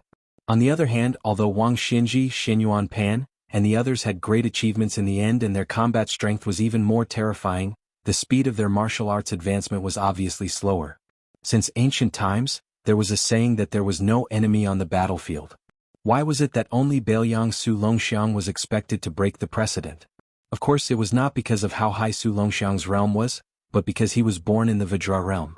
On the battlefield, there was room for a martial Dao grandmaster to breathe again and again. However, as the qi in his body decreased, as long as the army had enough soldiers, the martial Dao grandmaster would naturally be exhausted to death. Of course, the young people of the Wu family, whose talent and constitution were the best among the Wu family's sword tomb, understood this superficial logic. However, he still insisted on breaking the formation alone. Wu Luding bent down at the waist, his back facing that female sword attendant who roamed the Jianghu with him. He released a heavy breath of turbid air, his expression a bit sentimental as he quietly said, "Suihua, I believe that I will never be able to compare to that fella surnamed Su in my entire life. I reckon that he has already slaughtered his way all the way to Northern Mang's great banner. Where am I right now? The sword attendant Cuehua nodded and did not say any comforting words. Wu Luding sighed, "It's really annoying. Do you remember that time in the reed marsh outside Xiangfan City? I could defeat 70 or 80 Bailiangs His Royal Highness with one hand." The sword attendant Cuehua's mouth curled up. Her eyes were gentle. "It should be." Wu Luding was silent. He clenched his two swords. Suddenly, the young sword attendant felt a palm gently pressing on his head. How could a man's head and a woman's waist be touched? However, Wu Luding did not care. The female sword attendant who gave the impression of being quiet and peaceful rubbed Wu Liuding's head. She opened her eyes and looked into the distance. She said softly, "Although I have always wondered why you wanted to compete with that young king no matter what, since you are willing to admit defeat." Wu Liuding's eyes were firm. He shook his head vigorously and said, "I don't admit defeat." The sword attendant Cuehua retracted her hand and raised her arm to hold the Su of Gojoseon's hilt. "Actually, there is something I have been hiding from you."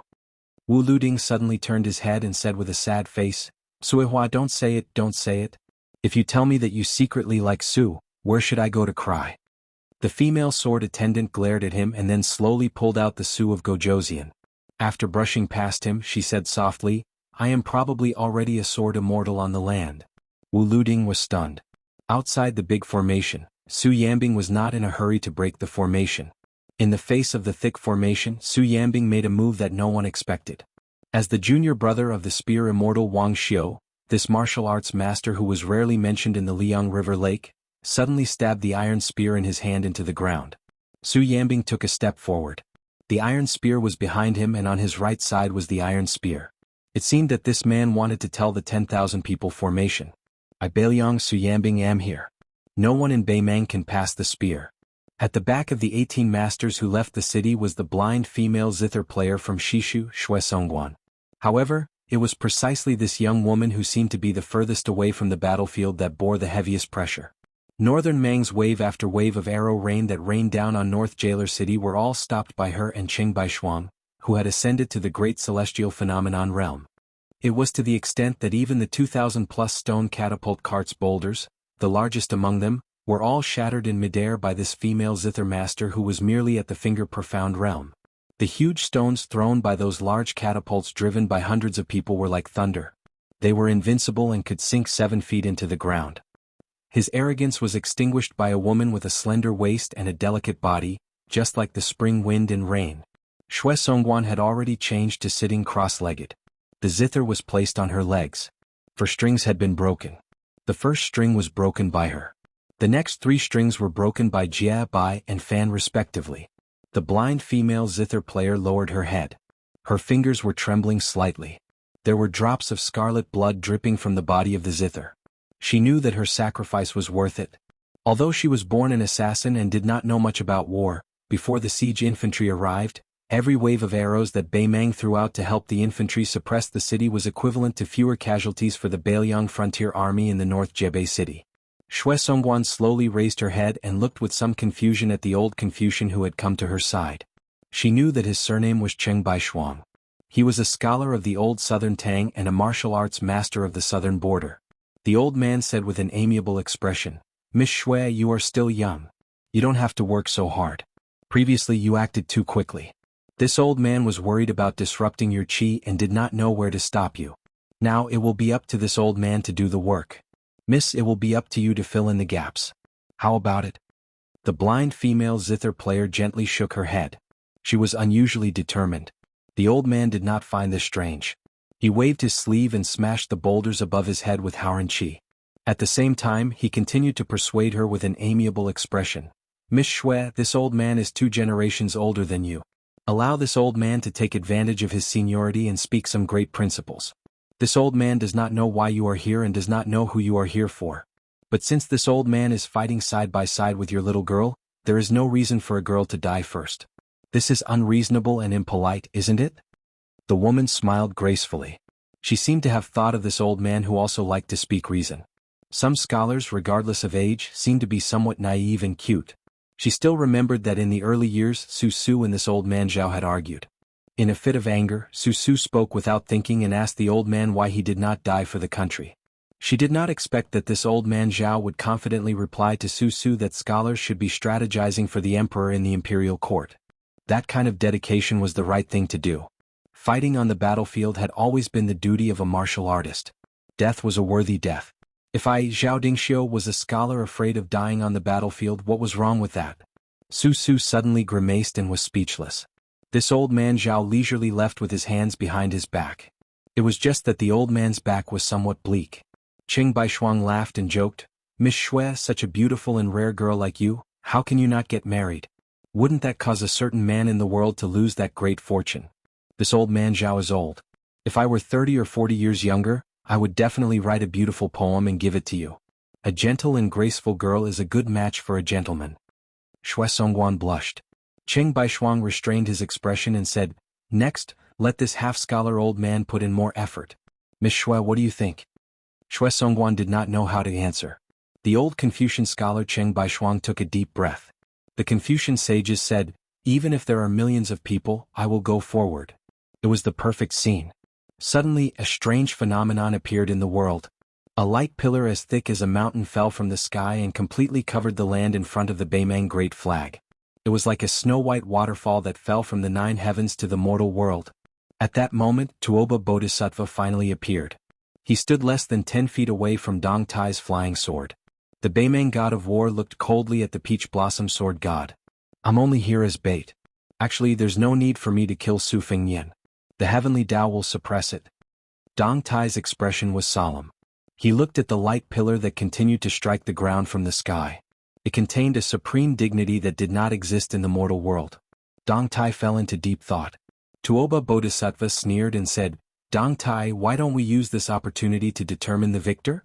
Dong Tai slowly retracted his gaze and finally looked at Tuoba Bodhisattva. However, he shook his head and sneered, "It's not my turn." Tuoba Bodhisattva immediately turned around. In front of the great northern Mang banner that was covered in dust, one could vaguely see that a black line seemed to have appeared between the pillar of light and the ground from the distance. Under the suppression of the heavenly Tao, someone straightened his back. Chapter 1997. The Prince of Beimang, Yelu Hongkai, had cut through the formation of the army and went straight to the heart of the army of 400,000 Beimang.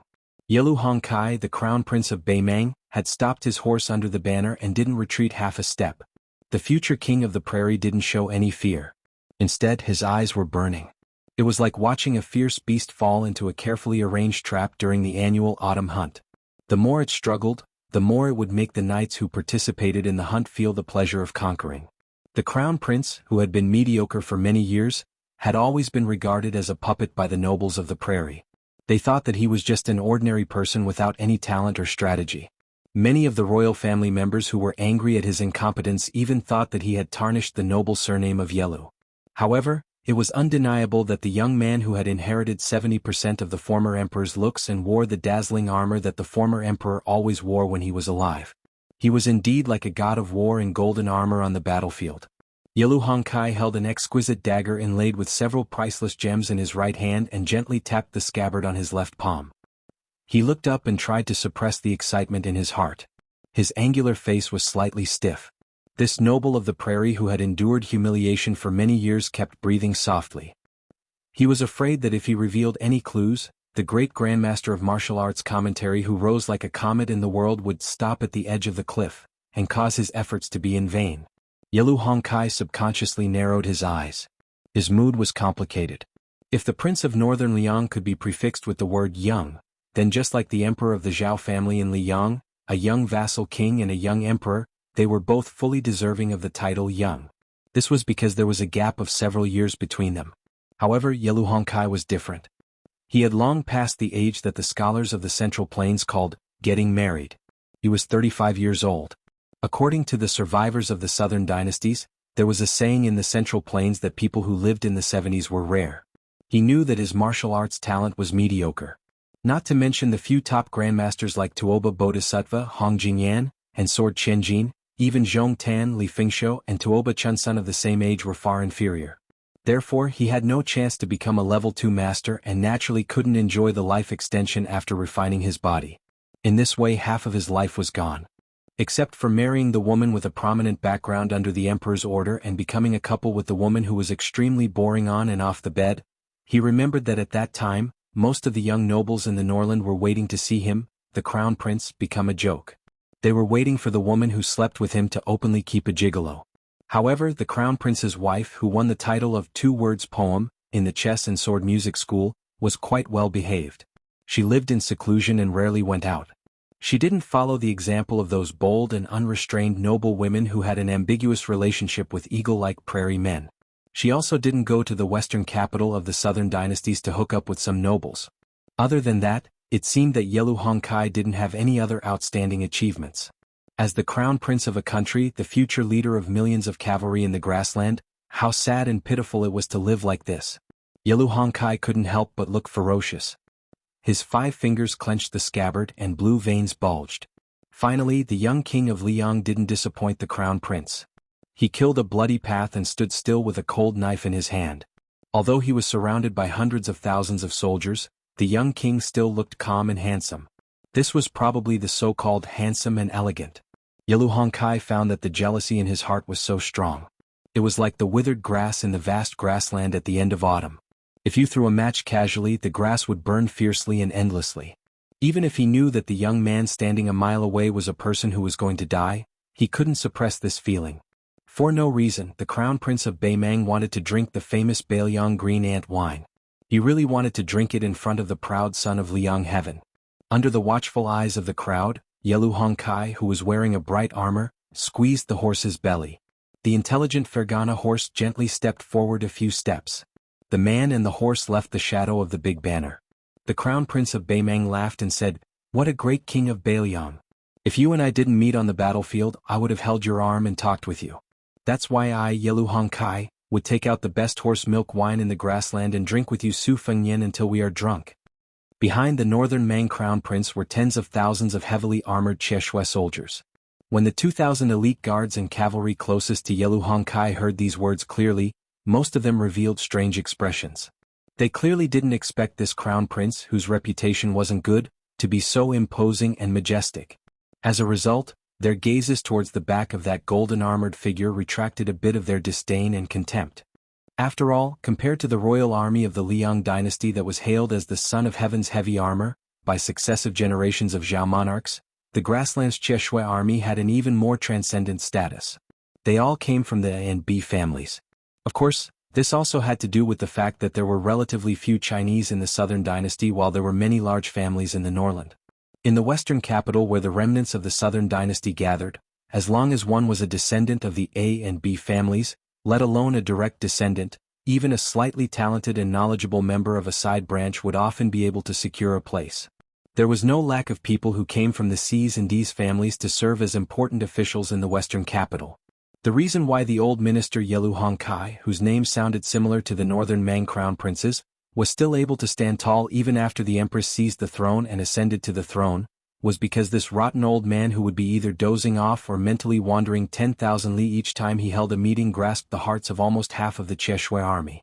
Murong Baoding, who was known as the #1 relative of the empress, was supposed to be in charge of the Aquarius prefecture, which was an important source of food and war horses.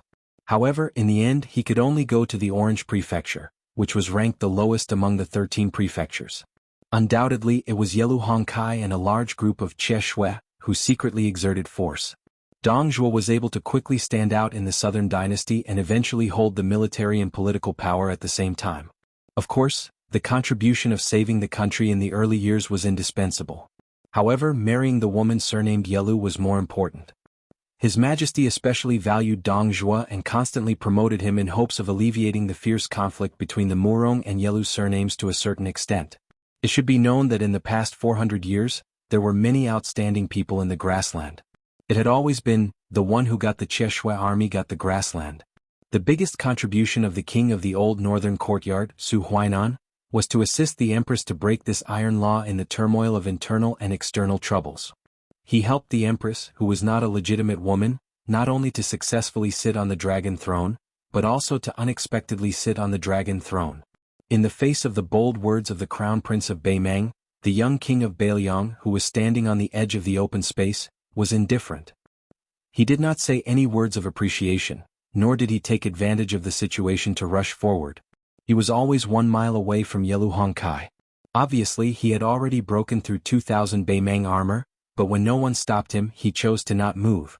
This made the Beimang infantry behind the young king and the Cheshui army behind the crown prince of Beimang puzzled. Could it be that he had finally reached the point where he was an arrow at the end of its flight? Yelu Hongkai did not continue to urge his horse forward. He just raised the dagger that was passed down from the founding emperor of Beimang and pointed it at his own neck.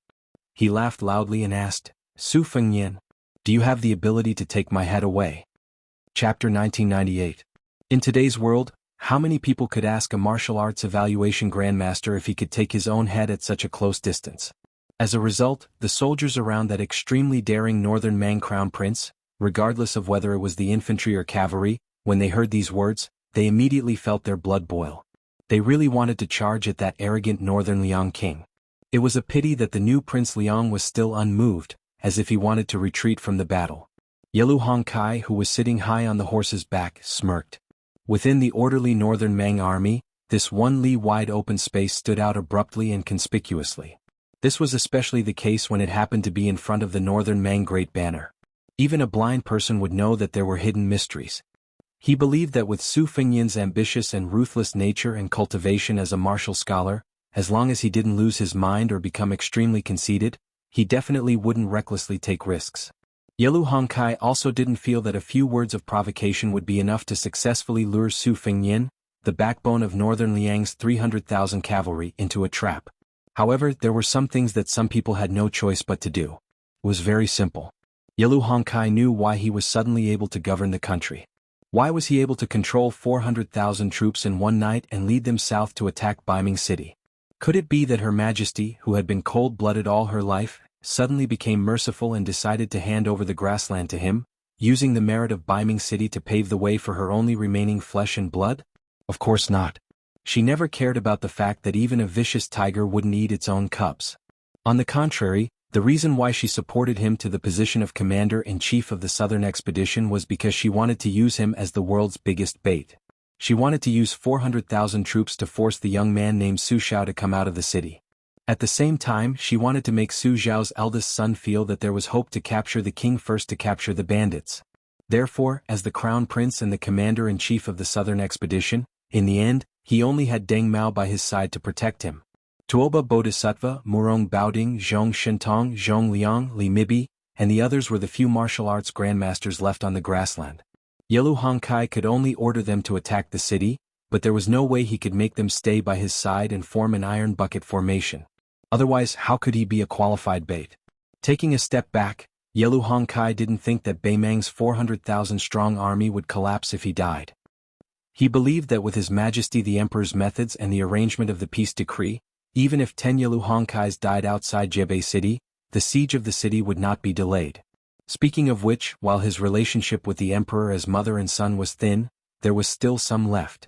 For example, he had at least learned of the shocking plan last night, and he also felt that his victory was within his grasp. At this moment, Yelu Hongkai was too lazy to look at the cautious young lord. Instead, he looked up at Jebei City in the distance and clicked his tongue in wonder. He didn't expect that so many grandmasters from the Central Plains would rush to the battlefield outside Liangzhou Pass. Otherwise, the grassland army would have already begun to climb the city. But this was also a good thing, a very good thing. Nearly 20 of the top martial arts grandmasters from the Central Plains died one after another outside Jebei City under the crushing of his own cavalry. This unprecedented achievement would be recorded on Yelu Hongkai's head. The Sword Emperor of West Shu died under the hooves of the Su family's cavalry. Although he died, it was a glorious death. The Spring and Autumn War had ended more than 20 years ago, but the Central Plains still enjoyed talking about it. They talked about the heroism of the Sword Emperor of West Shu and the cruelty of the Su family's cavalry. Think about it, Su Xiao had led the army across the Central Plains for more than 20 years and fought countless soul-stirring battles. Why was it that the pacification of West Shu went so smoothly? The number of times he was mentioned in the streets was comparable to the Battle of West Wall and the Battle of Jianghu? Obviously, it was because the Sword Emperor of West Shu had single-handedly provided timely help. Including the king of Beiliang, Su Fengnian, there were 17 people on the battlefield outside Jebei City. 18 martial arts grandmasters whose names shook the Central Plains. Only then did Yelu Hong retract his gaze, slowly drawing out his dagger. Under the illumination of the sunlight, the unsheathed dagger sparkled with radiance. This northern Mang crown prince lowered his head to look, narrowing his eyes as he stared at the blade that was as smooth as a mirror. He suddenly had a thought. After this battle, he should engrave 4 characters on this dagger. Return to the mandate of heaven. Su Fengnian looked at the empty field. For some reason, he looked as if a heavy burden had been lifted from his shoulders. He was not afraid of this trap appearing here. He was only afraid that it would be placed near Huayang Pass. He was afraid that the bait would not be this arrogant crown prince of Beimang, but the Beiliang Protector General Chu Lushan who was facing off against Dong Zhuo's army. Su Fengnian held the cold blade in his hand tightly and disappeared in an instant. Deng Mao had already taken out the broken spear that was less than 3 feet long from his bag. When the young feudal lord disappeared, he took a step forward and landed on the left side instead of in a straight line. The next moment, Deng Mao slid back 7 or 8 steps. The entire sleeve of the arm that held the spear spurted out scarlet blood. Under the collision of the cold blade and the broken spear, a visible ripple of chi activity rippled like a vertical mirror. Under the huge impact, not only did the banner behind Deng Mao flutter, but even the extremely tough flagpole bent back at an astonishing angle. If Yelu Hongkai did not have Deng Mao in front of him to block most of the chi, and Han Gu, who was the champion of the 2-word poem, dismounted from her horse and held her sword in front of Yelu Hongkai, this crown prince with an ordinary physique would have died on the spot. Chapter 1999. Deng Mao stared at the front with firm eyes. After the young king was repelled, he was standing on the edge of the open space.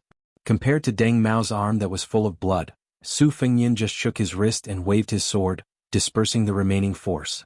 Obviously he was more at ease. The man in white in the distance reminded loudly, "Be careful when Deng Mao throws away his spear." Su Fengnian frowned. Deng Mao, who was exposed, didn't get angry. He just grinned and didn't care. Su Fengnian didn't pay much attention to the broken spear Deng Mao that he fought for the first time. It wasn't because he was conceited, but because he was confident. Deng Mao and Hong Jingyan's martial arts cultivation were relatively close, and even lower than Hong Jingyan in the Longyan Plains. After all, the chess and sword music school showed that he was about to break through the threshold and enter the celestial realm. It was just that Su Fengnian didn't give Hong Jingyan a chance to stabilize his realm. Otherwise, Beimang would have one more Earth Immortal. Su Fengnian thought of the words Earth Immortal, for no reason. His heart was a little heavy. He seemed to be casually looking around, but at the same time, his mind was turning rapidly. It was a publicly acknowledged fact that the pugilistic world was welcoming a once-in-a-thousand-years great year. The Liang River Lake was far more prosperous than the northern Mang. Even the Empress of the northern Mang had publicly declared in the imperial court that regardless of the number of martial artists in the first-class Vajra finger, mysterious celestial phenomenon, or third class, after Huang Longshi transferred the remaining fate energy of the 8 kingdoms of spring and autumn into the pugilistic world, the Liang martial arts circle, which seemed to have pulled up seedlings to help them grow, began to far surpass the northern Mang. Even the land immortals were obviously more in the Liang martial arts circle than in the northern Mang. Even if the great immortal Yuan Qingshan of the Kailan sect, who had ascended before, and the Order of Peace of the chess, sword, and music school, who had never revealed his strength, the number of land immortals in the northern Mang pugilistic world could be counted on one hand. However, Liang Jianghu seemed to be lush and green. Among them there were people who were no longer in the world, such as Wang Shenji, Hong Shixiang, Li Chenggang, Chao Changqing, Huang Sanjia, the father and son from Longhu Mountain who had ascended together, Zhao Huangchao, the monk of the dragon tree from the 2 Zen temples, Shenyuan Jingqing from Mount Hui, Gao Shulu, Lu Songtao, and so on.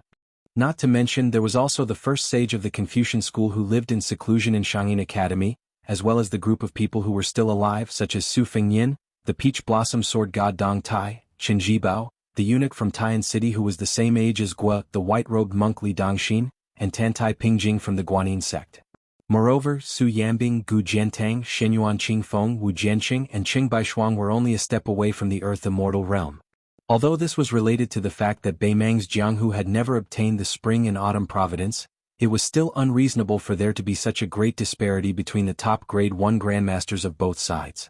In particular, the disparity in the number of Earth Immortals was almost 2 hands apart, which was extremely strange. According to the deduction of Su Fengnian and the young leader of Wudong, Li Yufu, Beimang's Jianghu should not be so lifeless. In the past 20 years, there should be at least 4 to 6 more Earth Immortals, 1 for each of the Confucian, Buddhist, and Taoist sections.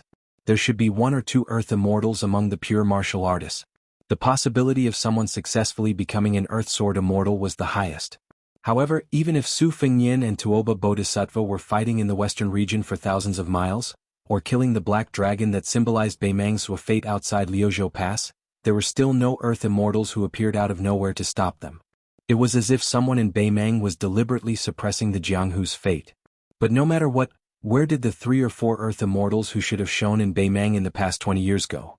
It was not that Su Fengyin did not know that Beimang was using Crown Prince Yelu Hongkai as bait to lure him to take the head of the general. In fact, Su Fengyin did not have much interest in killing Yelu Hongkai. If the old woman died of illness or a sudden death, then Yelu Hongkai's existence would not change Beimang's chaotic situation. On the contrary, it would worsen the internal strife. At the very least, his appearance would become a stumbling block in front of Yelu Hongkai and Yelu Dongchuang. If the Yelu family wanted to regain the glory of their ancestors, they would first have to engage in an internal strife before they could have the qualifications to unify the power of the imperial family and fight against the representative of the vassal towns, General Dong Zhuo, the leader of the foreign relatives, Murong Baoding, and the other major powers of the grassland. Moreover, Yelu Hongkai had secretly probed Mount Qingliang through the famous princess of the grassland. Therefore, Su Fengyin did not bat an eyelid when faced with Yelu Hongkai's provocation. Su Fengyin was sure that there was a trap at his feet, which was why he dashed forward. Su Fengyin did not move forward in a straight line. Instead, he moved in an arc to where Deng Mao was blocking the way. The degree of danger of this trap was directly related to how highly the Crown Prince of Beimang was regarded by Su Fengyin. This also required Su Fengyin to weigh the pros and cons. In the end, the one Su Fengyin really wanted to kill was Tuoba Bodhisattva. The current Tuoba Bodhisattva had the invincible in the human realm, that was close to the peak of Wang Xinji's martial arts. What did this mean? It meant that unless 2 martial arts grandmasters joined hands, they could barely stop the person Tuoba Bodhisattva wanted to kill. The reason why Su Fengyin did not go to Dunhuang and why Huyen Daguan stopped him from rushing to Beimang was very simple. It was because of Tuoba Bodhisattva. Now, in the situation before Su Fengyin, there were 2 things that must be done. North rejecting city could not be lost. Even if Tuoba Bodhisattva was not killed, he could not continue to have that state. As for Yelu Hongkai and the others, they were not even worth mentioning.